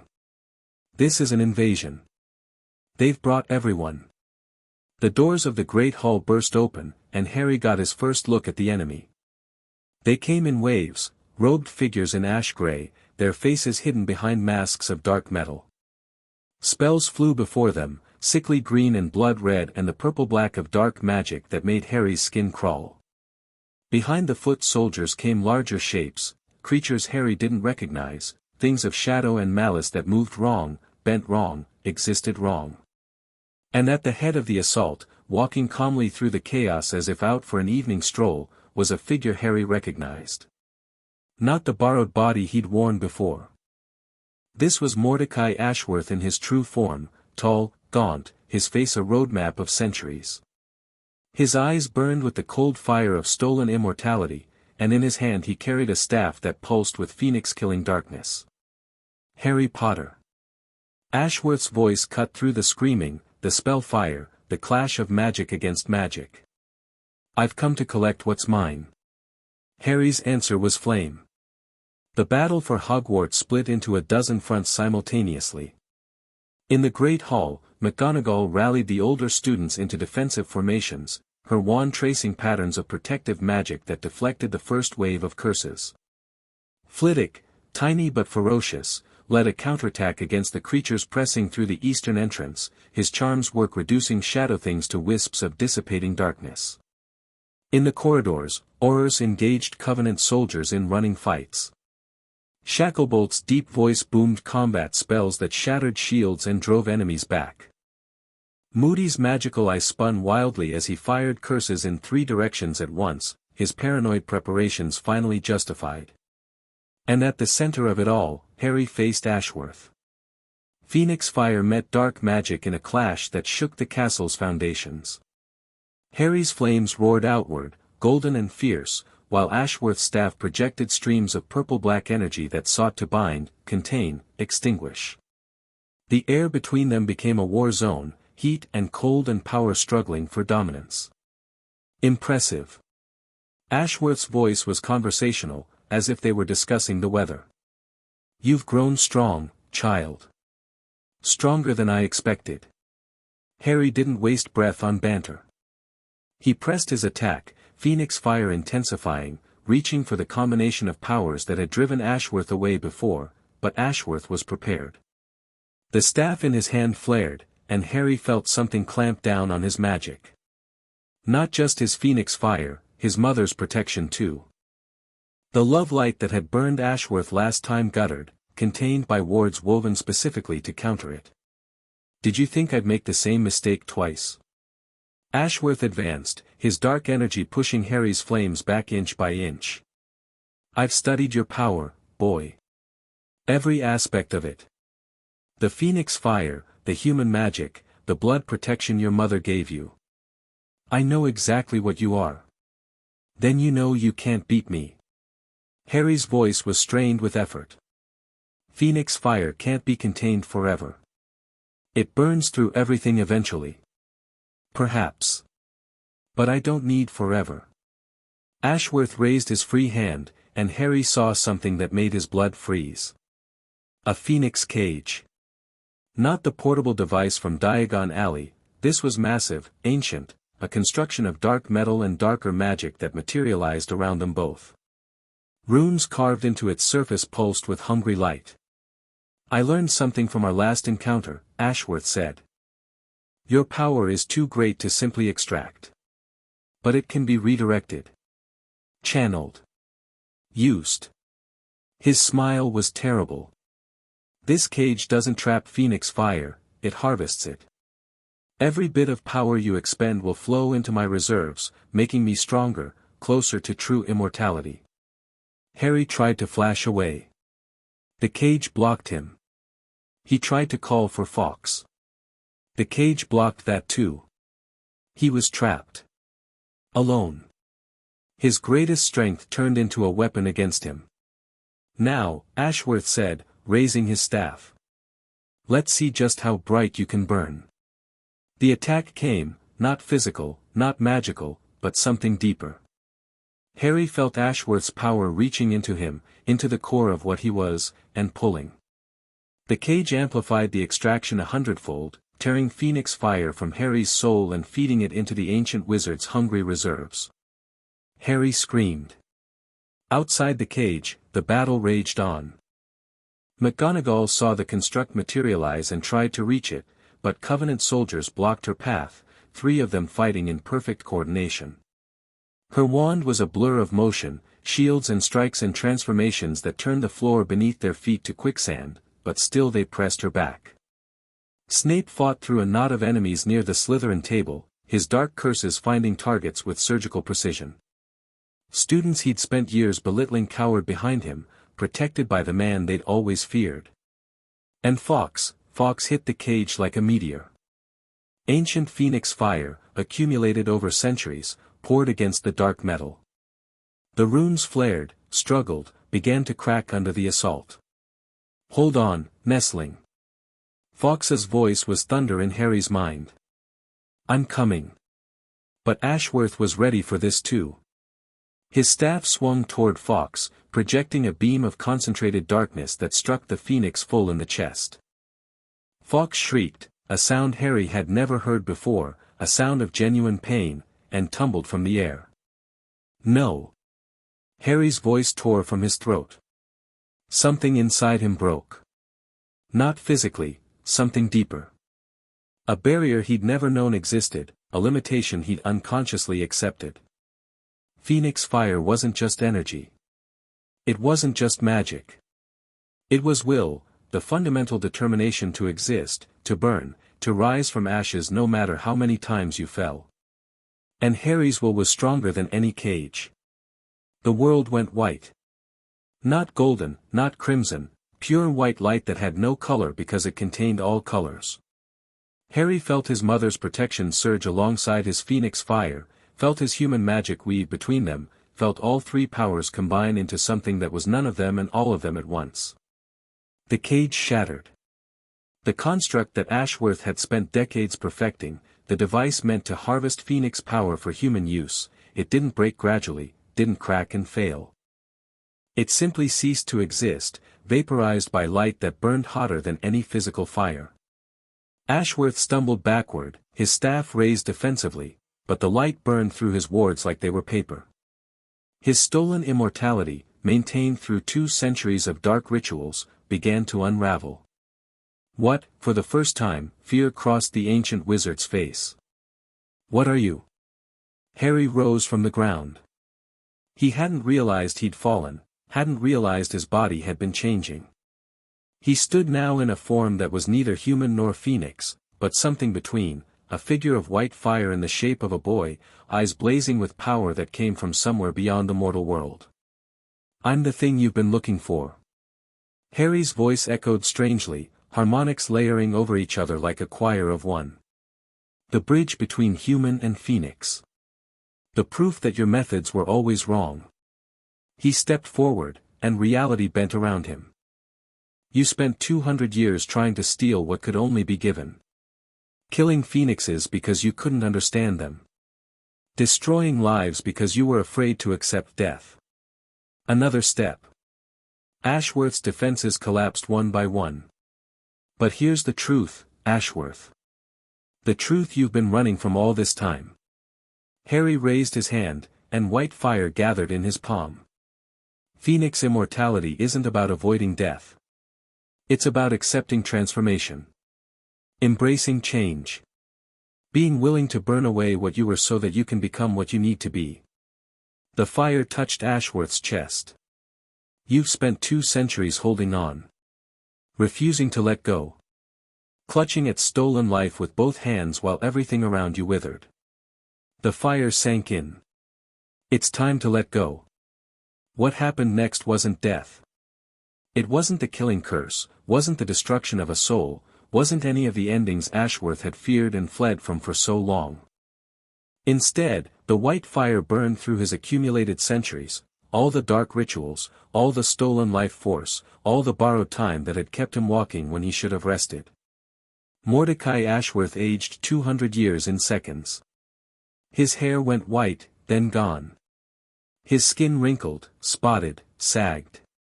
His tall frame shrank, bent, curled in on itself. The dark power that had sustained him for so long evaporated like morning mist. And when it was done, what remained was an old man. A very, very old man, lying on the stones of the great hall, breathing raggedly, mortal for the first time since the reign of King George III. "What?" Ashworth's voice was a whisper, barely audible.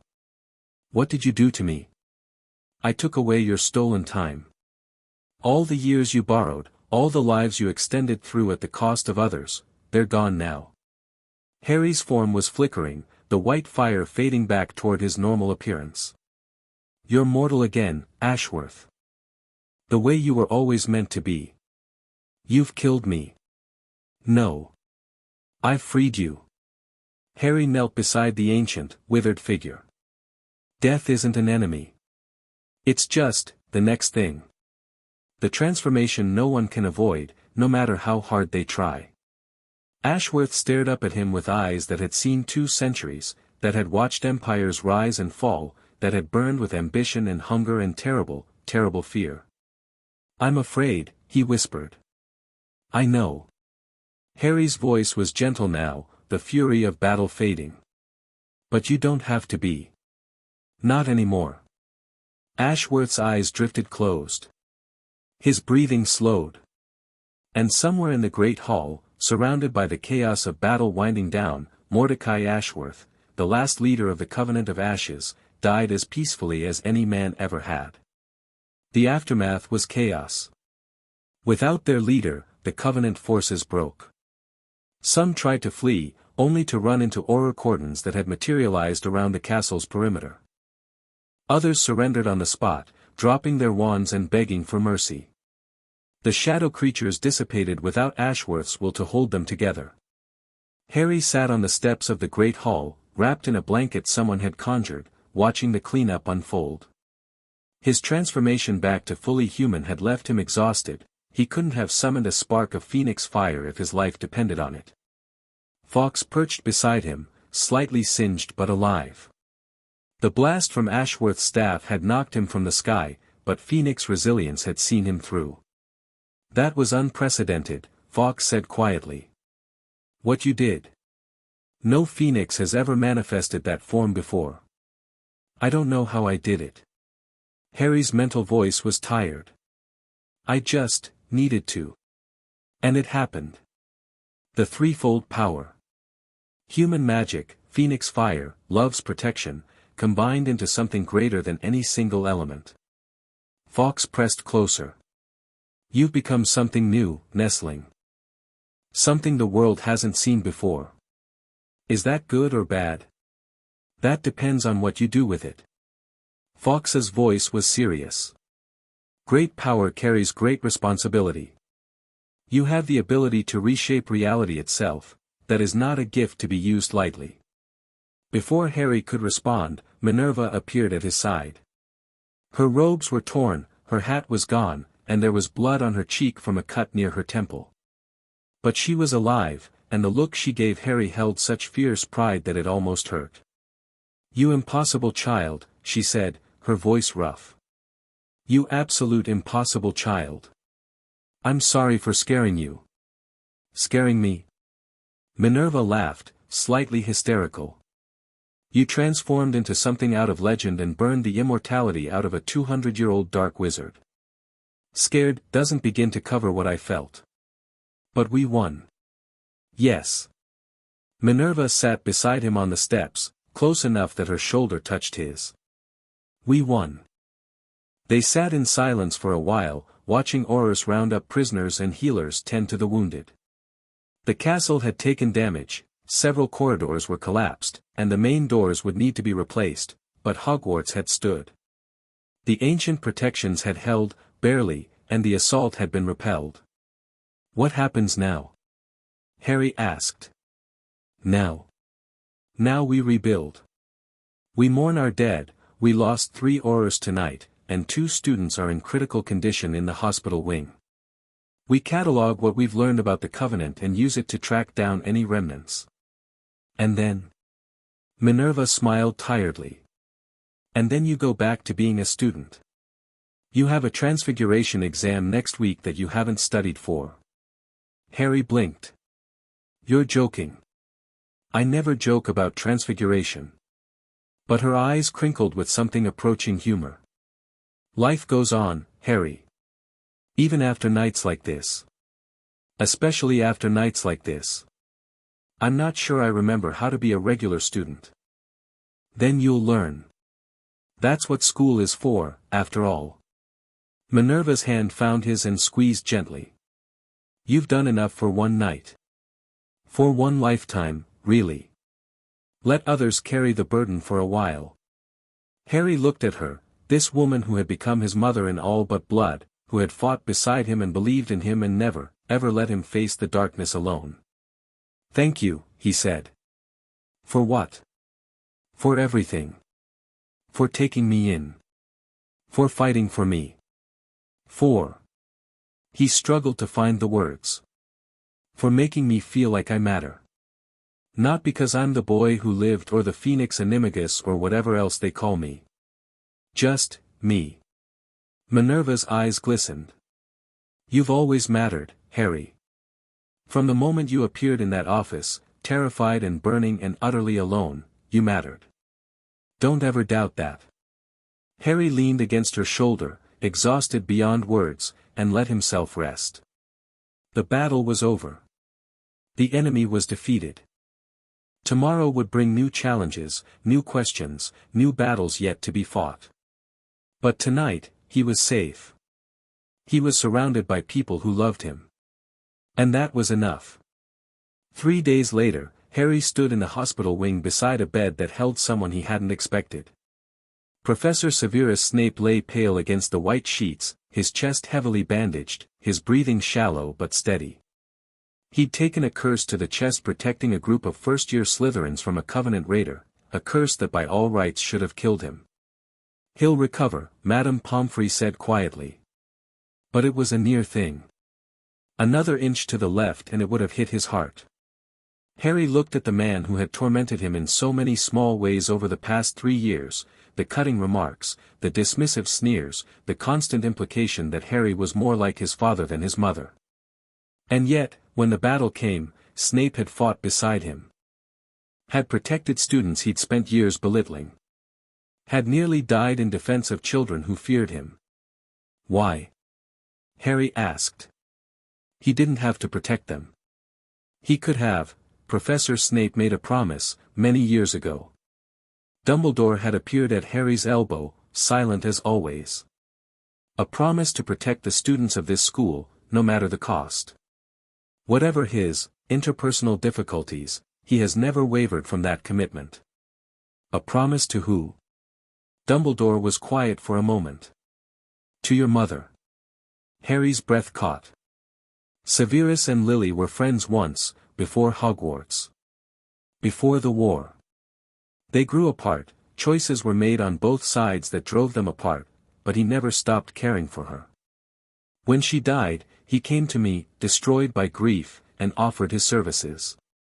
He's been working against the dark ever since. Harry looked at Snape with new eyes. The pale face, the harsh lines, the perpetual expression of barely suppressed anger, all of it suddenly made a different kind of sense. He loved her. Yes. Dumbledore's voice was soft. He loved her. And he's been punishing himself for her death ever since. I think he sees you and is reminded of everything he lost. Every mistake he made. That's not fair to me. No. It isn't. But grief rarely is fair. Dumbledore placed a hand on Harry's shoulder. I'm not asking you to forgive him. I'm not even asking you to like him. But perhaps, understanding might make things easier. For both of you. Harry considered this. He thought about Snape's sneering comments about his father, and how they might sound from a man who had loved his mother and lost her to James Potter. He thought about the harshness that might be armor, the cruelty that might be defense, the complicated mess of emotion that lived beneath the surface of even the coldest person. I'll try, he said finally. That's all I can promise. That's all anyone can ask. Snape stirred slightly in his sleep, and Harry saw something that surprised him, a photograph clutched in the unconscious man's hand. Madame Pomfrey had probably tried to remove it, but Snape had held on even in sedation. The photograph showed 2 children, maybe 10 years old, sitting on a swing in a park. A red-haired girl and a dark-haired boy, laughing at something outside the frame. His mother. And the man who had loved her. Harry left the hospital wing with more questions than answers, but also with something new, the beginning, perhaps, of understanding. The captured Covenant members talked. Without Ashworth's leadership, without the promise of immortality to hold them together, the organization crumbled. Within weeks, Aurors had raided every facility on Dumbledore's map, seized records going back decades, arrested dozens of collaborators who had thought themselves safely anonymous. The scope of the conspiracy was staggering. Covenant influence had reached into every corner of magical society, ministry departments, Wisengamot seats, business empires, even other countries. The trials would take years. The repercussions would ripple outward for decades. But the immediate threat was over. The Covenant of Ashes is finished, Dumbledore declared at a staff meeting 2 weeks after the battle. There may be remnants, scattered individuals still pursuing Ashworth's goals, but the organization itself has been broken. What about Umbridge? Harry asked. She was using Covenant intelligence to build her case against me. Was she one of them? Dumbledore's expression tightened. That remains unclear. Dolores Umbridge has denied any formal connection to the Covenant, and we've found no direct evidence to contradict her. It's possible she was simply using information they provided without knowing its source. Or she's better at covering her tracks than the others. Also possible. Dumbledore met Harry's eyes. I'm not going to lie to you, Harry. Umbridge remains a threat.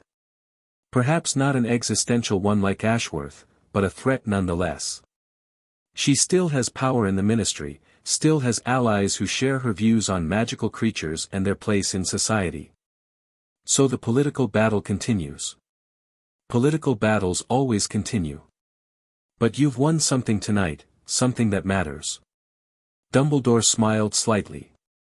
You've shown the wizarding world what you truly are. Not a dangerous creature to be controlled, but a protector. A defender. Someone who stands between the innocent and those who would harm them. That's how they should have seen me all along. Perhaps. But people often need proof before they'll accept what they should have known. You've given them proof.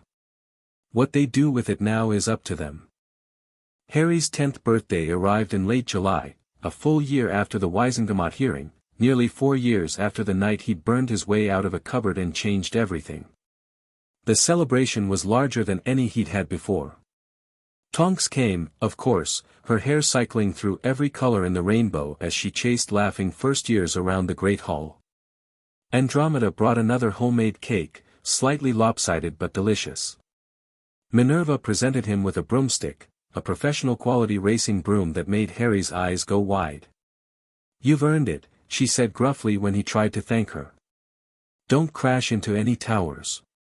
Dumbledore's gift was smaller but more significant, a wrapped parcel that turned out to contain a mirror, ornate and clearly ancient.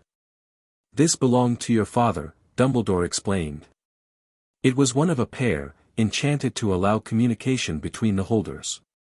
The other mirror was lost, along with your father.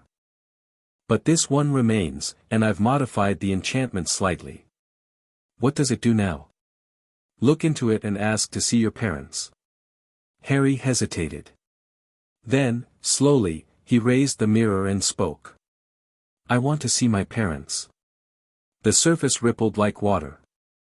When it cleared, 2 figures looked back at him, not quite real, not quite present, but there. A young man with messy black hair and a cocky grin. A young woman with bright green eyes and a smile that made Harry's chest ache. "Mum." His voice cracked. "Dad?"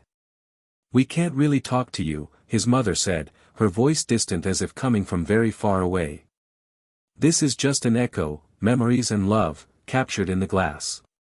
But we wanted you to know. We're proud of you, son." His father's voice was warm despite the distance. "Everything you've done, everything you've become. We couldn't have asked for a better son. I wish you were here." Harry's eyes burned. "I wish I could really talk to you. We're always with you." His mother's image flickered, began to fade. "In your heart. In your fire. In the love that saved you when you were small. We love you, Harry." His father was fading too. "We always have. We always will." The mirror went dark. Harry stood there for a long moment, clutching the mirror, tears streaming down his face. He felt hands on his shoulders, Minerva on one side, Fawkes on the other, warmth and comfort flowing from both. "Thank you," he whispered to Dumbledore. "I don't. I can't." "You're welcome, my boy." Dumbledore's voice was rough. "Happy birthday." That night, Harry climbed to the astronomy tower one last time. The summer sky stretched above him, stars beginning to emerge as the last light faded from the west. Fawkes perched beside him, a warm and constant presence. "It's been quite a year," Harry said. "It has." Fawkes's mental voice was thoughtful. "You've grown more than I thought possible. Faced challenges that would break most adults. Emerged stronger for the experience. I had help." "Yes. That is perhaps the most important lesson you've learned, that accepting help is not weakness. That connection makes us stronger, not weaker." Harry smiled slightly. "You've been trying to teach me that since the beginning. And you've been learning, in your own stubborn way." Fawkes ruffled his feathers. "You're still young, Nestling. There are many years ahead, many challenges yet to face. But I believe you're ready for them." "What kind of challenges?" "The prophecy still exists. The darkness it speaks of has not been fully vanquished." Fawkes's voice was serious. "Voldemort's shade lingers somewhere in the world. His followers remain, scattered but not destroyed. And there are other threats, forces that have nothing to do with the Covenant or the Dark Lord. But you will face them as you've faced everything else. With courage. With love. With the fire that burns within you." Fawkes's beak touched Harry's cheek gently. "And you will not face them alone." Harry looked out at the world spread below him, the castle that had become his home, the grounds that had seen such battle, the forest and lake and distant mountains. Somewhere out there, enemies still plotted. Somewhere, the remnants of dark magic waited for their chance to rise. But here, in this moment, he was at peace. "Thank you, Fawkes," he said. "For everything." "You are welcome, Nestling." The ancient phoenix's voice was warm. "Now rest. Tomorrow will come soon enough." Harry leaned against his friend, feeling the warmth of phoenix fire mingling with his own. Above them, the stars wheeled in their eternal dance, indifferent to the struggles of mortals below. But Harry knew the truth now. Knew that even the mightiest powers in the universe could be challenged, changed, transformed. Knew that a child from a cupboard could become something extraordinary, if only they had the courage to burn. He closed his eyes. And somewhere in the distance, a phoenix began to sing. Chapter 5 END Chapter 6, The Choice to Burn. 6 months had passed since the Battle of Hogwarts. Harry stood at the window of his room in Gryffindor Tower, watching snow drift down from a steel-grey sky. He was taller now, almost 10.5, his body finally catching up to the growth it should have achieved years ago. His hair was as untamable as ever, but his face had lost the gauntness that had marked his first years at the castle. He looked, Minerva had remarked just last week, like a proper young wizard. The wizarding world had changed in those 6 months. The Covenant trials dominated the newspapers, each day bringing new revelations about the organization's reach and influence. Former allies had turned on each other, competing to provide testimony in exchange for lighter sentences. The scope of corruption exposed had shaken magical society to its foundations. And through it all, Harry had tried to be what Dumbledore suggested, just a student. He attended classes, did homework, practiced Quidditch with other children his age. He learned transfiguration from Minerva, charms from Flitwick, even potions from a much-changed Severus Snape. The potions master had been different since the battle. Still sharp, still demanding, still prone to criticism that bordered on cruel, but there were moments now when Harry caught something else in those dark eyes. Something that might have been respect. They didn't talk about Lily.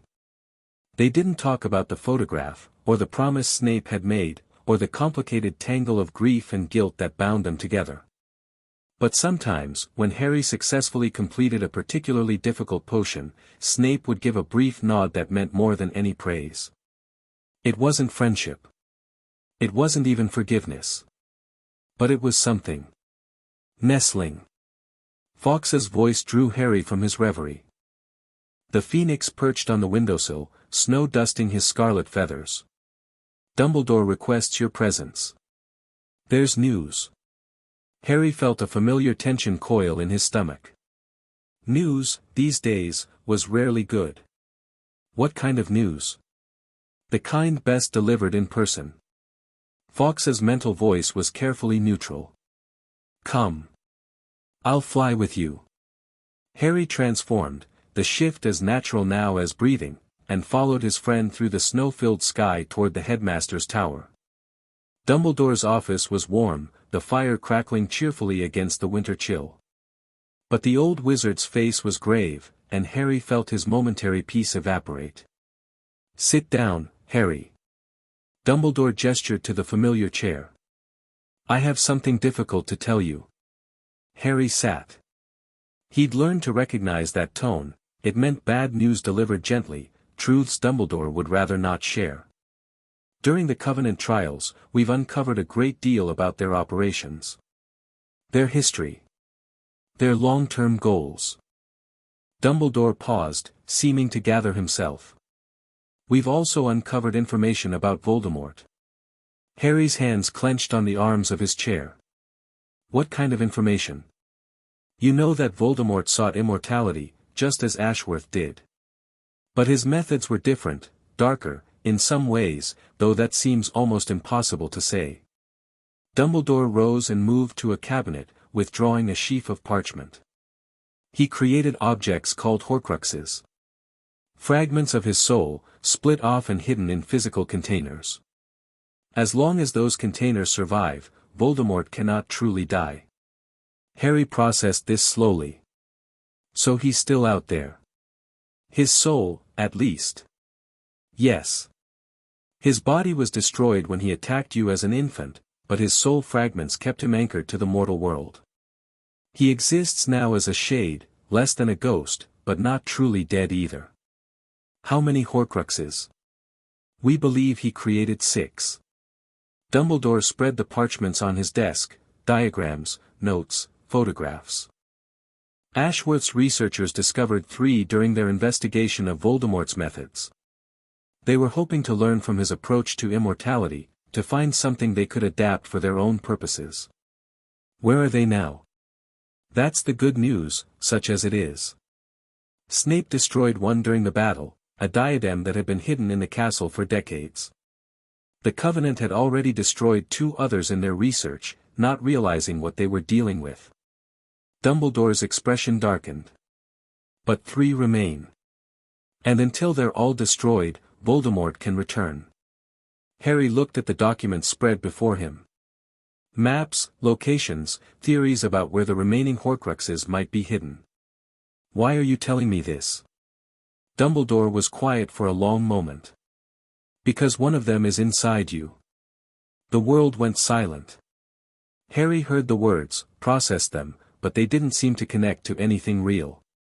A Horcrux. Inside him.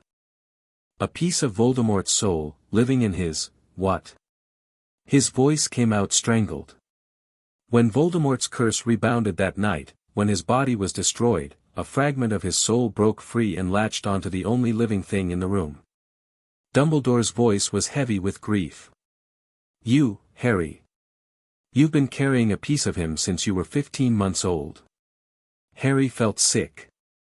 He thought of all the times he'd felt the phoenix fire burn through him, cleansing and pure.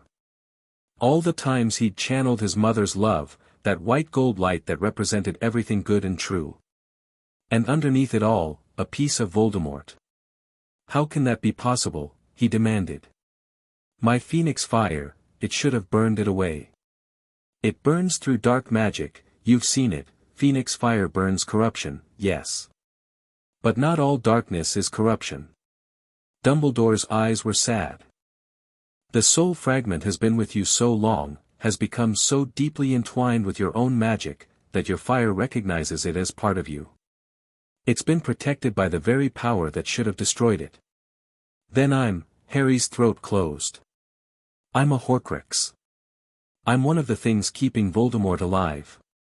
In a technical sense, yes. Dumbledore rose and moved around the desk, crouching before Harry's chair so their eyes were level. But Harry, listen to me. You are not Voldemort. You are not evil. The soul fragment inside you is a parasite, nothing more. It has no control over your actions, your thoughts, your choices. You have proven that 1,000 times over. But as long as I'm alive, he can come back. The words hung in the air between them. Yes. Dumbledore's voice cracked. As long as the Horcrux remains intact, Voldemort's shade will persist. And the only way to destroy a Horcrux is to destroy its container. Harry understood then. Understood what Dumbledore was telling him, and why the old wizard looked so broken. I have to die, he said flatly. That's the only way. I don't know. Dumbledore's hands gripped Harry's. I've spent months searching for an alternative. Every book, every expert, every magical tradition, there must be a way to separate the soul fragment without destroying its host. There must be. But you haven't found one. Not yet. But that doesn't mean it doesn't exist. Dumbledore's grip tightened.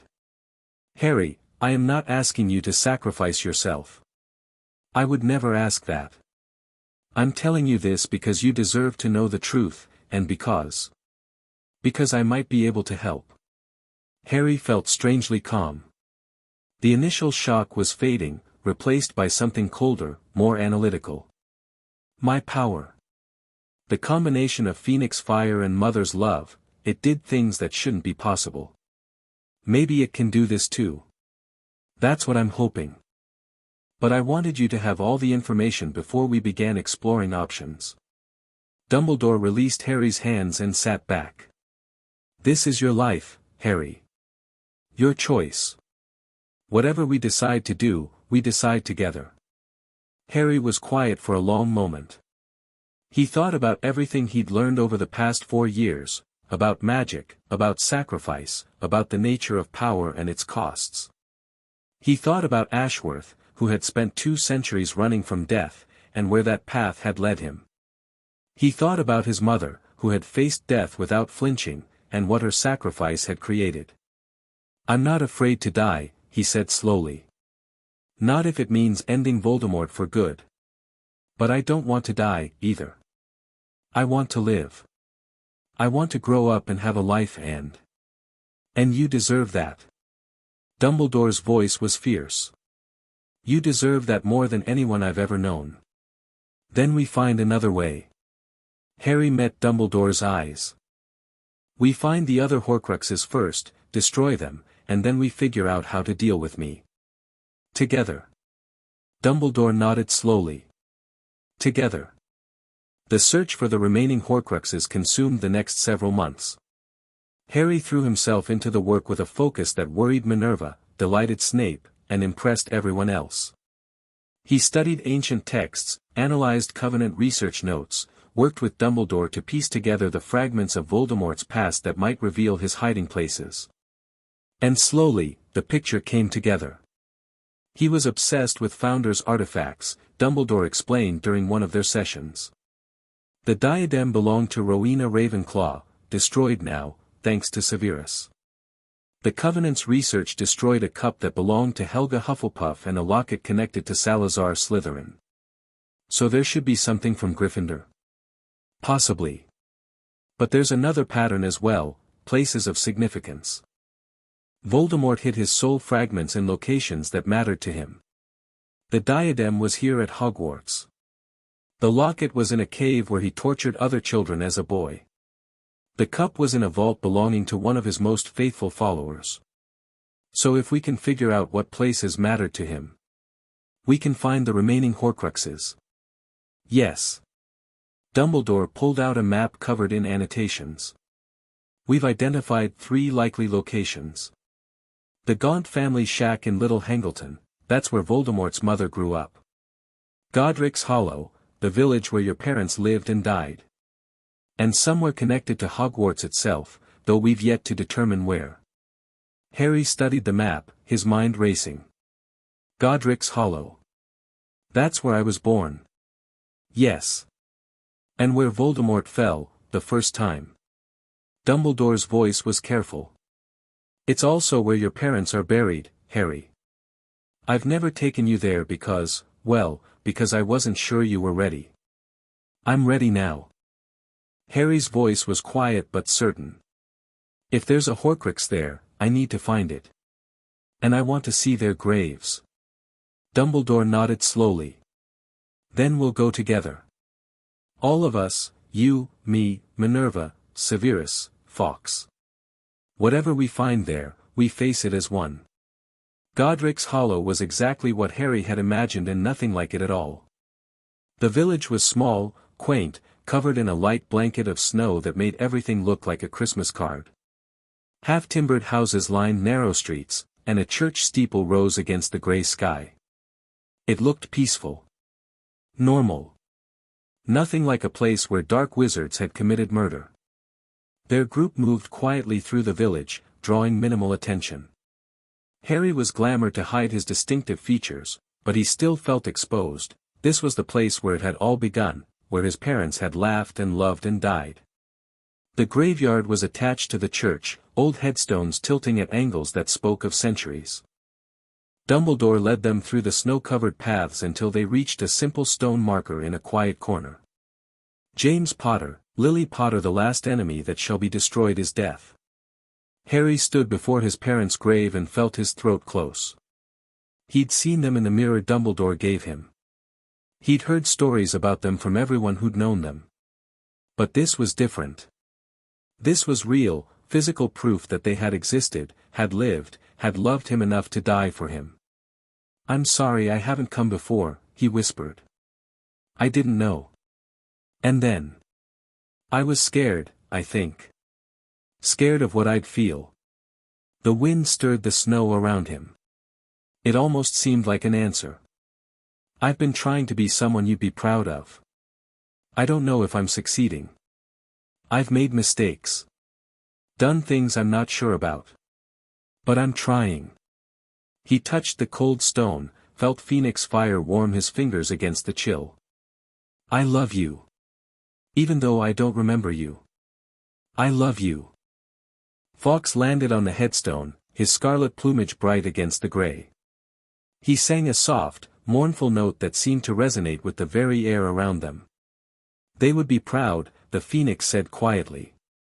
I know this as surely as I know anything. You are everything they hoped for and more. Harry stood there for a long time, his companions giving him space, letting him grieve and remember and heal.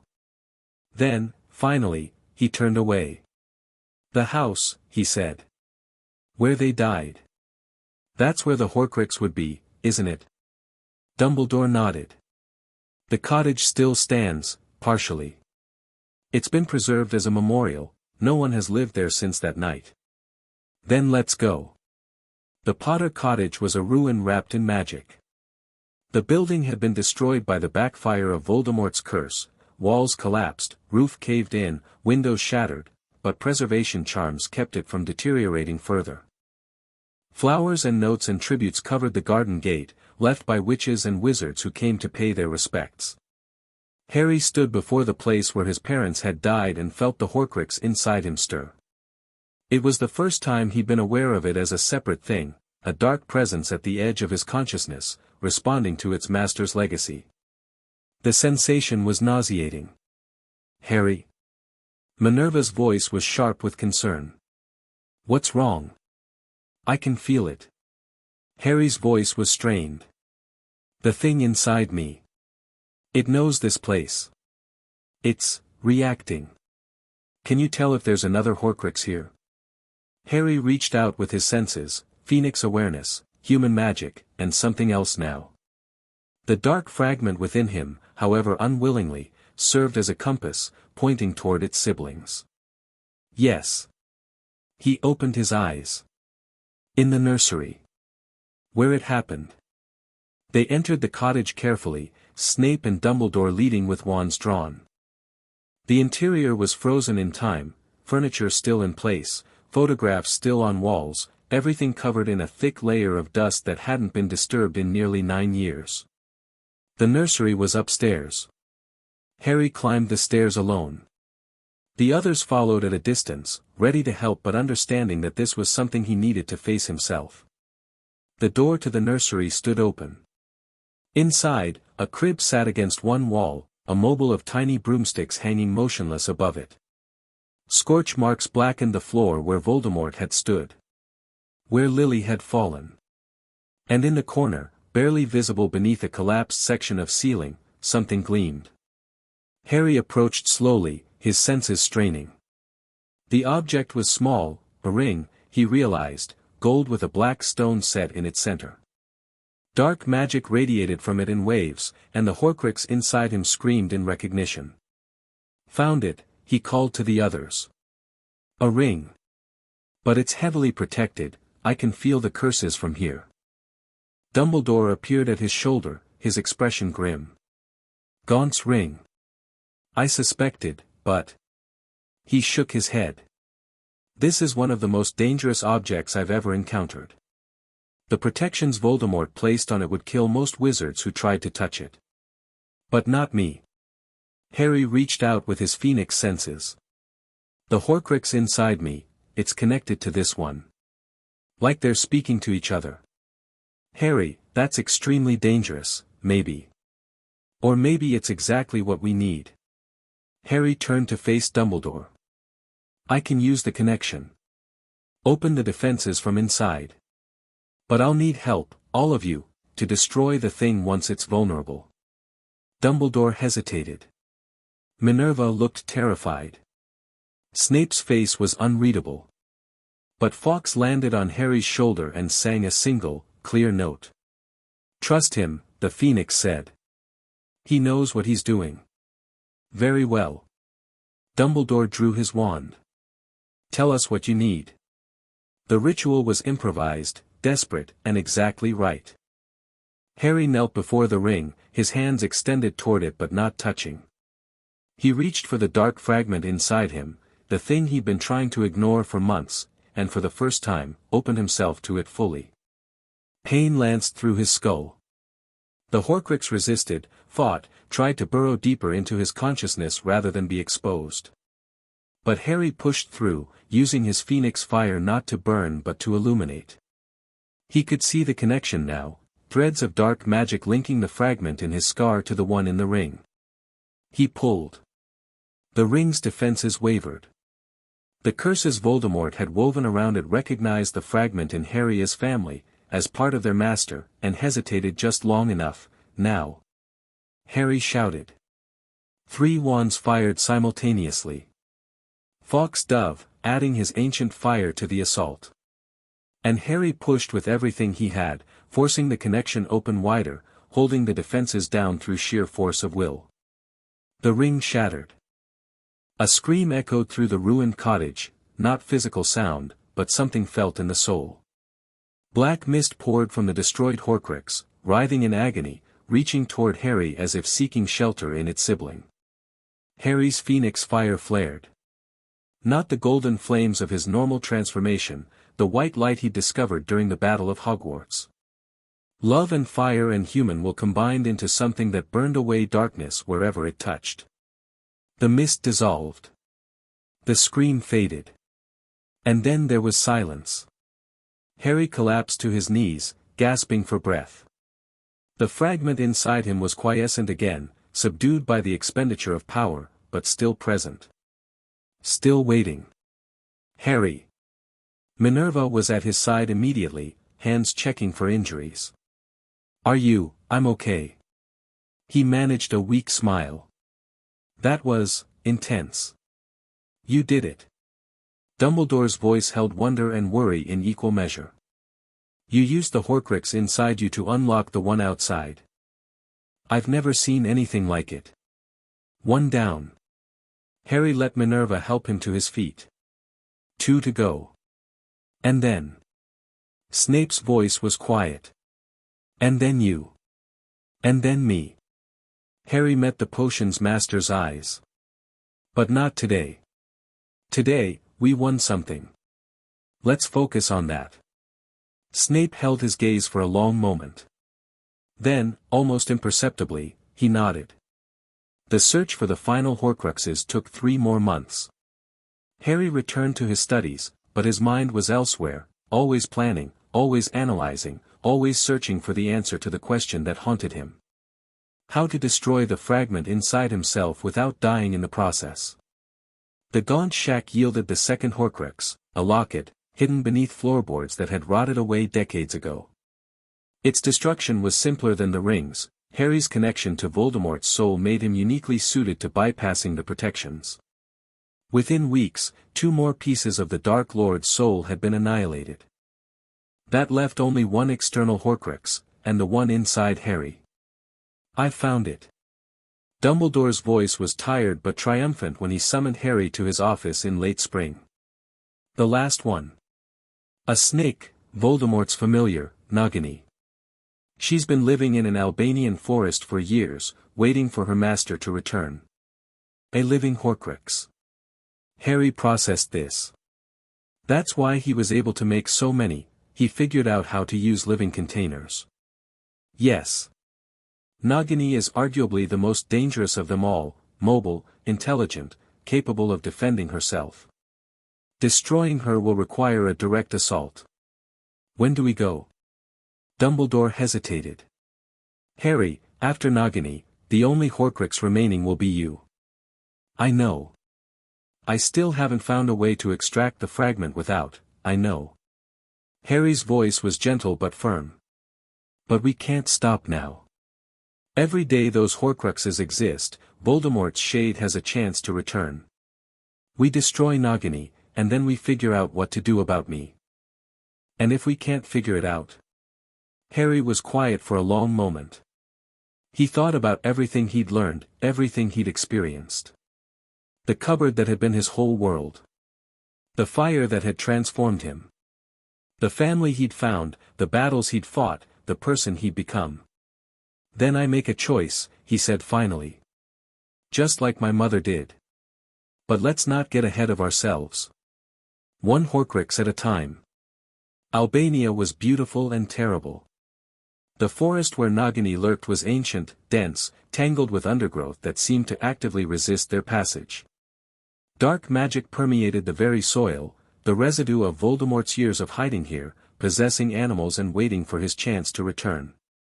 Their party was smaller this time, just Harry, Dumbledore, and Fawkes. The others had wanted to come, but Harry had insisted on keeping the group small. Nagini would sense large magical presences, their best chance was stealth. "She's here." Harry could feel the Horcrux, a cold presence at the edge of his senses. Close. Maybe 100 meters north. They moved through the trees, silent as shadows. Harry's phoenix senses stretched outward, tracking the snake's location, monitoring for any sign that she detected them. The clearing appeared suddenly, a small gap in the canopy where a massive tree had fallen. And there, coiled around the trunk of a dead oak, was the largest snake Harry had ever seen. Nagini was easily 12 feet long, her scales a sickly green that seemed to absorb light rather than reflect it. Her eyes, when they opened, were red, the same shade as Voldemort's had been. "Harry Potter." The snake's voice was a hiss that somehow formed words. "The master told me about you. Told me to wait for you. He knew you would come."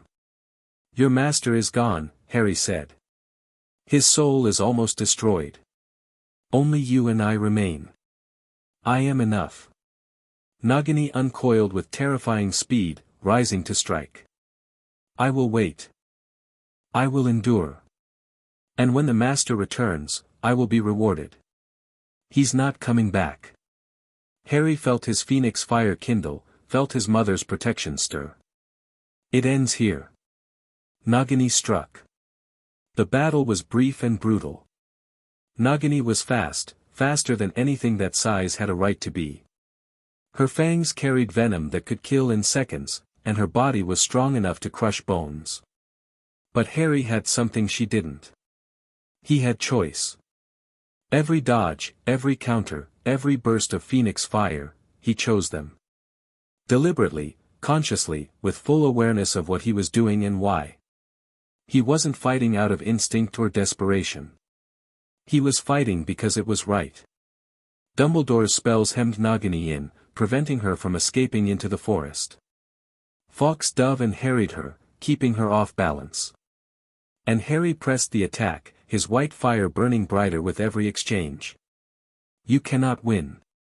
Nagini's voice was a snarl now. The Master is eternal. His soul cannot be destroyed. Watch me. Harry reached for the connection, the link between the Horcrux inside him and the one before him. Just as he'd done with the ring, he pulled the defenses open. Nagini screamed. The snake's protections collapsed. Dumbledore's killing curse struck true, ending her physical existence in an instant. And then the white fire descended, burning away the fragment of Voldemort's soul that had animated her. When it was over, there was nothing left but ash. Harry stood in the center of the clearing, breathing hard, trembling with exhaustion. It's done, he said. They're all gone. All except. He touched his scar. All except me.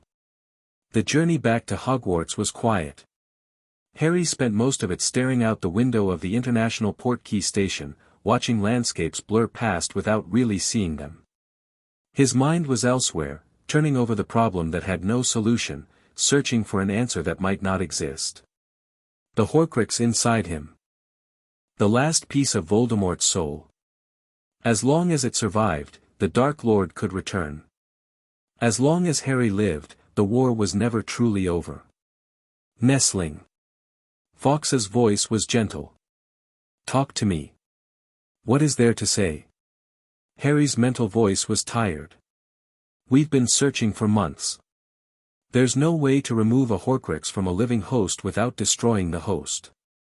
It's impossible. Many things you've accomplished were considered impossible. This is different. This isn't about power or will or choosing to burn bright. This is about soul magic, fundamental stuff that doesn't care how determined I am. Harry closed his eyes. I've accepted it, Fawkes. I know what has to happen. You would sacrifice yourself? If it's the only way to end Voldemort forever? Yes. Harry felt a strange peace settle over him. My mother did the same thing. She chose to die so that I could live. Now I choose to die so that everyone else can live without fear. Fawkes was silent for a long moment. When he spoke again, his voice was heavy with something Harry couldn't identify. There is another option. One I have not mentioned because I hoped we would find a different path. Harry's eyes snapped open. What? Phoenix Rebirth. The fire that destroys and renews. When a phoenix is ready to die, truly ready, not just injured or exhausted, we can choose to burn away everything we are and emerge as something new. I know. I've seen you do it. No. You've seen me heal through fire. This is different. Fawkes hopped closer, his amber eyes intense. True phoenix death is not healing. It is complete destruction, every fiber of our being consumed, every memory erased, every connection severed. And then, from the ashes, something new is born. The same soul, but remade.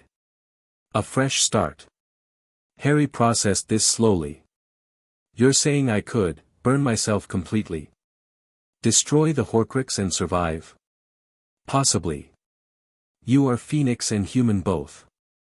The rebirth might preserve your essential self, your memories, your connections, who you are.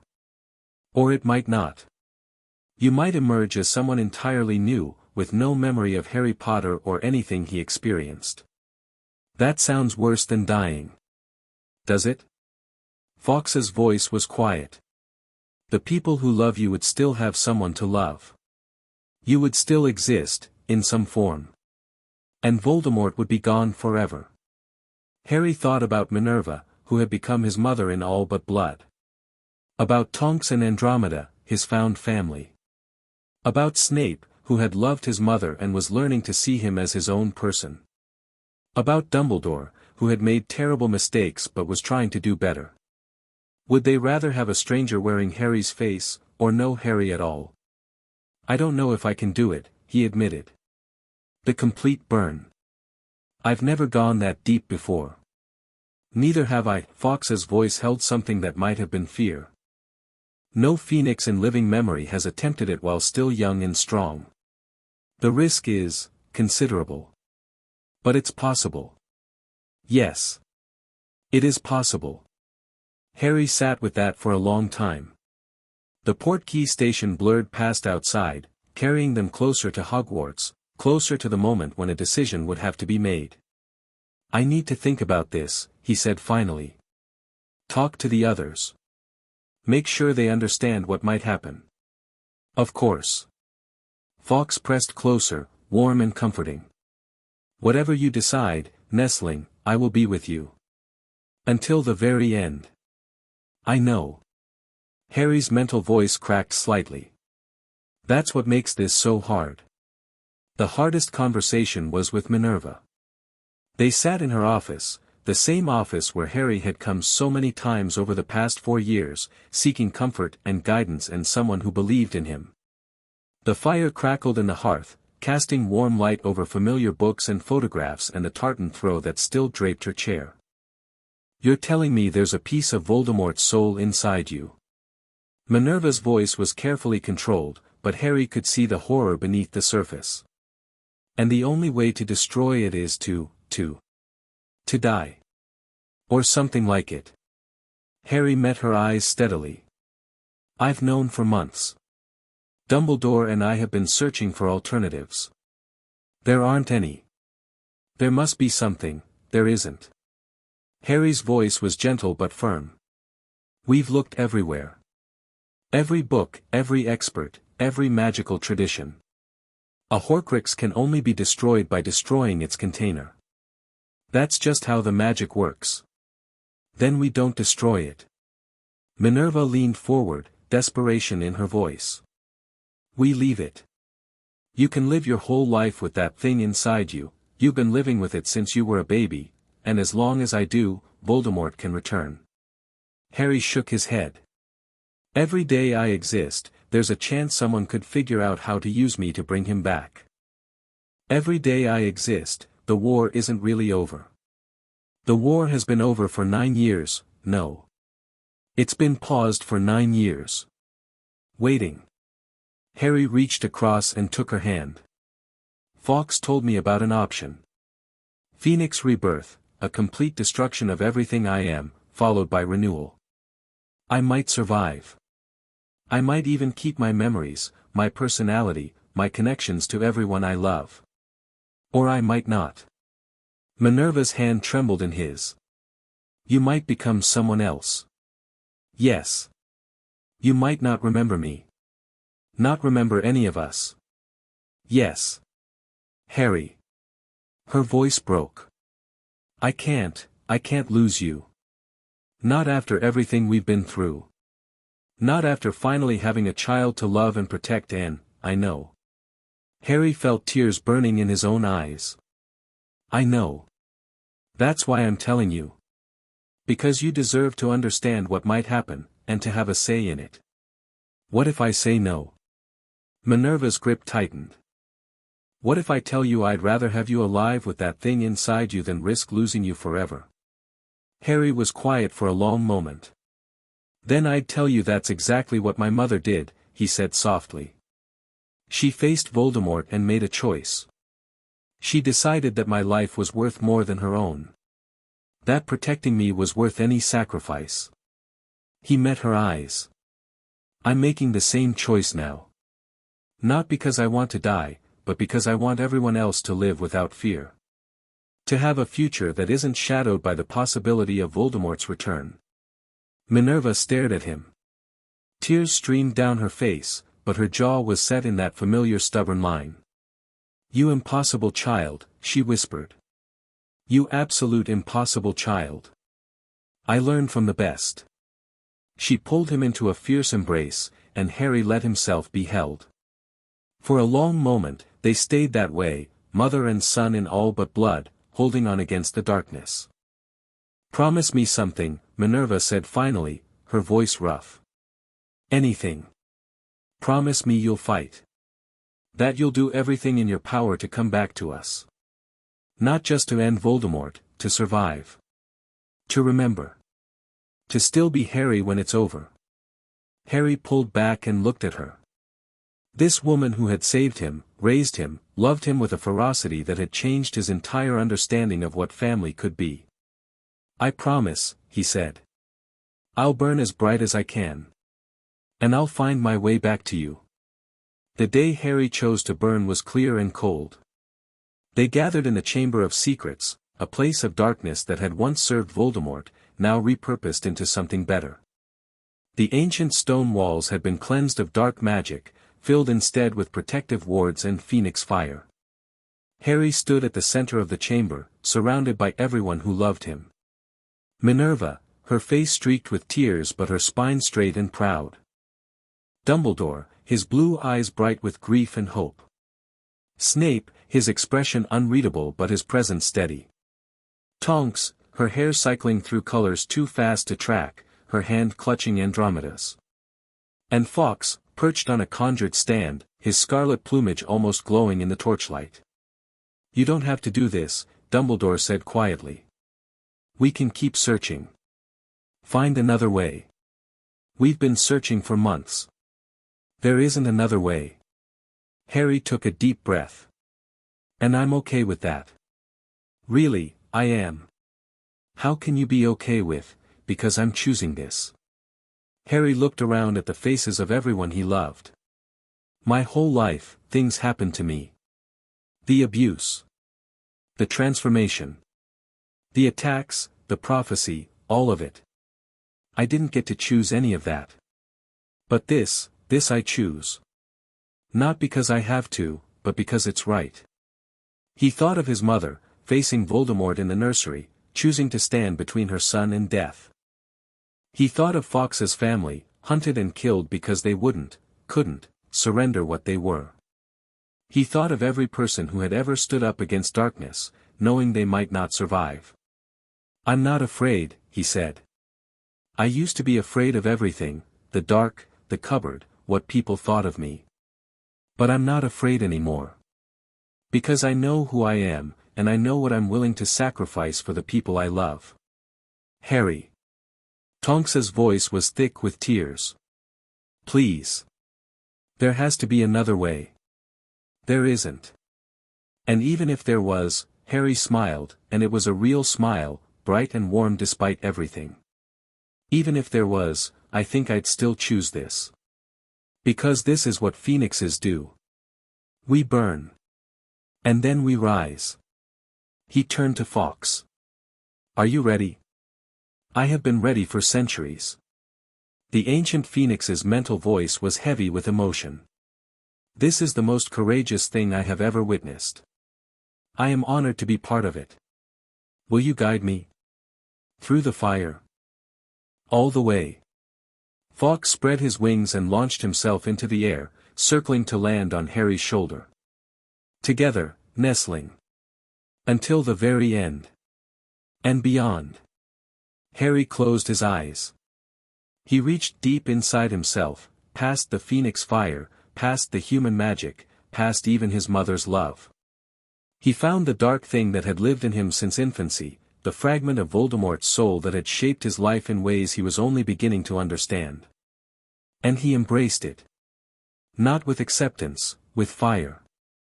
He wrapped the Horcrux in everything he was, everything he had become. Phoenix and human. Love and loss. For years of learning to live, to trust, to believe that he was worth protecting. I forgive you, he thought to the darkness. Not because you deserve it, but because holding on to hate will only weigh me down. You were afraid of death, and that fear made you monstrous. But I'm not afraid anymore. The darkness screamed. Harry burned. White fire engulfed the Chamber of Secrets. Not the destructive fire of battle, not the warming fire of phoenix healing, this was something else entirely. This was the fire of transformation, of ending and beginning, of death and rebirth made manifest. Harry felt himself dissolving. His body, his magic, his very soul, all of it consumed by flames that burned beyond temperature, beyond color, beyond anything physical at all. The Horcrux fought. It tried to escape, to burrow deeper, to hide in some corner of Harry's being where the fire couldn't reach. But there was nowhere to hide. The fire was everywhere. The fire was everything. And then the fire was all that remained. In the white space between existence and void, Harry floated. He had no body here. No senses. Nothing but awareness, drifting in an infinite ocean of light. Is this death? He wondered. No. A voice, familiar, beloved. This is the moment between. The pause before the fall. The breath before the dive. Harry turned his awareness toward the voice and found something he hadn't expected. Two figures, standing in the light. A man with messy black hair and a cocky grin. A woman with bright green eyes and a smile that made something in Harry's chest ache. Mum. His voice, if he had a voice, cracked. Dad? Hello, sweetheart. Lily Potter reached out, and somehow, Harry felt her hand on his face. We've been waiting for you. Am I dead? Not yet. James Potter's voice was warm with pride. You're in between. The Horcrux is gone, you burned it away completely. But you still have a choice to make. What choice? Whether to stay here with us. Lily's eyes glistened. Or to go back. Harry looked at his parents, really looked, for the first time. Not photographs or mirror images, but them. The people who had loved him enough to die for him. The people whose sacrifice had shaped his entire life. I want to stay, he admitted. I've wanted to meet you for so long. To know you. To be with you. We know. James's hand joined Lily's. But there are people back there who love you too. Who need you. Who will miss you if you don't return. And you? Harry felt tears that couldn't exist streaming down a face he didn't have. Won't you miss me? We've missed you every day since we left. Lily's smile was sad and beautiful. But missing someone isn't a reason to keep them. Love means letting go, sometimes. Trusting them to make their own choices. Is that what you did? When you died for me? That's what we did. James's grip tightened. And we'd do it again. 100 times. 1,000. Because you were worth it, Harry. You've always been worth it. I don't know who I'll be if I go back. Harry's voice was small. The rebirth might change me. I might not remember any of this. I might become someone completely different. Maybe. Lily leaned forward and pressed a kiss to his forehead. But whoever you become, you'll still be our son. You'll still be loved. And you'll still have the choice to burn as bright as you can. Harry stood at the crossroads between life and death, between staying and returning, between the parents he'd never known and the family that had chosen him. And he chose. Fire. Blazing, roaring, all-consuming fire, and then, silence. Harry opened his eyes. He lay on the stone floor of the Chamber of Secrets, naked and shivering, his body aching in ways he couldn't describe. Above him, faces swam into focus, Minerva, crying openly now, Dumbledore, his ancient face alight with wonder, Snape, looking as if he'd seen a ghost. Harry. Minerva's voice was barely a whisper. Harry, is it, do you? Harry tried to speak, but his throat was raw, and used. He swallowed, gathered himself, and managed a single word, Mom. Minerva sobbed and gathered him into her arms, holding him so tight he couldn't breathe. He didn't care. He held her back just as fiercely, pressing his face into her shoulder, letting himself be a child for just a moment longer. I remember, he gasped. I remember everything. I saw them, my parents, they were there, in the light, and they told me, shoo. Minerva stroked his hair, just as she'd done 100 times before. It's okay. You're okay. You're alive. The Horcrux. Dumbledore's voice was careful. Harry reached inside himself. The dark presence that had haunted him for 9 years, the fragment of Voldemort that had shaped his destiny, gone. Burned away completely. Gone, he whispered. It's really gone. A sound emerged from Dumbledore, something between a laugh and a sob. Voldemort, the old wizard said, his voice wondering. Tom Riddle. After everything, finally finished. Harry let Minerva help him to his feet. He was weak, trembling, but whole. More than whole, the weight he'd carried without knowing, the shadow that had darkened his soul since infancy, had been lifted. He felt lighter than he ever had in his life. I'm still me, he said, and the wonder in his own voice made him laugh. I remember everything. Everyone. I'm still Harry. Tonks tackled him in a hug that nearly knocked him back down. Andromeda was next, then Fawkes landing on his shoulder with a triumphant cry that echoed through the ancient chamber.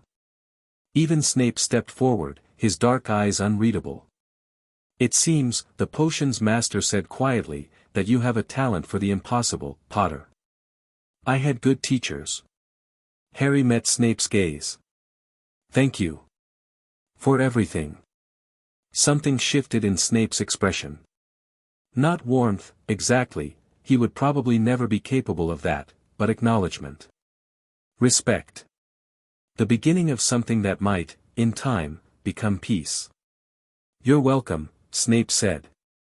And then, so quietly Harry almost missed it, your mother would be proud. Later, much later, Harry climbed to the astronomy tower one last time. The sun was setting over Hogwarts, painting the sky in shades of gold and crimson. The castle spread below him, ancient and eternal, the place that had become his home. Fawkes landed beside him, a warm presence against the evening chill. How do you feel? The Phoenix asked. Different. Harry thought about it. Lighter. Clearer. Like I've been carrying something heavy for years and finally put it down. The Horcrux shaped you in ways you're only beginning to understand. Its absence will continue to affect you, not negatively, but noticeably. You may find your thoughts are clearer, your emotions more balanced, your magic more peaceful. Peaceful sounds nice. Harry smiled. I could use some peace. You've earned it. Fawkes's mental voice was warm. But peace doesn't mean stillness. There's still so much ahead of you, growing up, learning, becoming whoever you're meant to be. The adventure is just beginning. Harry thought about that. He thought about everything he'd been through, the cupboard, the transformation, the battles, the loss, the love. For years of learning what it meant to be Phoenix and human both. What happens now? He asked. Now. Fawkes ruffled his feathers. Now you live. You study and play and make friends and mistakes. You fall down and get back up. You love people and lose them and love others. You burn and rise and burn again. That sounds like a lot. It is. It's everything. Fawkes's amber eyes gleamed with ancient wisdom. That's what life is, nestling. Everything, all at once, forever. And you get to experience it. You get to choose what it means. Harry looked out at the world spread below him, the lake reflecting the sunset, the forest dark and mysterious, the mountains rising in the distance. Somewhere out there, the future waited. More challenges, more choices, more chances to burn bright. But that was for tomorrow. Tonight, he was just Harry. A boy with a Phoenix friend, standing on a tower, watching the sun set.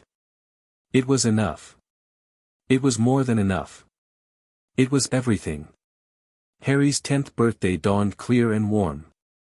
The celebration filled the great hall with laughter and music and the smell of butterbeer and birthday cake. Students who had stayed for the summer joined staff members who had become family, all gathered to celebrate the impossible boy who had burned away darkness and chosen to return. Minerva presented him with a new set of dress robes, proper ones this time, tailored specifically for him, in deep green that matched his eyes. Dumbledore gave him a pensieve, along with a collection of memories from people who had known his parents. For when you want to see them again, the old wizard said. Not as ghosts or echoes, but as they really were. Tonks gave him a joke wand that shot confetti and insulted anyone who tried to use it. For Snape, she whispered with a wicked grin. And Snape, to everyone's shock, gave him a photograph. Not the one of Lily and young Severus on the swing, but a different one.